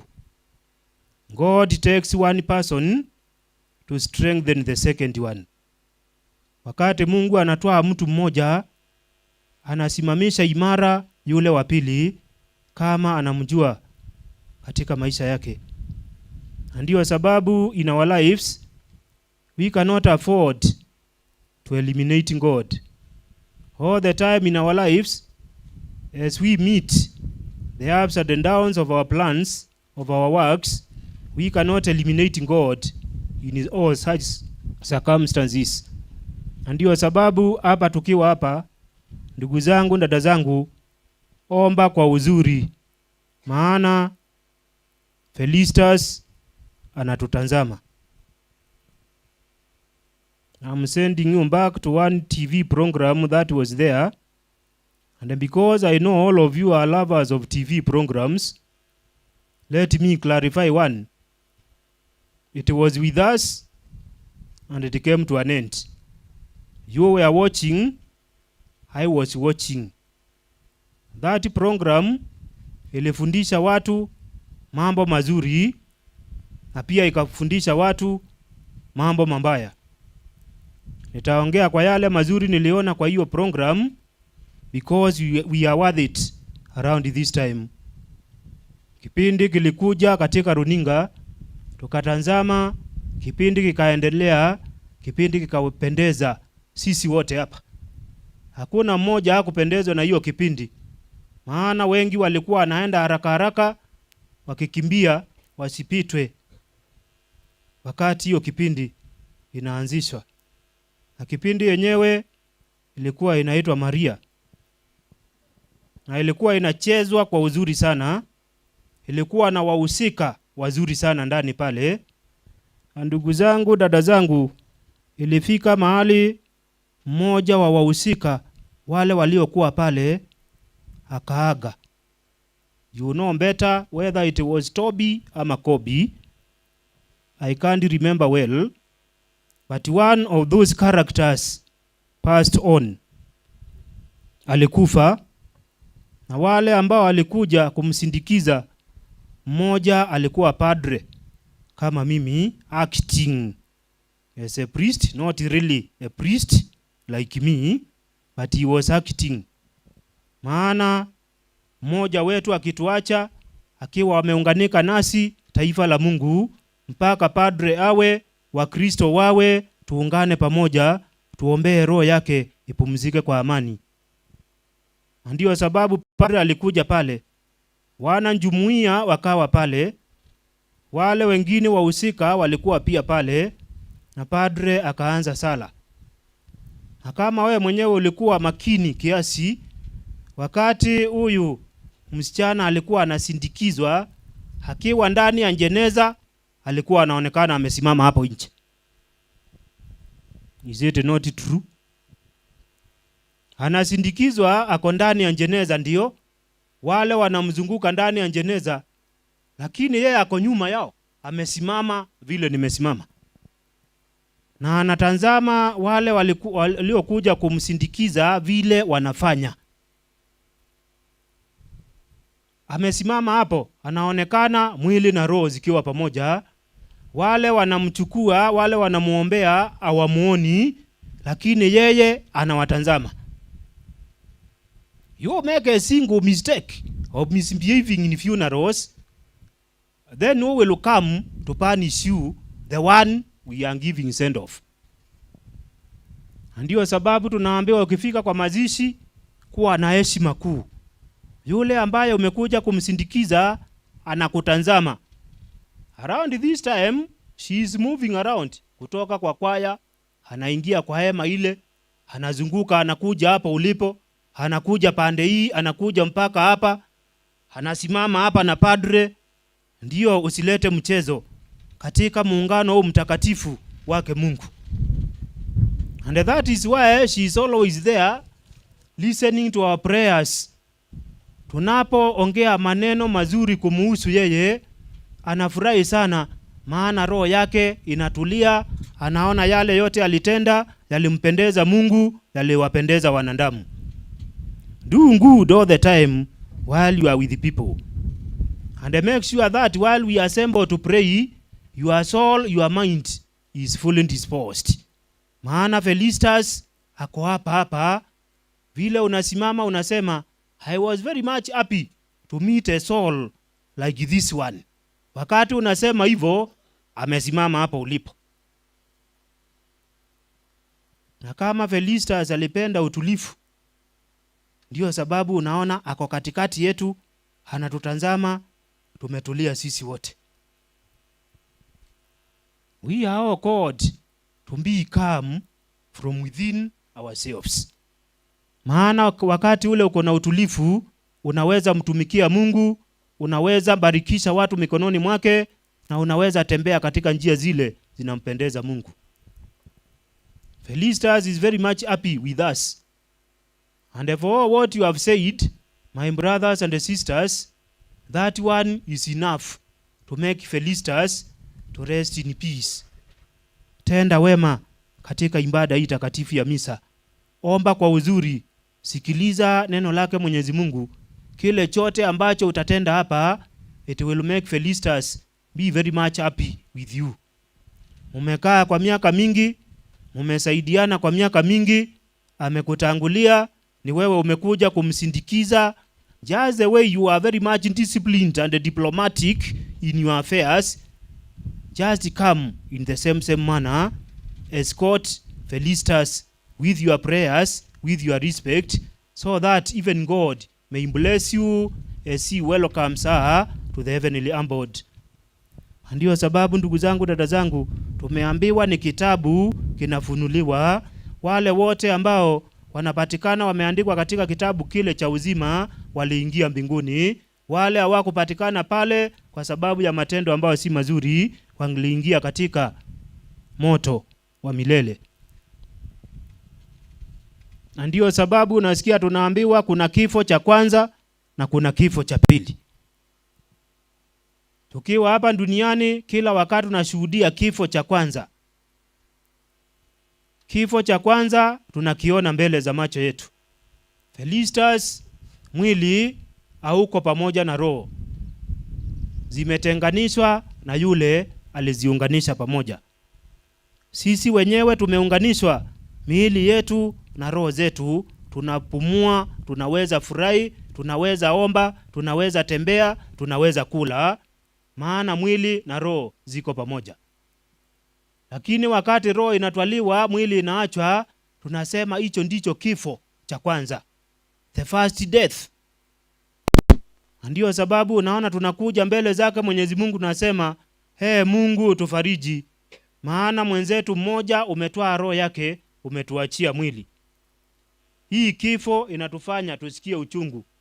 Wale ambao ni wa nyumba ya Ayubi tunasikia uchungu, lakini kwa kuona tumejumuika pamoja kama rafiki zenu mnafarijika. Lakini kuna kifo cha pili ambacho kinatufanya sisi wenyewe tuwe na ukakamafu wa kumtumikia Mungu tukiwa hapa duniani. Kifo cha pili ni pale roho ya mwanadamu inamwambaa muumba wake. Unapata roho yangu inaongopa kuunganika na Mungu muumba wangu. Nafika pale hakuna ukaribisho. Nafika pale naonyeshwa machungu tena. Nilikuwa na machungu hapa duniani, si kuunganika na Mungu. Nimefika nikapata kuna Mungu, roho yangu haiwezi unganika naye, maana jina halimo kwenye kitabu kile. That is a second death, more painful than the first one. Maana tunaambiwa tukitoka hapa duniani kama Wakristo tutaunganika na Mungu wetu katika ufalme wa mbingu, tutafurahi milele na milele, tukimwimbia, tukizunguka kiti chake cha enzi. Ndio sababu unasikia there is a second death whereby the soul is pushed to enter into eternal damnation in the fires of hell.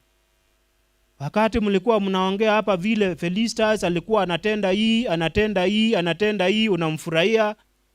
Hayo yote alikuwa anatenda ndio yametutuliza hapa, maana yeye mwenyewe kwa utulifu tulio nao kama wanadamu, huo ndio utulifu alio nao, ndio utulifu ulio mbinguni. Learn to calm down while you are in this world, because God is calmness. God is love. God has mercy for those who struggle to unite with him while they are in this world. All the time, identify yourself with the community near you, a community of believers. Kule unaenda kanisa, identify yourself with that sanctity of God. Unaenda AIC, unaenda Redeemed, unaenda Jeshi la Wokovu, unaenda Catholic. Now, around this time, we are not united by those denominations. Here we are united by our God.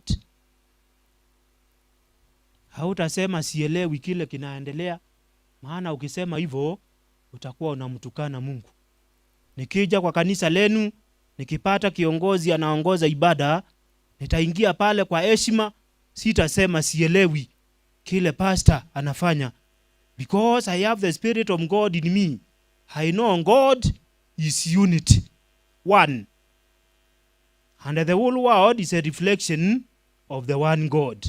And that is why nikipata hawa wanahubiri hapa, hawa wanasali hapa, heshima kwa Mungu kwa sababu ya hao wanaojitahidi kuungana na utakatifu wake. Unapoenda mahali upate watu wako katika mkutano kama huu, ukiongozwa na nani ama nani, it is God who has gathered his people together. Ndio sababu unaambiwa usijaribu kuingia katika upumbavu, uanze kusema sielewi, I cannot understand what is happening here, because you are saying that you don't understand the kingdom of God that is uniting us together. All the time when you are walking around, you will find people praying, have a moment to pray, have a moment to unite yourself with God. While we are praying, we don't make noise. We go quietly and meet our God, who enables us all the time to work, to walk around, to speak, and to lead people. While you are a diplomat, a member of the diplomatic corps, you can diplomatically worship God well. Because he's the one who has made you a diplomat. And he has capacitated you with everything that enables you to carry out your diplomatic work. Na wakati you are diplomatically going around with your daily course, then diplomatically kneel before God. And he will automatically say, here is another diplomat, a resemblance of my own diplomacy. Because God is the greatest diplomat. And he gives that diplomacy to whoever he wishes. Anakuteua kama mwanamke, unakuwa mbalozi. Anakuteua kama mwanaume, unakuwa mbalozi. Na hayo yote unatenda si kwa uwezo wa Mungu. Sio kwa uwezo wako, sio wote wameteuliwa wawe viongozi. But you, out of all the people, you have been chosen from above to lead other people. Lead people well. Ongoza watu vizuri. Na kila wakati unapoongoza watu, pata nafasi kidogo ya kuomba neema zake Mwenyezi Mungu zikuongoze. All the time. I'm up and down, going here and here and there. But I have time to pray. Because at the end of it all, diplomats will return to the greatest diplomat. And there is no escape route in this. Hakuna ile wakati utasema mimi ni mbalozi, asiwezi nikamrudia mbalozi mkuu ambaye ni Yesu Kristo, mbalozi aliyetumwa hapa duniani. Hawaokoe mbalozi, hawarudishe kwa mbalozi mkuu. So you can connect that one now. Very well, you can connect it.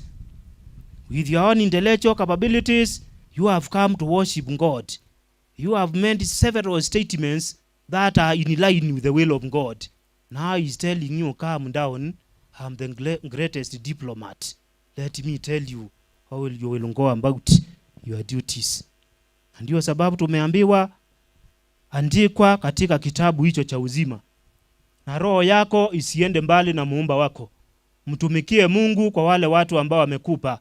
Furahi ukipokea baraka zake Mwenyezi Mungu unapoendelea na kazi zako. Mungu atapendezwa nawe, ataongeza miaka mingi kwako ya kufanya kazi kwa watu wake. Heri walio maskini wa roho, heri walio na usafi wa moyo, heri wale ambao wanafanya amani, heri wale ambao ni watulifu, maana wote watapokea thawabu yao tukiwa hapa duniani. Tuombe ndugu zangu, tuunganishwe na malaika wa mbinguni katika ibada hii takatifu, tukikabidhi roho yake Balozi Felistas ambaye Mungu alimuita alipomaliza kazi yake yote nzuri hapa duniani, akamrudia kwake.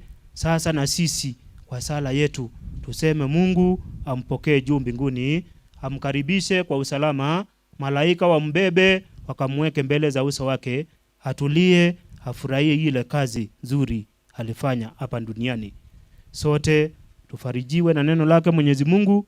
Familia yake Felistas tuwe na utulifu, tumsindikize mama yetu kwa uzuri, na sisi wote wa nyumba kuu ya Ayubi tuingie katika Ukristo huo ambao unatufanya sisi wote tumtumikie Mwenyezi Mungu katika miito yetu.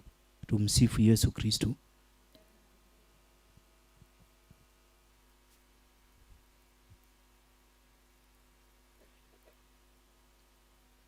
Tusimame sisi wote tukaweze kukiri imani yetu. Ngwetekela ngai asa mwene utonyi onde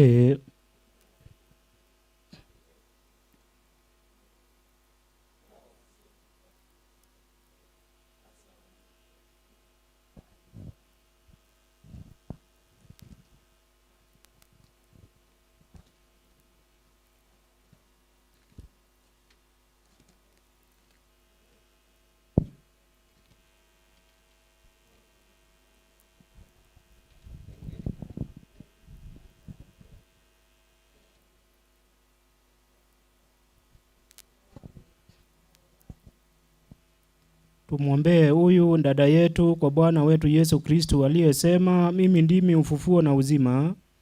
Twakuomba umweke miongoni mwa watakatifu na wateule wako. Huyu dada yetu aliyesafishwa kwa maji ya ubatizo na kupakwa mafuta matakatifu. Bwana tunakuomba. Twakuomba umpokee mbinguni huyu dada yetu aliyekula karamu ya mwili na damu yako. Bwana tunakuomba. Tusali kwa ajili ya wale wote wanaoteswa ili wasifikiri hata mara moja kwamba wameachwa na Mungu. Bwana tunakuomba. Tusali kwa ajili ya ndugu zetu marehemu ili Mungu Mwenyezi apende kuwapokea katika ufalme wa mbinguni. Bwana tunakuomba. Wale ambao wamejitayarisha kuongeza sala za waamini wamekaribishwa.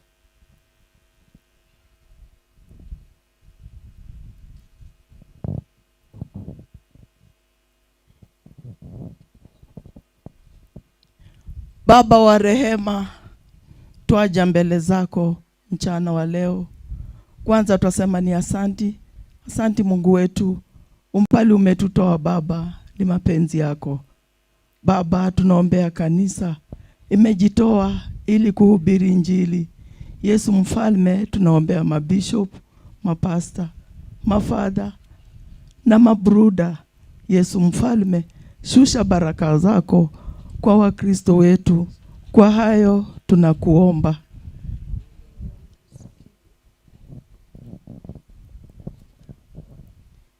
Tuombee inchi.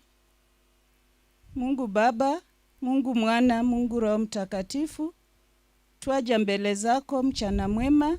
Twakushukuru kwa kipaji cha uhai. Twakushukuru kwa inchi yetu ya Kenya, tukiombea viongozi wote wa serikali na viongozi wa kiroho. Mungu mwenye rehema na neema, wape maarifa mema ya kutuongoza ili tukaweze kuishi kwa mapenzi yako. Na kwa ajili ya hayo pia twaombea vijana wote, hasa huu mwaka wa uchaguzi. Mungu Baba, uweze kuwapa akili ili wasiweze kutumika kwa kutawanyishwa na viongozi wa kisiasa. Bwana twakuomba. Tuombee wasafiri. Mungu Baba, Mungu Mwana, Mungu Roho Mtakatifu, tunakurudishia shukrani Baba kwa kipaji cha uhai ambacho umetupea siku ya leo. Umetulinda kutoka asubuhi Baba mpaka saa hizi. Tunakushukuru Baba. Tazama, kuna wengi ambao saa hizi wengi wamekuja kwa matanga na wengi Baba wanasafiri kwenda huku na huku. Baba, tumewakabidhi mikononi mwako, ukazidi kuwalinda katika safari zao, waweze kutembea salama, wafike kwenye wanaenda.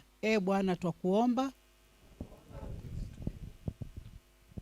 Tuombee jamii yetu, jamii iliyobaki nyuma, iliyoachwa na Felistas, hasa jamii ya Ikolomani, wale ambao wamesafiri hapa na wale pia ambao wamebaki nyumbani, kwamba Mungu aweze kuwapatia neema ambayo itawaongoza, ambapo watapata maisha mazuri wanapofikiria msiba huu mkubwa. Bwana tuomba. Tunakuomba utusikie. Sala kwa ajili ya waliotutangulia mbele ya haki.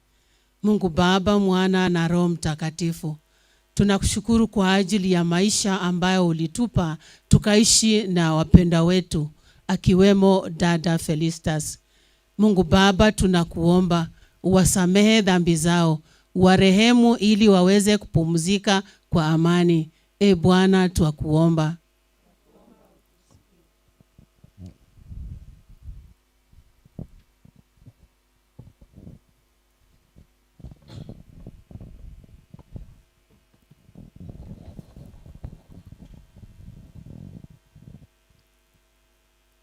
Mungu muumba wetu na mkombozi wa waumini wote, uzinjalie roho za marehemu maondoleo ya dhambi zao zote.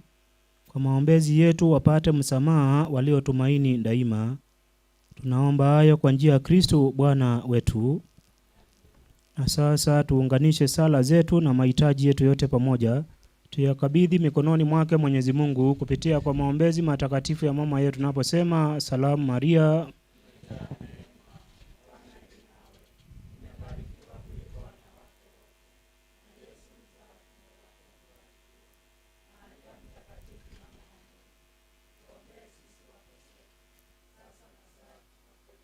Tunaomba hayo kwa njia ya Kristo Bwana wetu. Atukae chini. Kwa wale ambao ni Wakatholiki, wale ambao wanapokea mwili na damu ya Yesu Kristo, na waomba mkaweze kuinua mkono kwa uzuri ukaweze kuhesabiwa. Uinue mkono kwa uzuri, kuna katekista atakuja kuhesabu pande hiyo. Tukiisha maliza kuhesabiwa, ni wakati wa kutoa vipaji vyetu kwa Mungu, tukiunganisha na sadaka hii takatifu ya misa. Asanteni.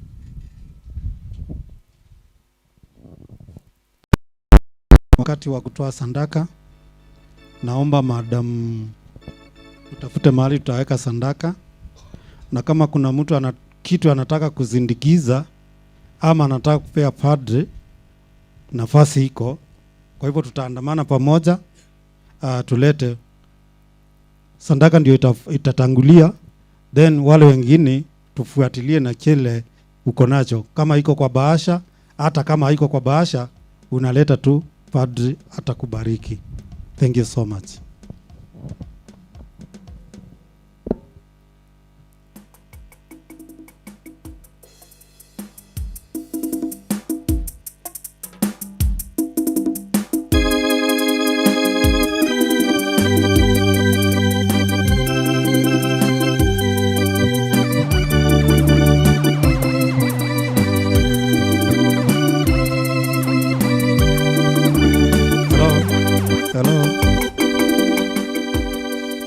Wale wanataka kutoa sadaka kupitia kwa M-Pesa, iko namba unaweza tuma.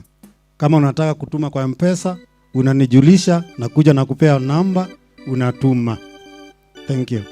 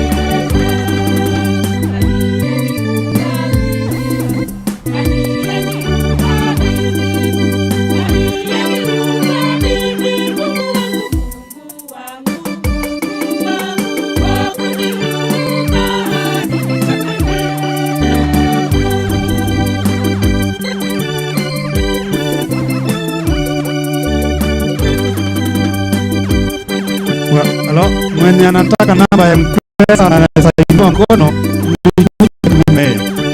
Mwenye anataka namba ya M-Pesa ainue mkono, tutakuja karibu na yeye.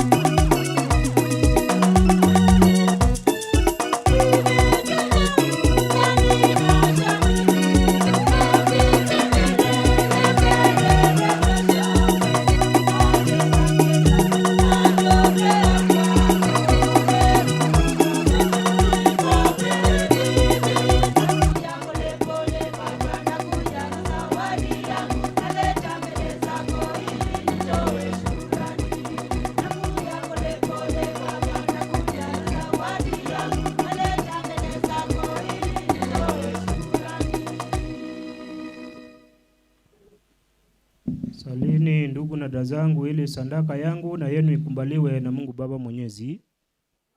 Pokea sadaka mikononi mwako kwa sifa na utukufu wa jina lake, labda kwa mabaya yetu sisi na mabaya ya kanisa lake lote takatifu.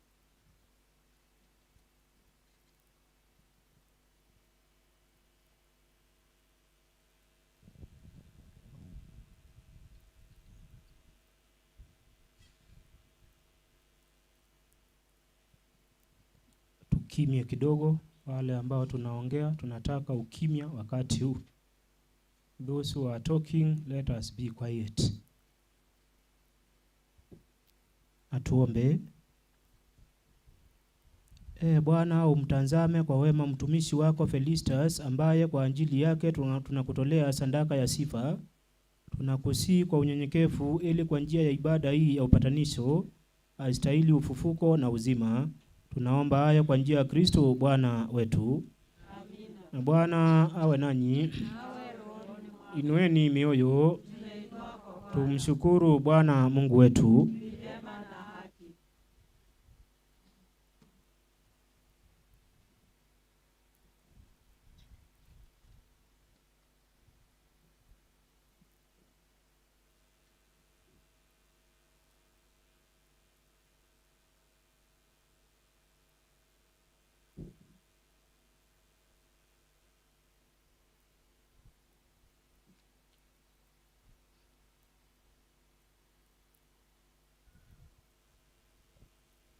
Kweli ni vema na haki, tendo la kufaa na la kuleta wokovu, tukushukuru wewe daima na popote. Bwana Baba uliye mtakatifu, Mungu mwenyezi wa milele, kwa njia ya Kristo Bwana wetu. Katika yeye tumaini la ufuko wenye heri liliangaza kwetu, ili sisi tunaosikitika kwa sababu tunajua kwamba lazima tutakufa, tufarijiwe kwa ahadi ya uzima wa milele.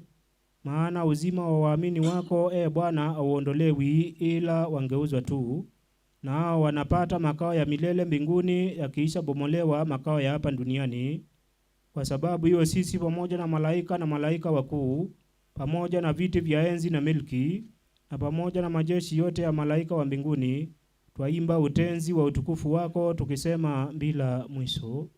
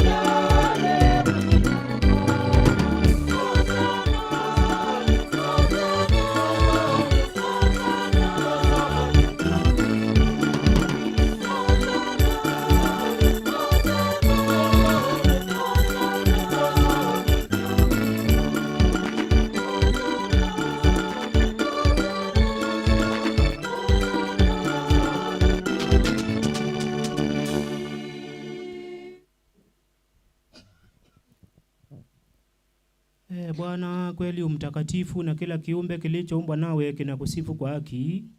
Maana kwa njia ya mwanao Bwana wetu Yesu Kristo, na kwa uwezo tendaji wa Roho Mtakatifu, unavitia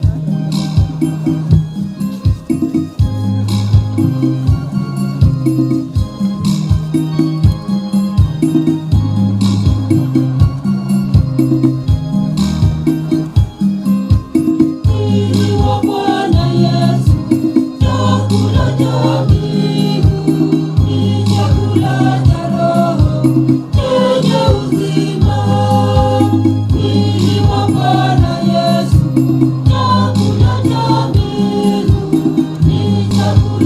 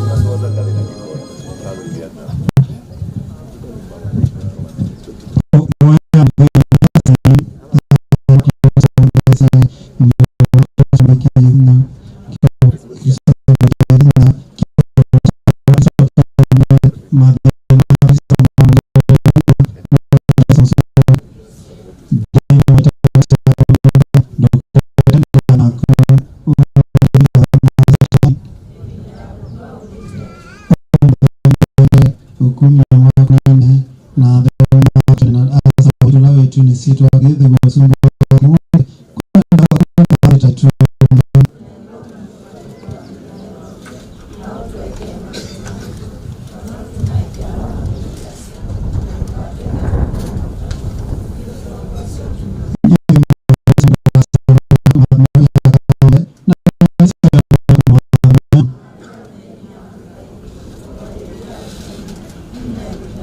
kumbe ni kwa sana kwa maana na kwa mudhara waito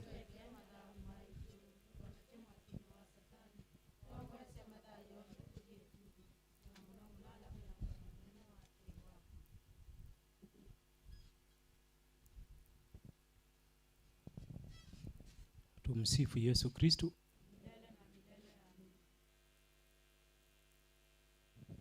So kabla ya kupokea baraka za mwisho katika ibada yetu takatifu ya misa, ndobindi ngunga ndobindi watu wanyamaze. So kabla ya kupokea baraka za mwisho katika ibada yetu takatifu ya misa, ningependa kumwalika yule alikuwa na matangazo mafupi. Matangazo mafupi, sio maongezi ya watu ambao wamekuja wamechelewa, sio kuongea kwa mtu ambaye amekuja amechelewa, ni matangazo mafupi. MC, don't come with the list of people because I'll not give you that chance. Kama kuna mtu ataongea hapo, hapana. Matangazo mafupi, sio kuita mtu akuje kuongea maana takunyang'anya hii. I normally take when somebody does not follow instructions. All is well, you have done everything well, finish well.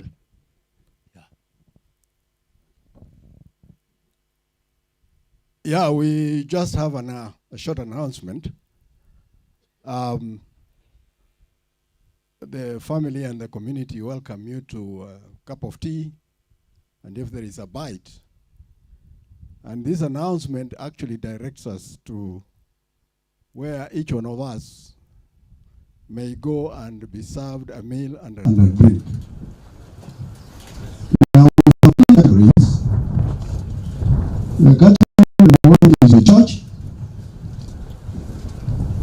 And the church is in the house, the main house right over there,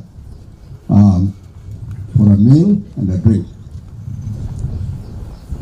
The second category is ambassadors, colleagues, friends, particularly those who have come from far.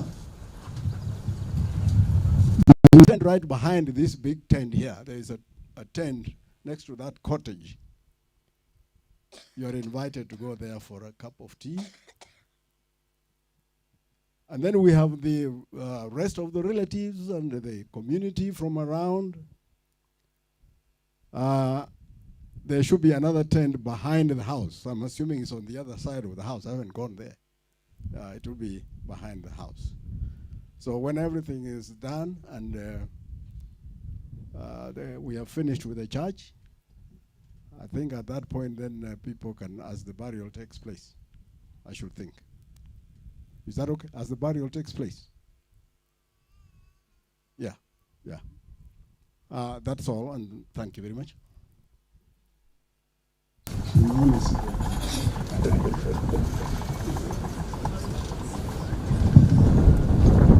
Asante sana. Tangazo la mwisho.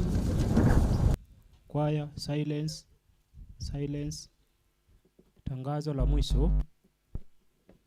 Wale ambao wanapeana chakula, hatutapeana chakula kabla tumalize pale ile nyumba ya mwisho ambayo tumetengenezea Felistas. Respect to her. Don't take any food before we lay her to rest. Wale ambao watambaki kwa hema, tunatulia pale. Mazishi hayajaisha ili tukaweze kuingia kwa chakula. So we will maintain that calmness until we lay our mother where the family has prepared. Katika heshima hiyo na waalika nyote tusimame tukaweze kupokea baraka za mwisho.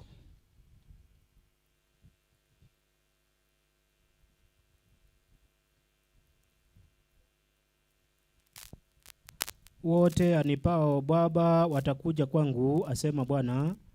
Tena mtu anayekuja kwangu sitamfukuza kamwe. Atuombe.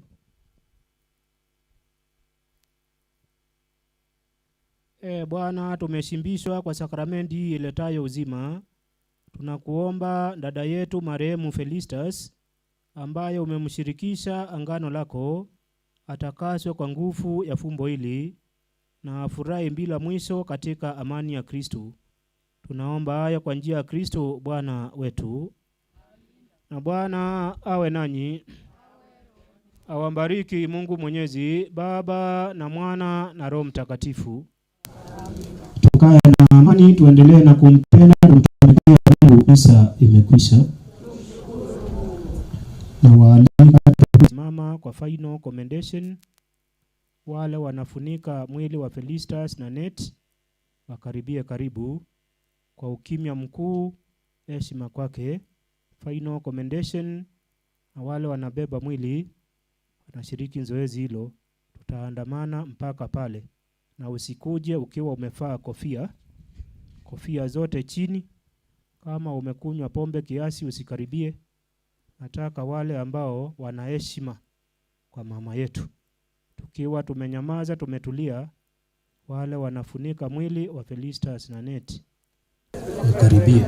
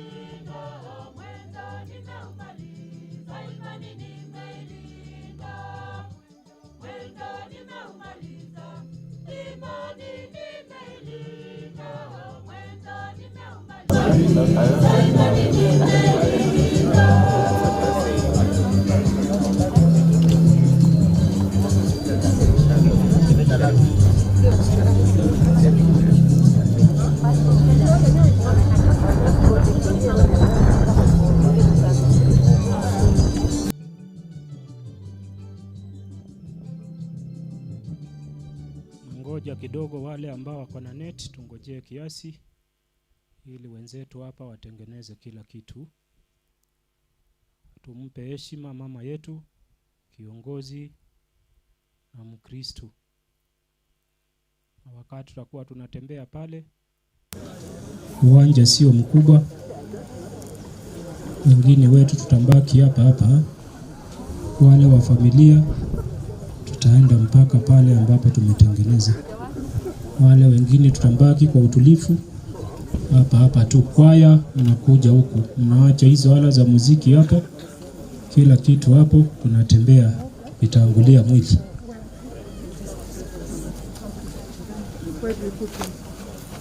Where do we put this? Let's put them this way.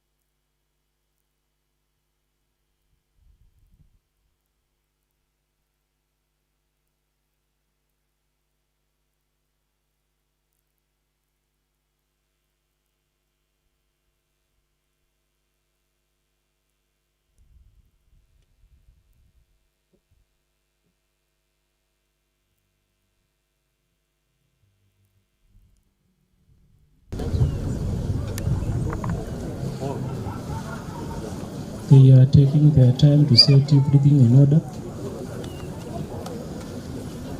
Tutulie na upunguze sauti ya maongezi. Wale wanaongea tutulie. Wale wanaongea sikia vile tunasema. Kimaliza kumsindikiza mama yetu utaongea mpaka njia litue. Keep quiet around this time. You respect yourself. You respect our mother. You respect your friends. Keep quiet.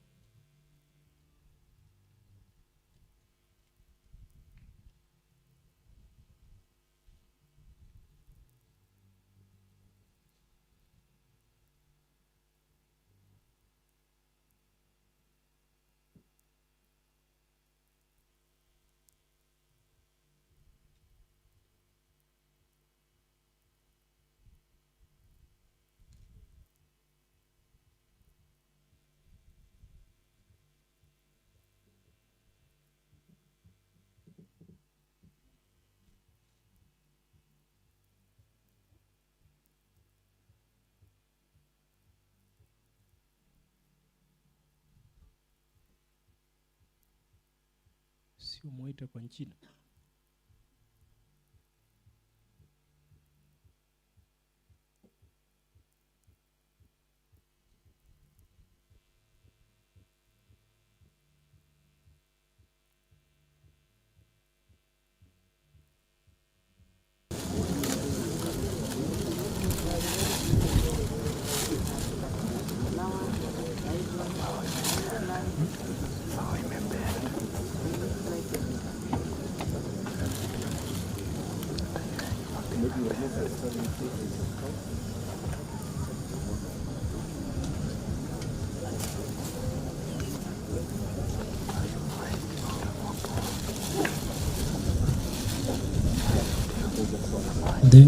Thank you very much.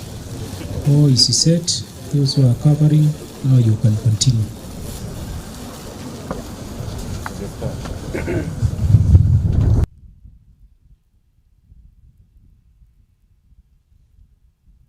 A song to be intoned. Who is intoning the song? Choir.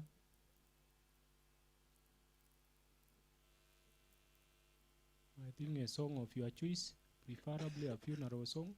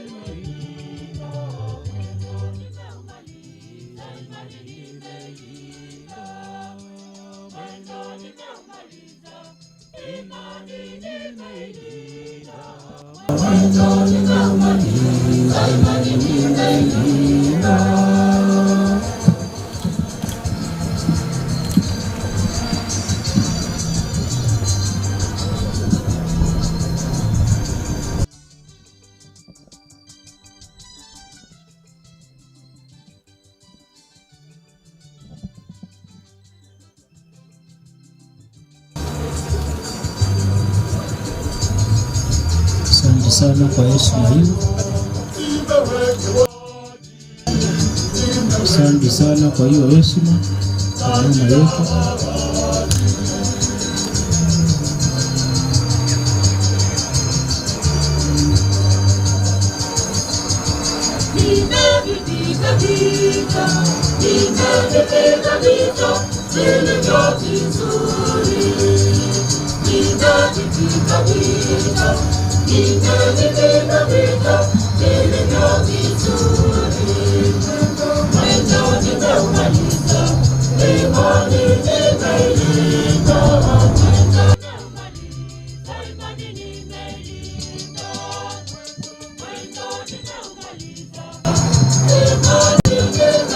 Songe kando kidogo, tuondoke kando kidogo, tuondoke kando kidogo. The final prayers, the final commendation. Wale mmeshika maua mtulie, wale mmeshika maua mtulie. Na Bwana awe nanyi, atuombe.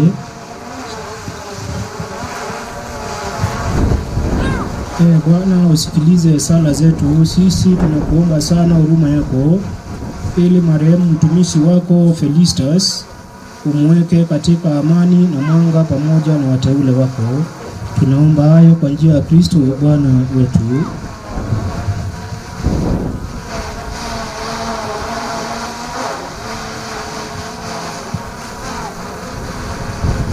Leo tunamsindikiza dada yetu katika safari yake ya mwisho hapa duniani.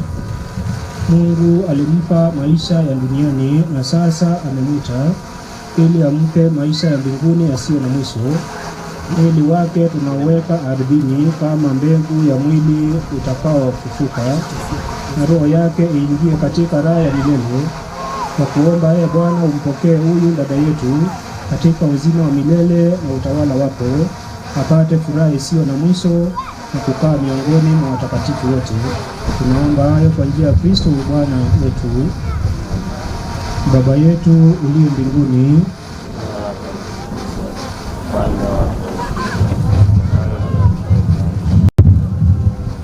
tupe leo mkate wetu wa kila siku. Tusamehe makosa yetu kama tunavyowasamehe na sisi waliotukosea. Usitutie katika kishawishi, lakini utuokoe maovuni. Amina.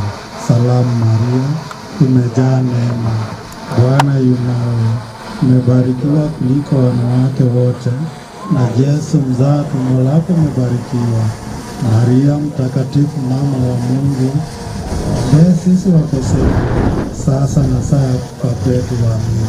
Salamu Maria, umejaa neema, Bwana yu nawe, umebarikiwa kuliko wanawake wote, na Yesu mzaa tumbo lako umebarikiwa. Maria mtakatifu, mama wa Mungu, tuombee wakosefu, sasa na saa ya kufa kwetu. Amina. Atukuzwe Baba na Mwana na Roho Mtakatifu.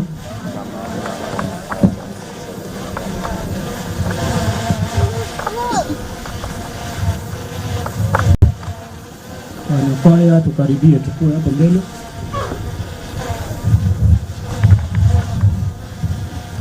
Alafu wanakwaya watafuatwa na wale ambao watakuwa wamebeba mwili.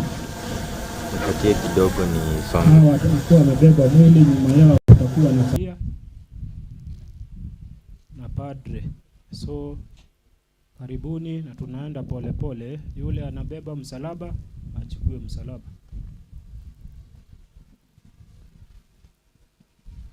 Kwaya wimbo.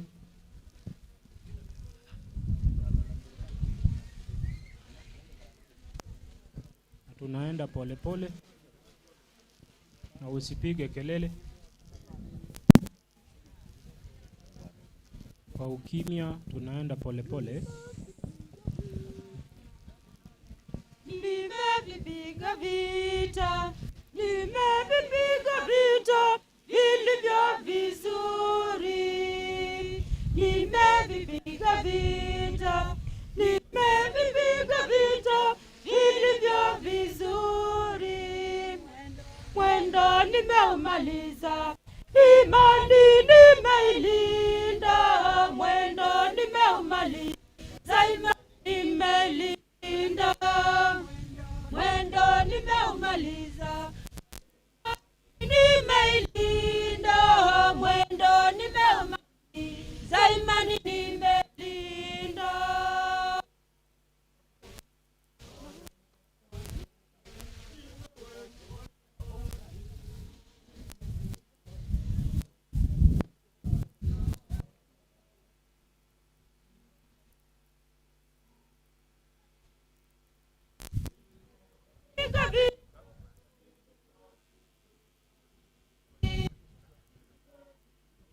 Vita.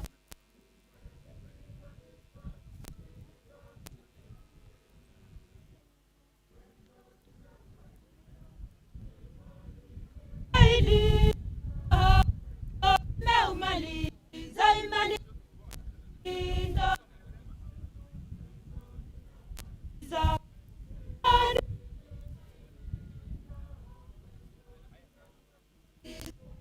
Huyo amevaa kofia, atoe kofia.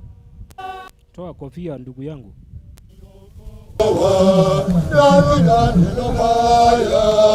Acha niufikie ufalme wa mbingu.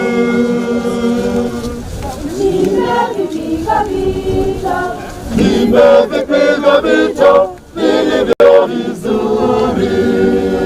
Nimevipiga vita, nimevipiga vita vilivyo vizuri. Mwendo nimeumaliza, imani nimeilinda. Mwendo nimeumaliza, imani nimeilinda.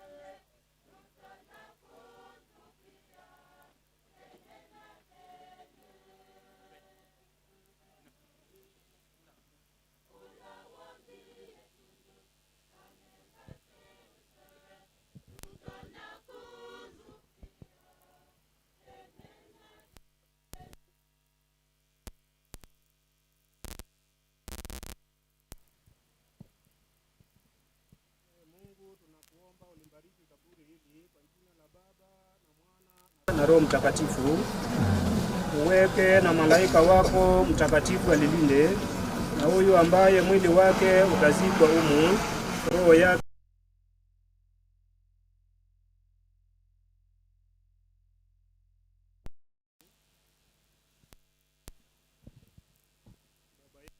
uliye mbinguni, jina lako litukuzwe, ufanyike duniani.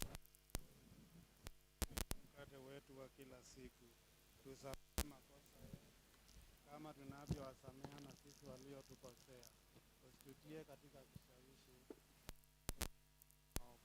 Salamu Maria,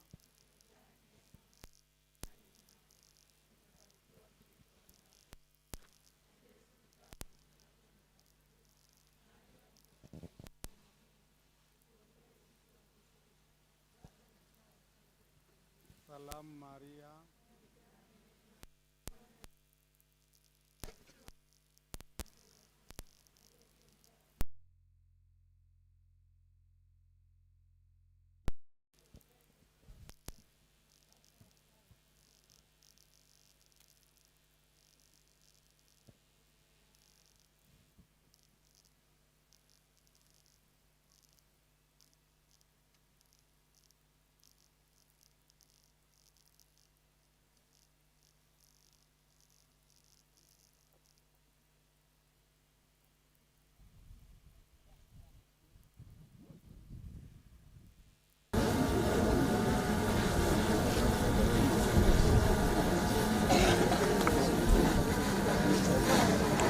audio inapiga. Iko sawa?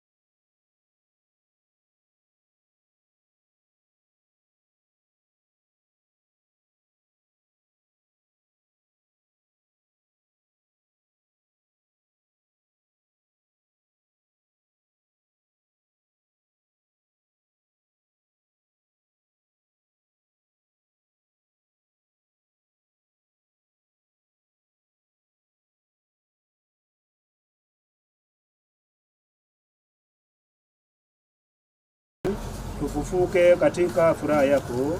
Tunaomba hayo kwa njia ya Kristo Bwana wetu. Amen. Mwenyezi Mungu amependa kumwita kwake huyu dada yetu toka uzima huu. Tunauweka mwili wake undongoni urudie ulikotoka. Kristo amefufuka wa kwanza kutoka wafu. Tunamkabidhi huyu dada yetu kwa Bwana.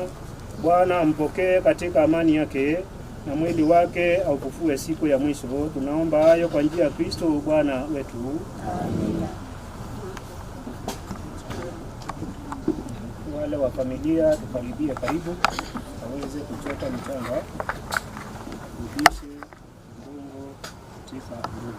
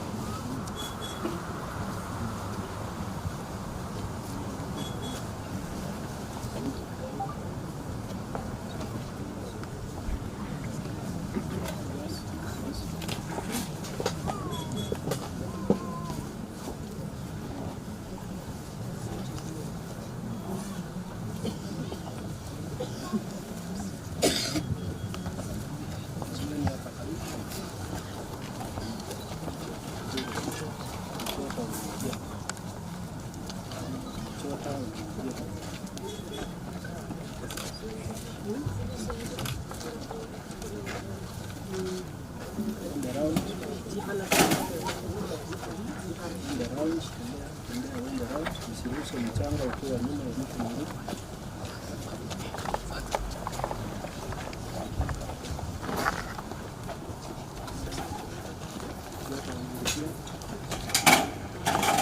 Sikuje kurusha mchanga mwisho, kuja hapa karibu. Wala wanarudisha mchanga tukaribia hapa, hapana kuja kurusha tena tukiwa tumemaliza.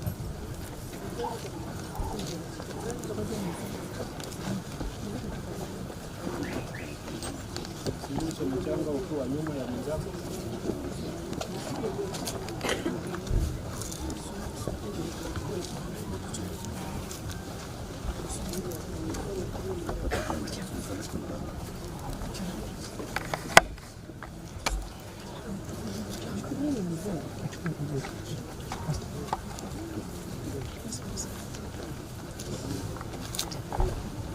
Sasa chukua.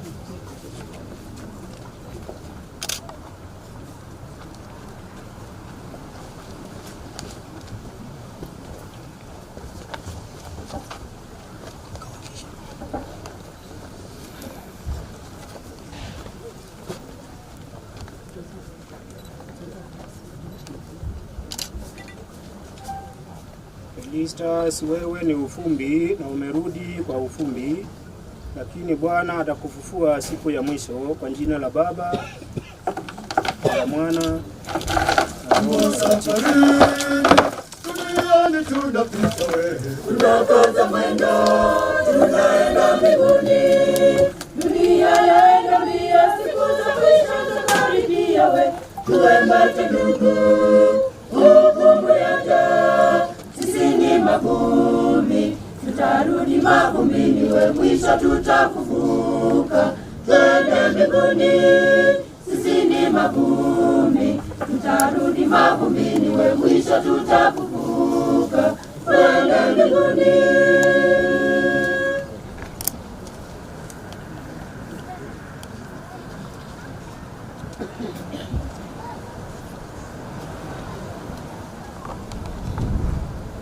Mungu, siku zako hazina mwisho na rehema zako hazina idadi. Tukumbushe daima kwamba maisha hapa duniani ni mafupi na ya kwamba hatujui tutakufa lini. Roho wako Mtakatifu atuongoze katika utakatifu na haki siku zote za maisha yetu, tufike salama katika ufalme wako. Naomba hayo kwa njia ya Kristo Bwana wetu. Amen. Baba yetu uliye mbinguni, jina lako litukuzwe, ufalme wako ufike, utakalo lifanyike duniani kama mbinguni. Tupe leo mkate wetu wa kila siku, tusamehe makosa yetu kama tunavyowasamehe na sisi waliotukosea, usitutie katika kishawishi, lakini tuokoe na Salamu Maria, umejaa neema, Bwana yu nawe, umebarikiwa kuliko wanawake wote, na Yesu mzao wa tumbo lako amebarikiwa. Maria mtakatifu, mama wa Mungu, tuombee sisi wakosefu, sasa na saa ya kufa kwetu. Tukuzwe Baba na Mwana na Roho Mtakatifu, kama mwanzo na sasa na siku zote milele. Raha ya milele umpe Bwana, na mwanga wa milele umwangazie, apumzike kwa amani. Raha ya milele umpe Bwana, na mwanga wa milele umwangazie, apumzike kwa amani. Raha ya milele umpe Bwana, na mwanga wa milele umwangazie, apumzike kwa amani. Bwana awe nanyi. Awambariki Mungu Mwenyezi, Baba na Mwana na Roho Mtakatifu. Amina. Endeni na amani kumpenda na kumtumikia Mungu. Mazishi ya leo, mazishi ya Felistas yamekwisha. Tumshukuru Mungu. Kwa familia kurudisha shukrani. Mmoja katika wanafamilia kusema shukrani. Kwa jina ni Patrick Khayumbi, kakake mdogo Felistas, and on behalf of our family, friends and extended families, the committee and everyone who has been in this function, starting with our able priest and the church, the community, the government, we just want to extend our sincere thanks to you. We know that it's because of God that we are here. We also return our thanks to God. And all others, relatives, friends who have come to be with us, we return thanks. Once again, we thank you, the priest and the parish, of this place. May God continue to bless you in what you are doing. We really appreciate. And we just want to say, God bless you. We are very, very grateful to everyone, even those ones that I have not mentioned. We may have tears, but tears of joy. We thank you. God bless you all. Asante kwa hiyo Mungu wa shukrani. Tunaombea chakula tukiwa hapa. Tukitoka hapa kwenda tukakule. Mungu Baba Mwenyezi, tunakushukuru maana umetulisha chakula cha roho zetu, mwili na damu ya Kristo Bwana wetu, tukiwa katika hii hali ya kumsindikiza dada yetu, mama yetu Felistas. Ukarimu wetu na vile vipaji umetunjalia, tumetengeneza chakula cha miili yetu. Na kuomba ukaweze kubariki chakula hicho kwa jina la Baba na la Mwana na Roho Mtakatifu. Tukiisha kupata tupate nguvu za kuendelea kutumikia vema, na tunaomba hayo kwa njia ya Kristo Bwana wetu. Kwa jina la Baba na la Mwana na Roho Mtakatifu. Tunaweka mabati hapa juu, kama mabati iko, then maua tutawekelea juu ya mabati. Ama as you wish, as family members, uweza funika pia muweke juu. Any alternative is well. Kama mabati kama mnataka kuweka mchanga na mweka juu sawa, mnataka kuweka chini sawa sawa, juice.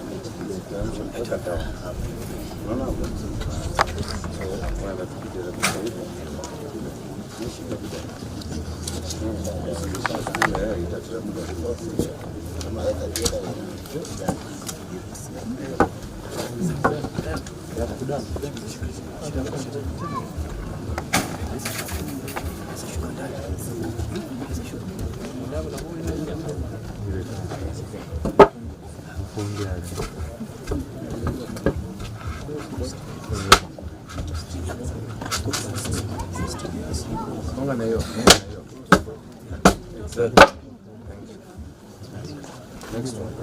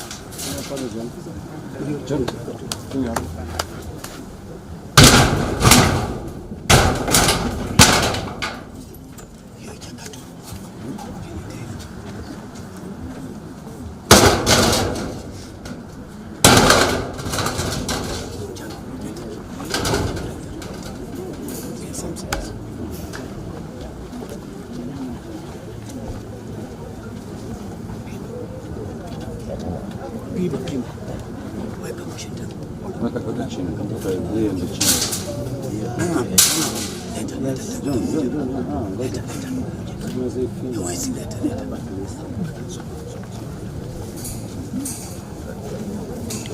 Kukunja kidogo, sio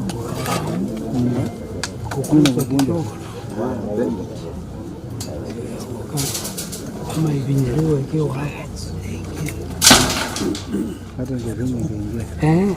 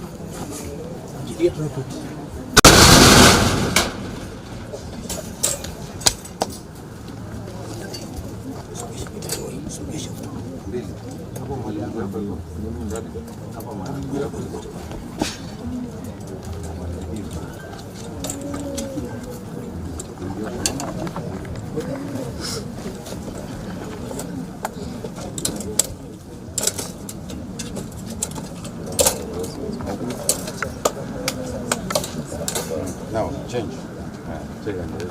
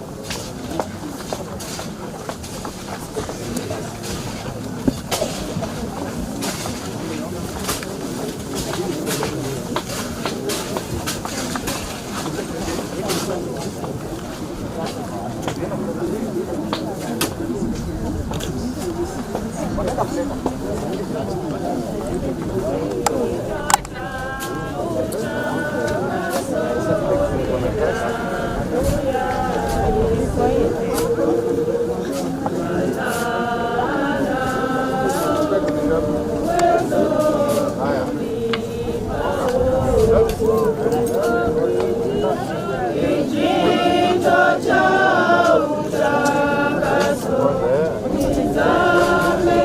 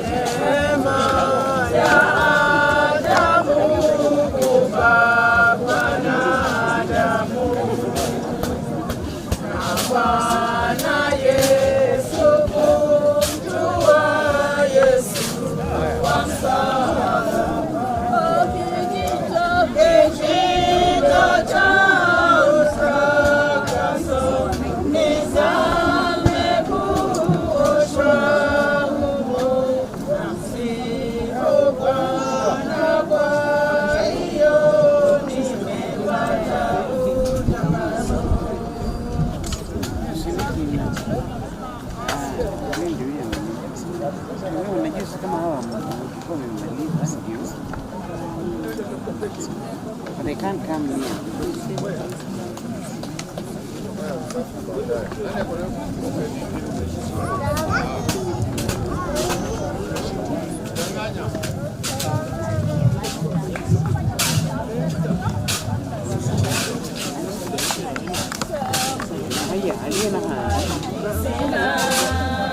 Ila damu yake Bwana, sina wema wa kutosha, dhambi zangu kuziosha. Nasimama kwake Yesu, nasimama kwake, ndiye mwamba ni salama, ndiye mwamba ni salama. Sadaka nategemea daima, yote chini ya dirisha, Mwokozi atanitosha. Kwake Yesu nasimama, kwake Yesu nasimama, ndiye mwamba ni salama. Dakika moja ni change battery.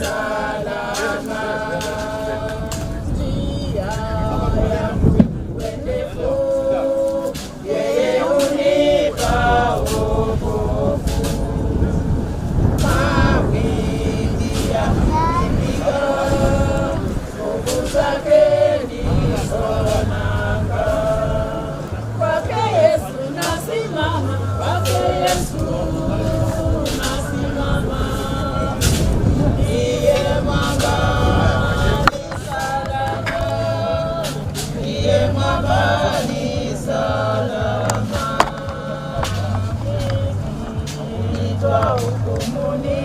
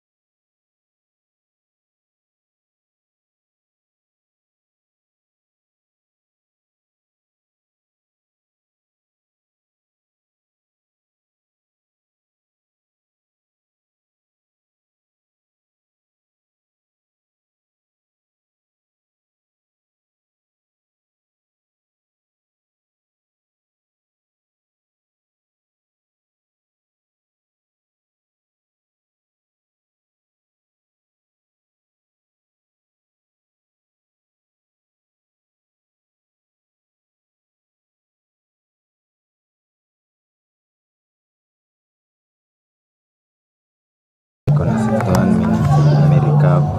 Hata hiyo ndio imemaliza battery. So at least hiyo itarecord, but now hiyo barrier ndio itabidi niichukue kwa stream. Ina stream na resolution gani? What part? Sasa audio ndio sina. Ndio na msewa niona alikuwa anashoot.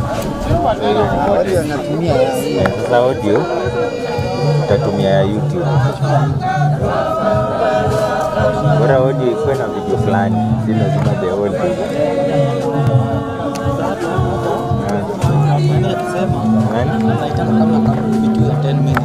Oh, alisema hivyo. Hata hivyo ndio poa. Unajua na hii 2%. Asante, naona haiko 2%. Hakuna ingine. Ama nijaribu hii. Sawa. Kwa zinaweza jaribu hii. Zingine tutasukuma tu. Sini mabakia kitu ndogo tu. Mount nini? Tuchukue bati hii. Mount bati yenye imeisha. Alafu hii na kupower na HDMI direct na direct itaweza aje huku na hizi logistics zote. Ambia iwekwe battery imeisha. Nasema yellow box imemountiwa hapa. Oh yeah. Yani hii iende hapa alafu what I need for the transmitter. So that it stream live. Hivyo inaweza waka. Hivyo asante. Hivyo ndo the only way.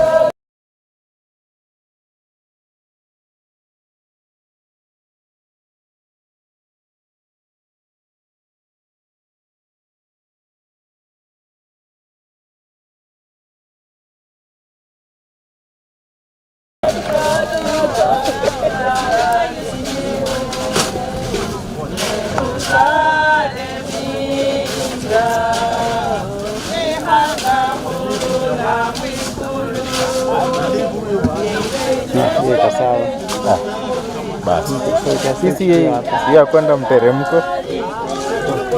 Kuja hapo rudi. Ndio video hii.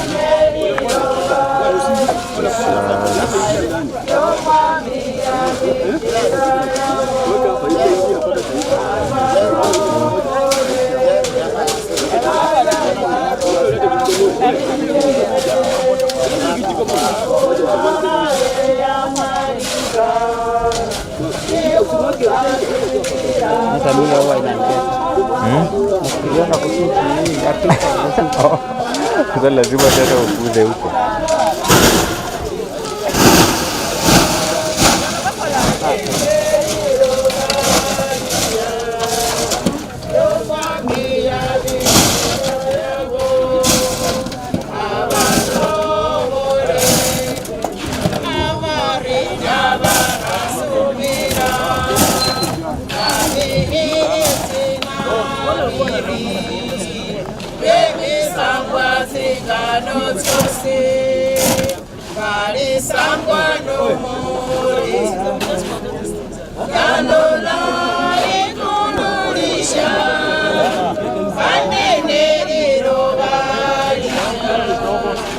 Roma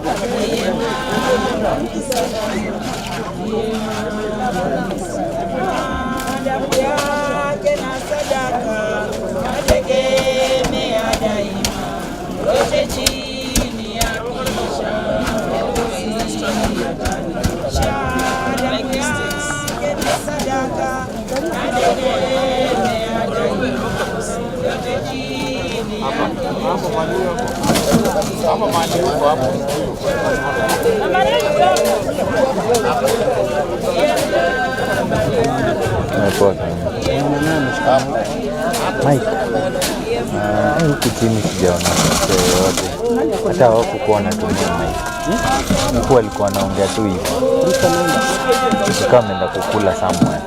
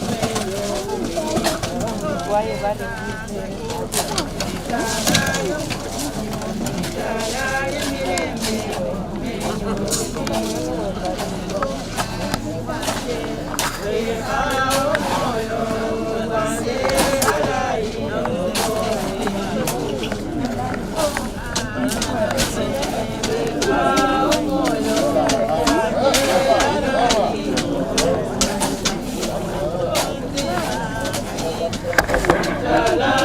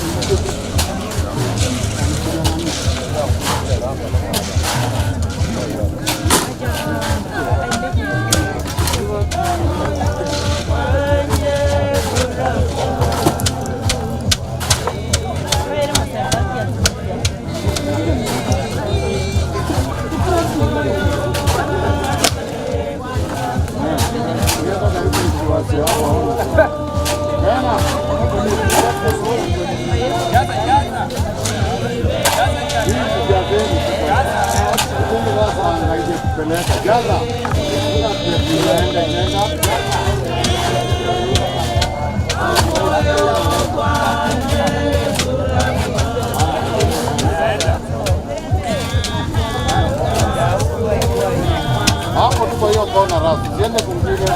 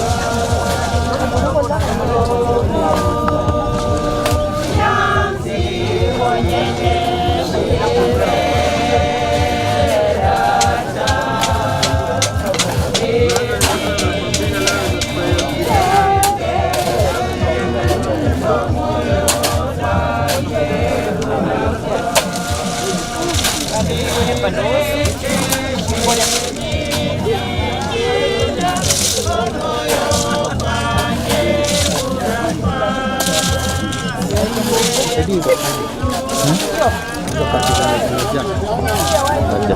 ndio ina record.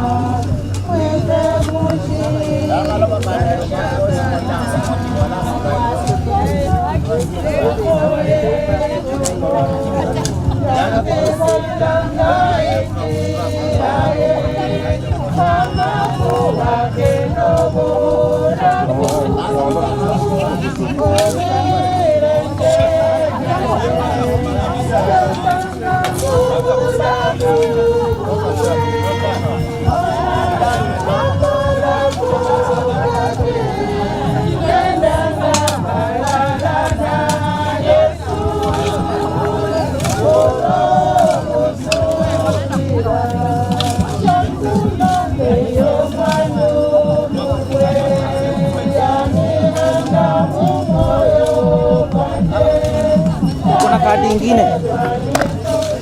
I'm missing one card. Yeah. Sasa hii yenye iko hapa na ni 64 kama hii. 32 si ilikuwa na JC ama King?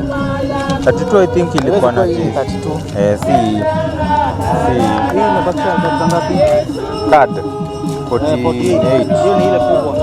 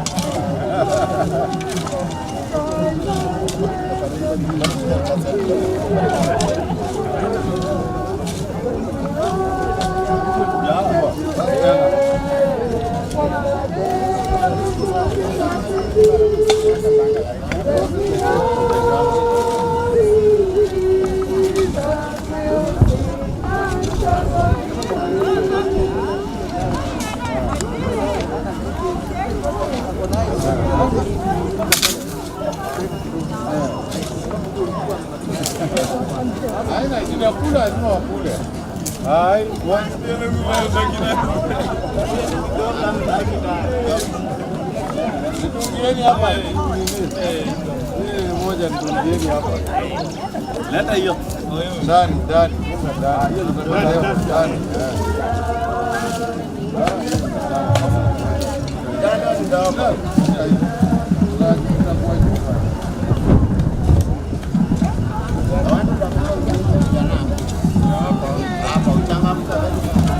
Hello? Ona, oye, kuda. Ona.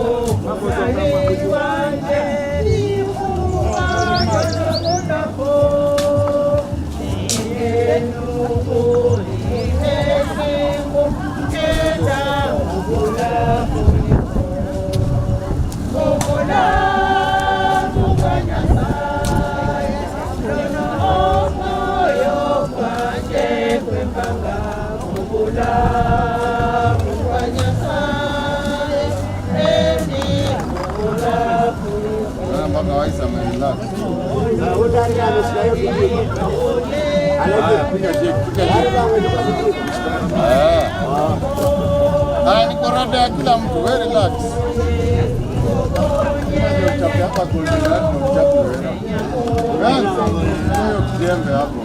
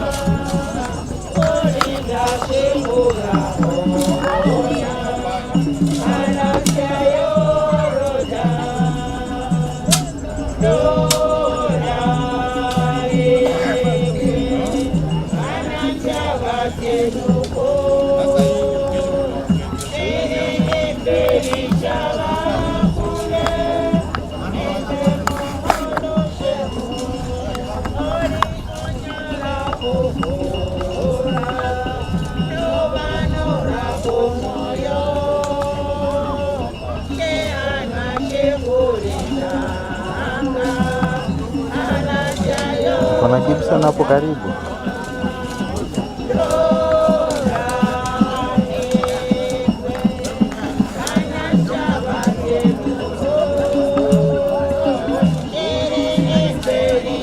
Kuna Gibson hapo karibu.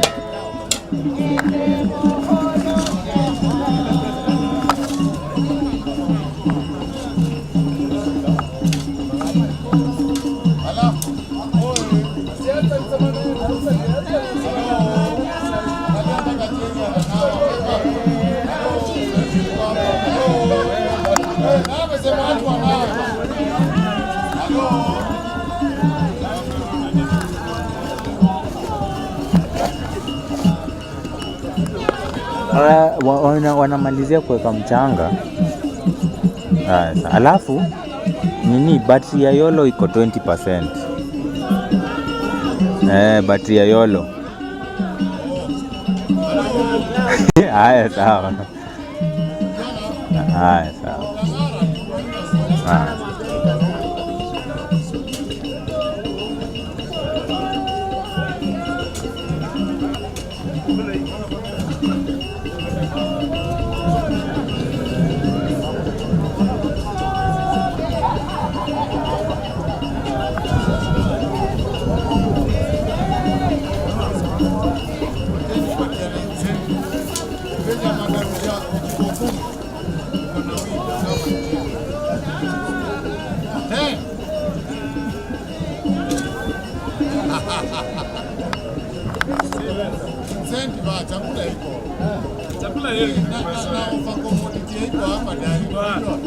Lazima ifanywe research.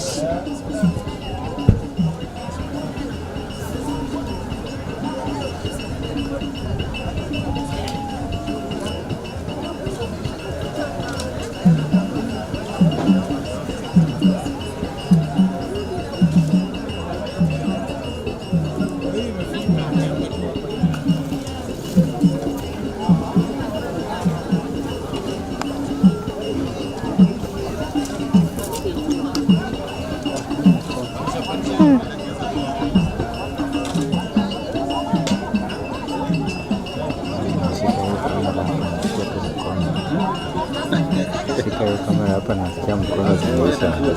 Kama umeenda gym. Piga hivi wiki mzima. Kila siku.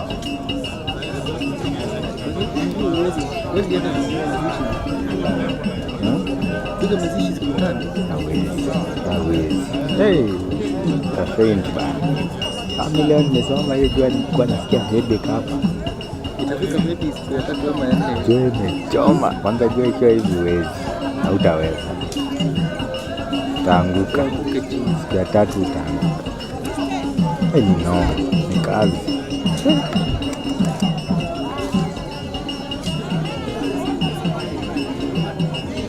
Kuweka maua.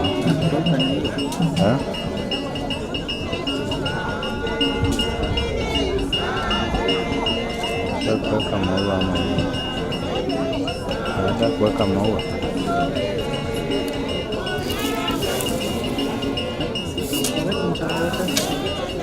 Sawa hii.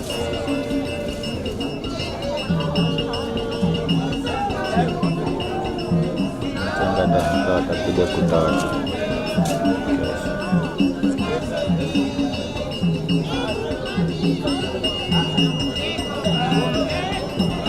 Ndio mosque ya huko ndani imejazwa na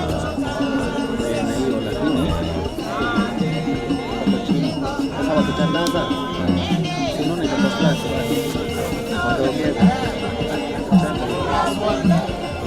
Nikawa wataongeza after hizi mambo za maua zimeisha.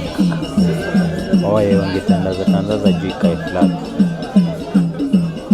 Toka wamechoka.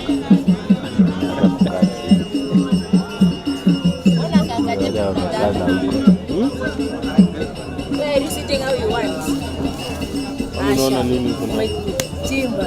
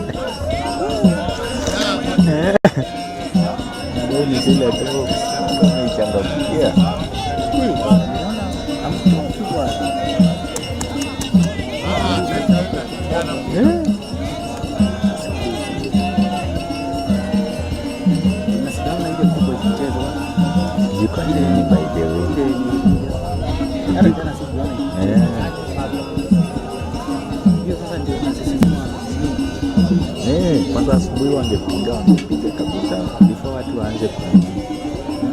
Sasa tena jioni.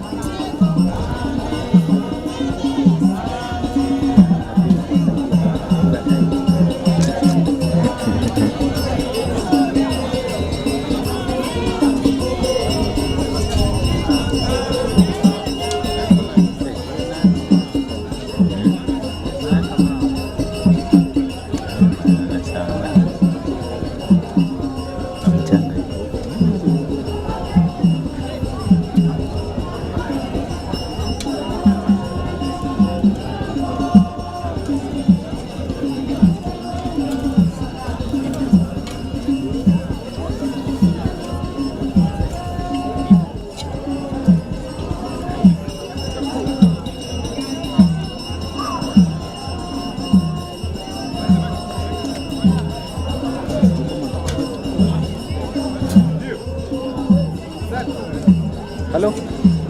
Iya? Puasa.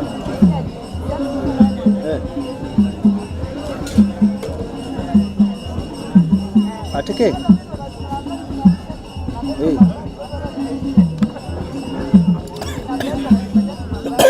Oke, iko niki.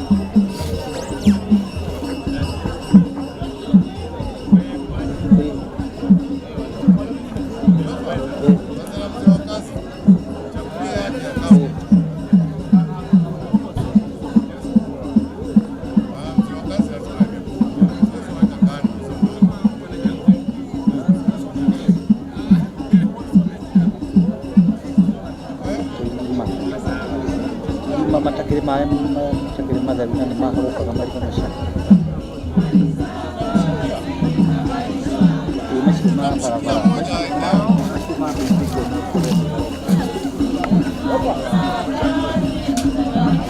Wako una grandpa.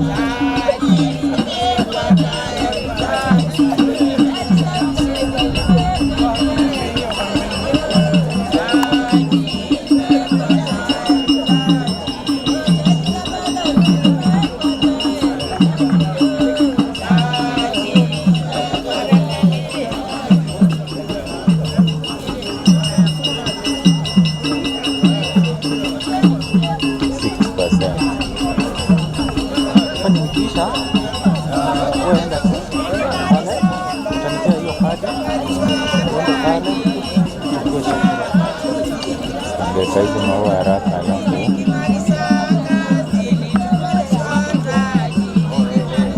zima wakiwa washaweka.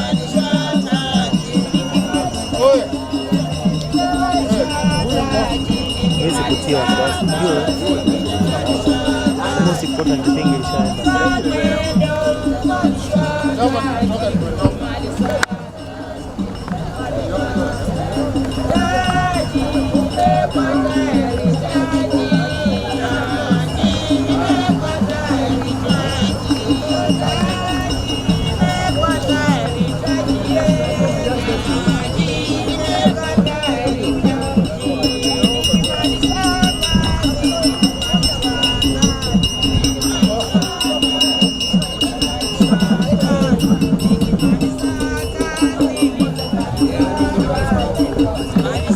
Thank you.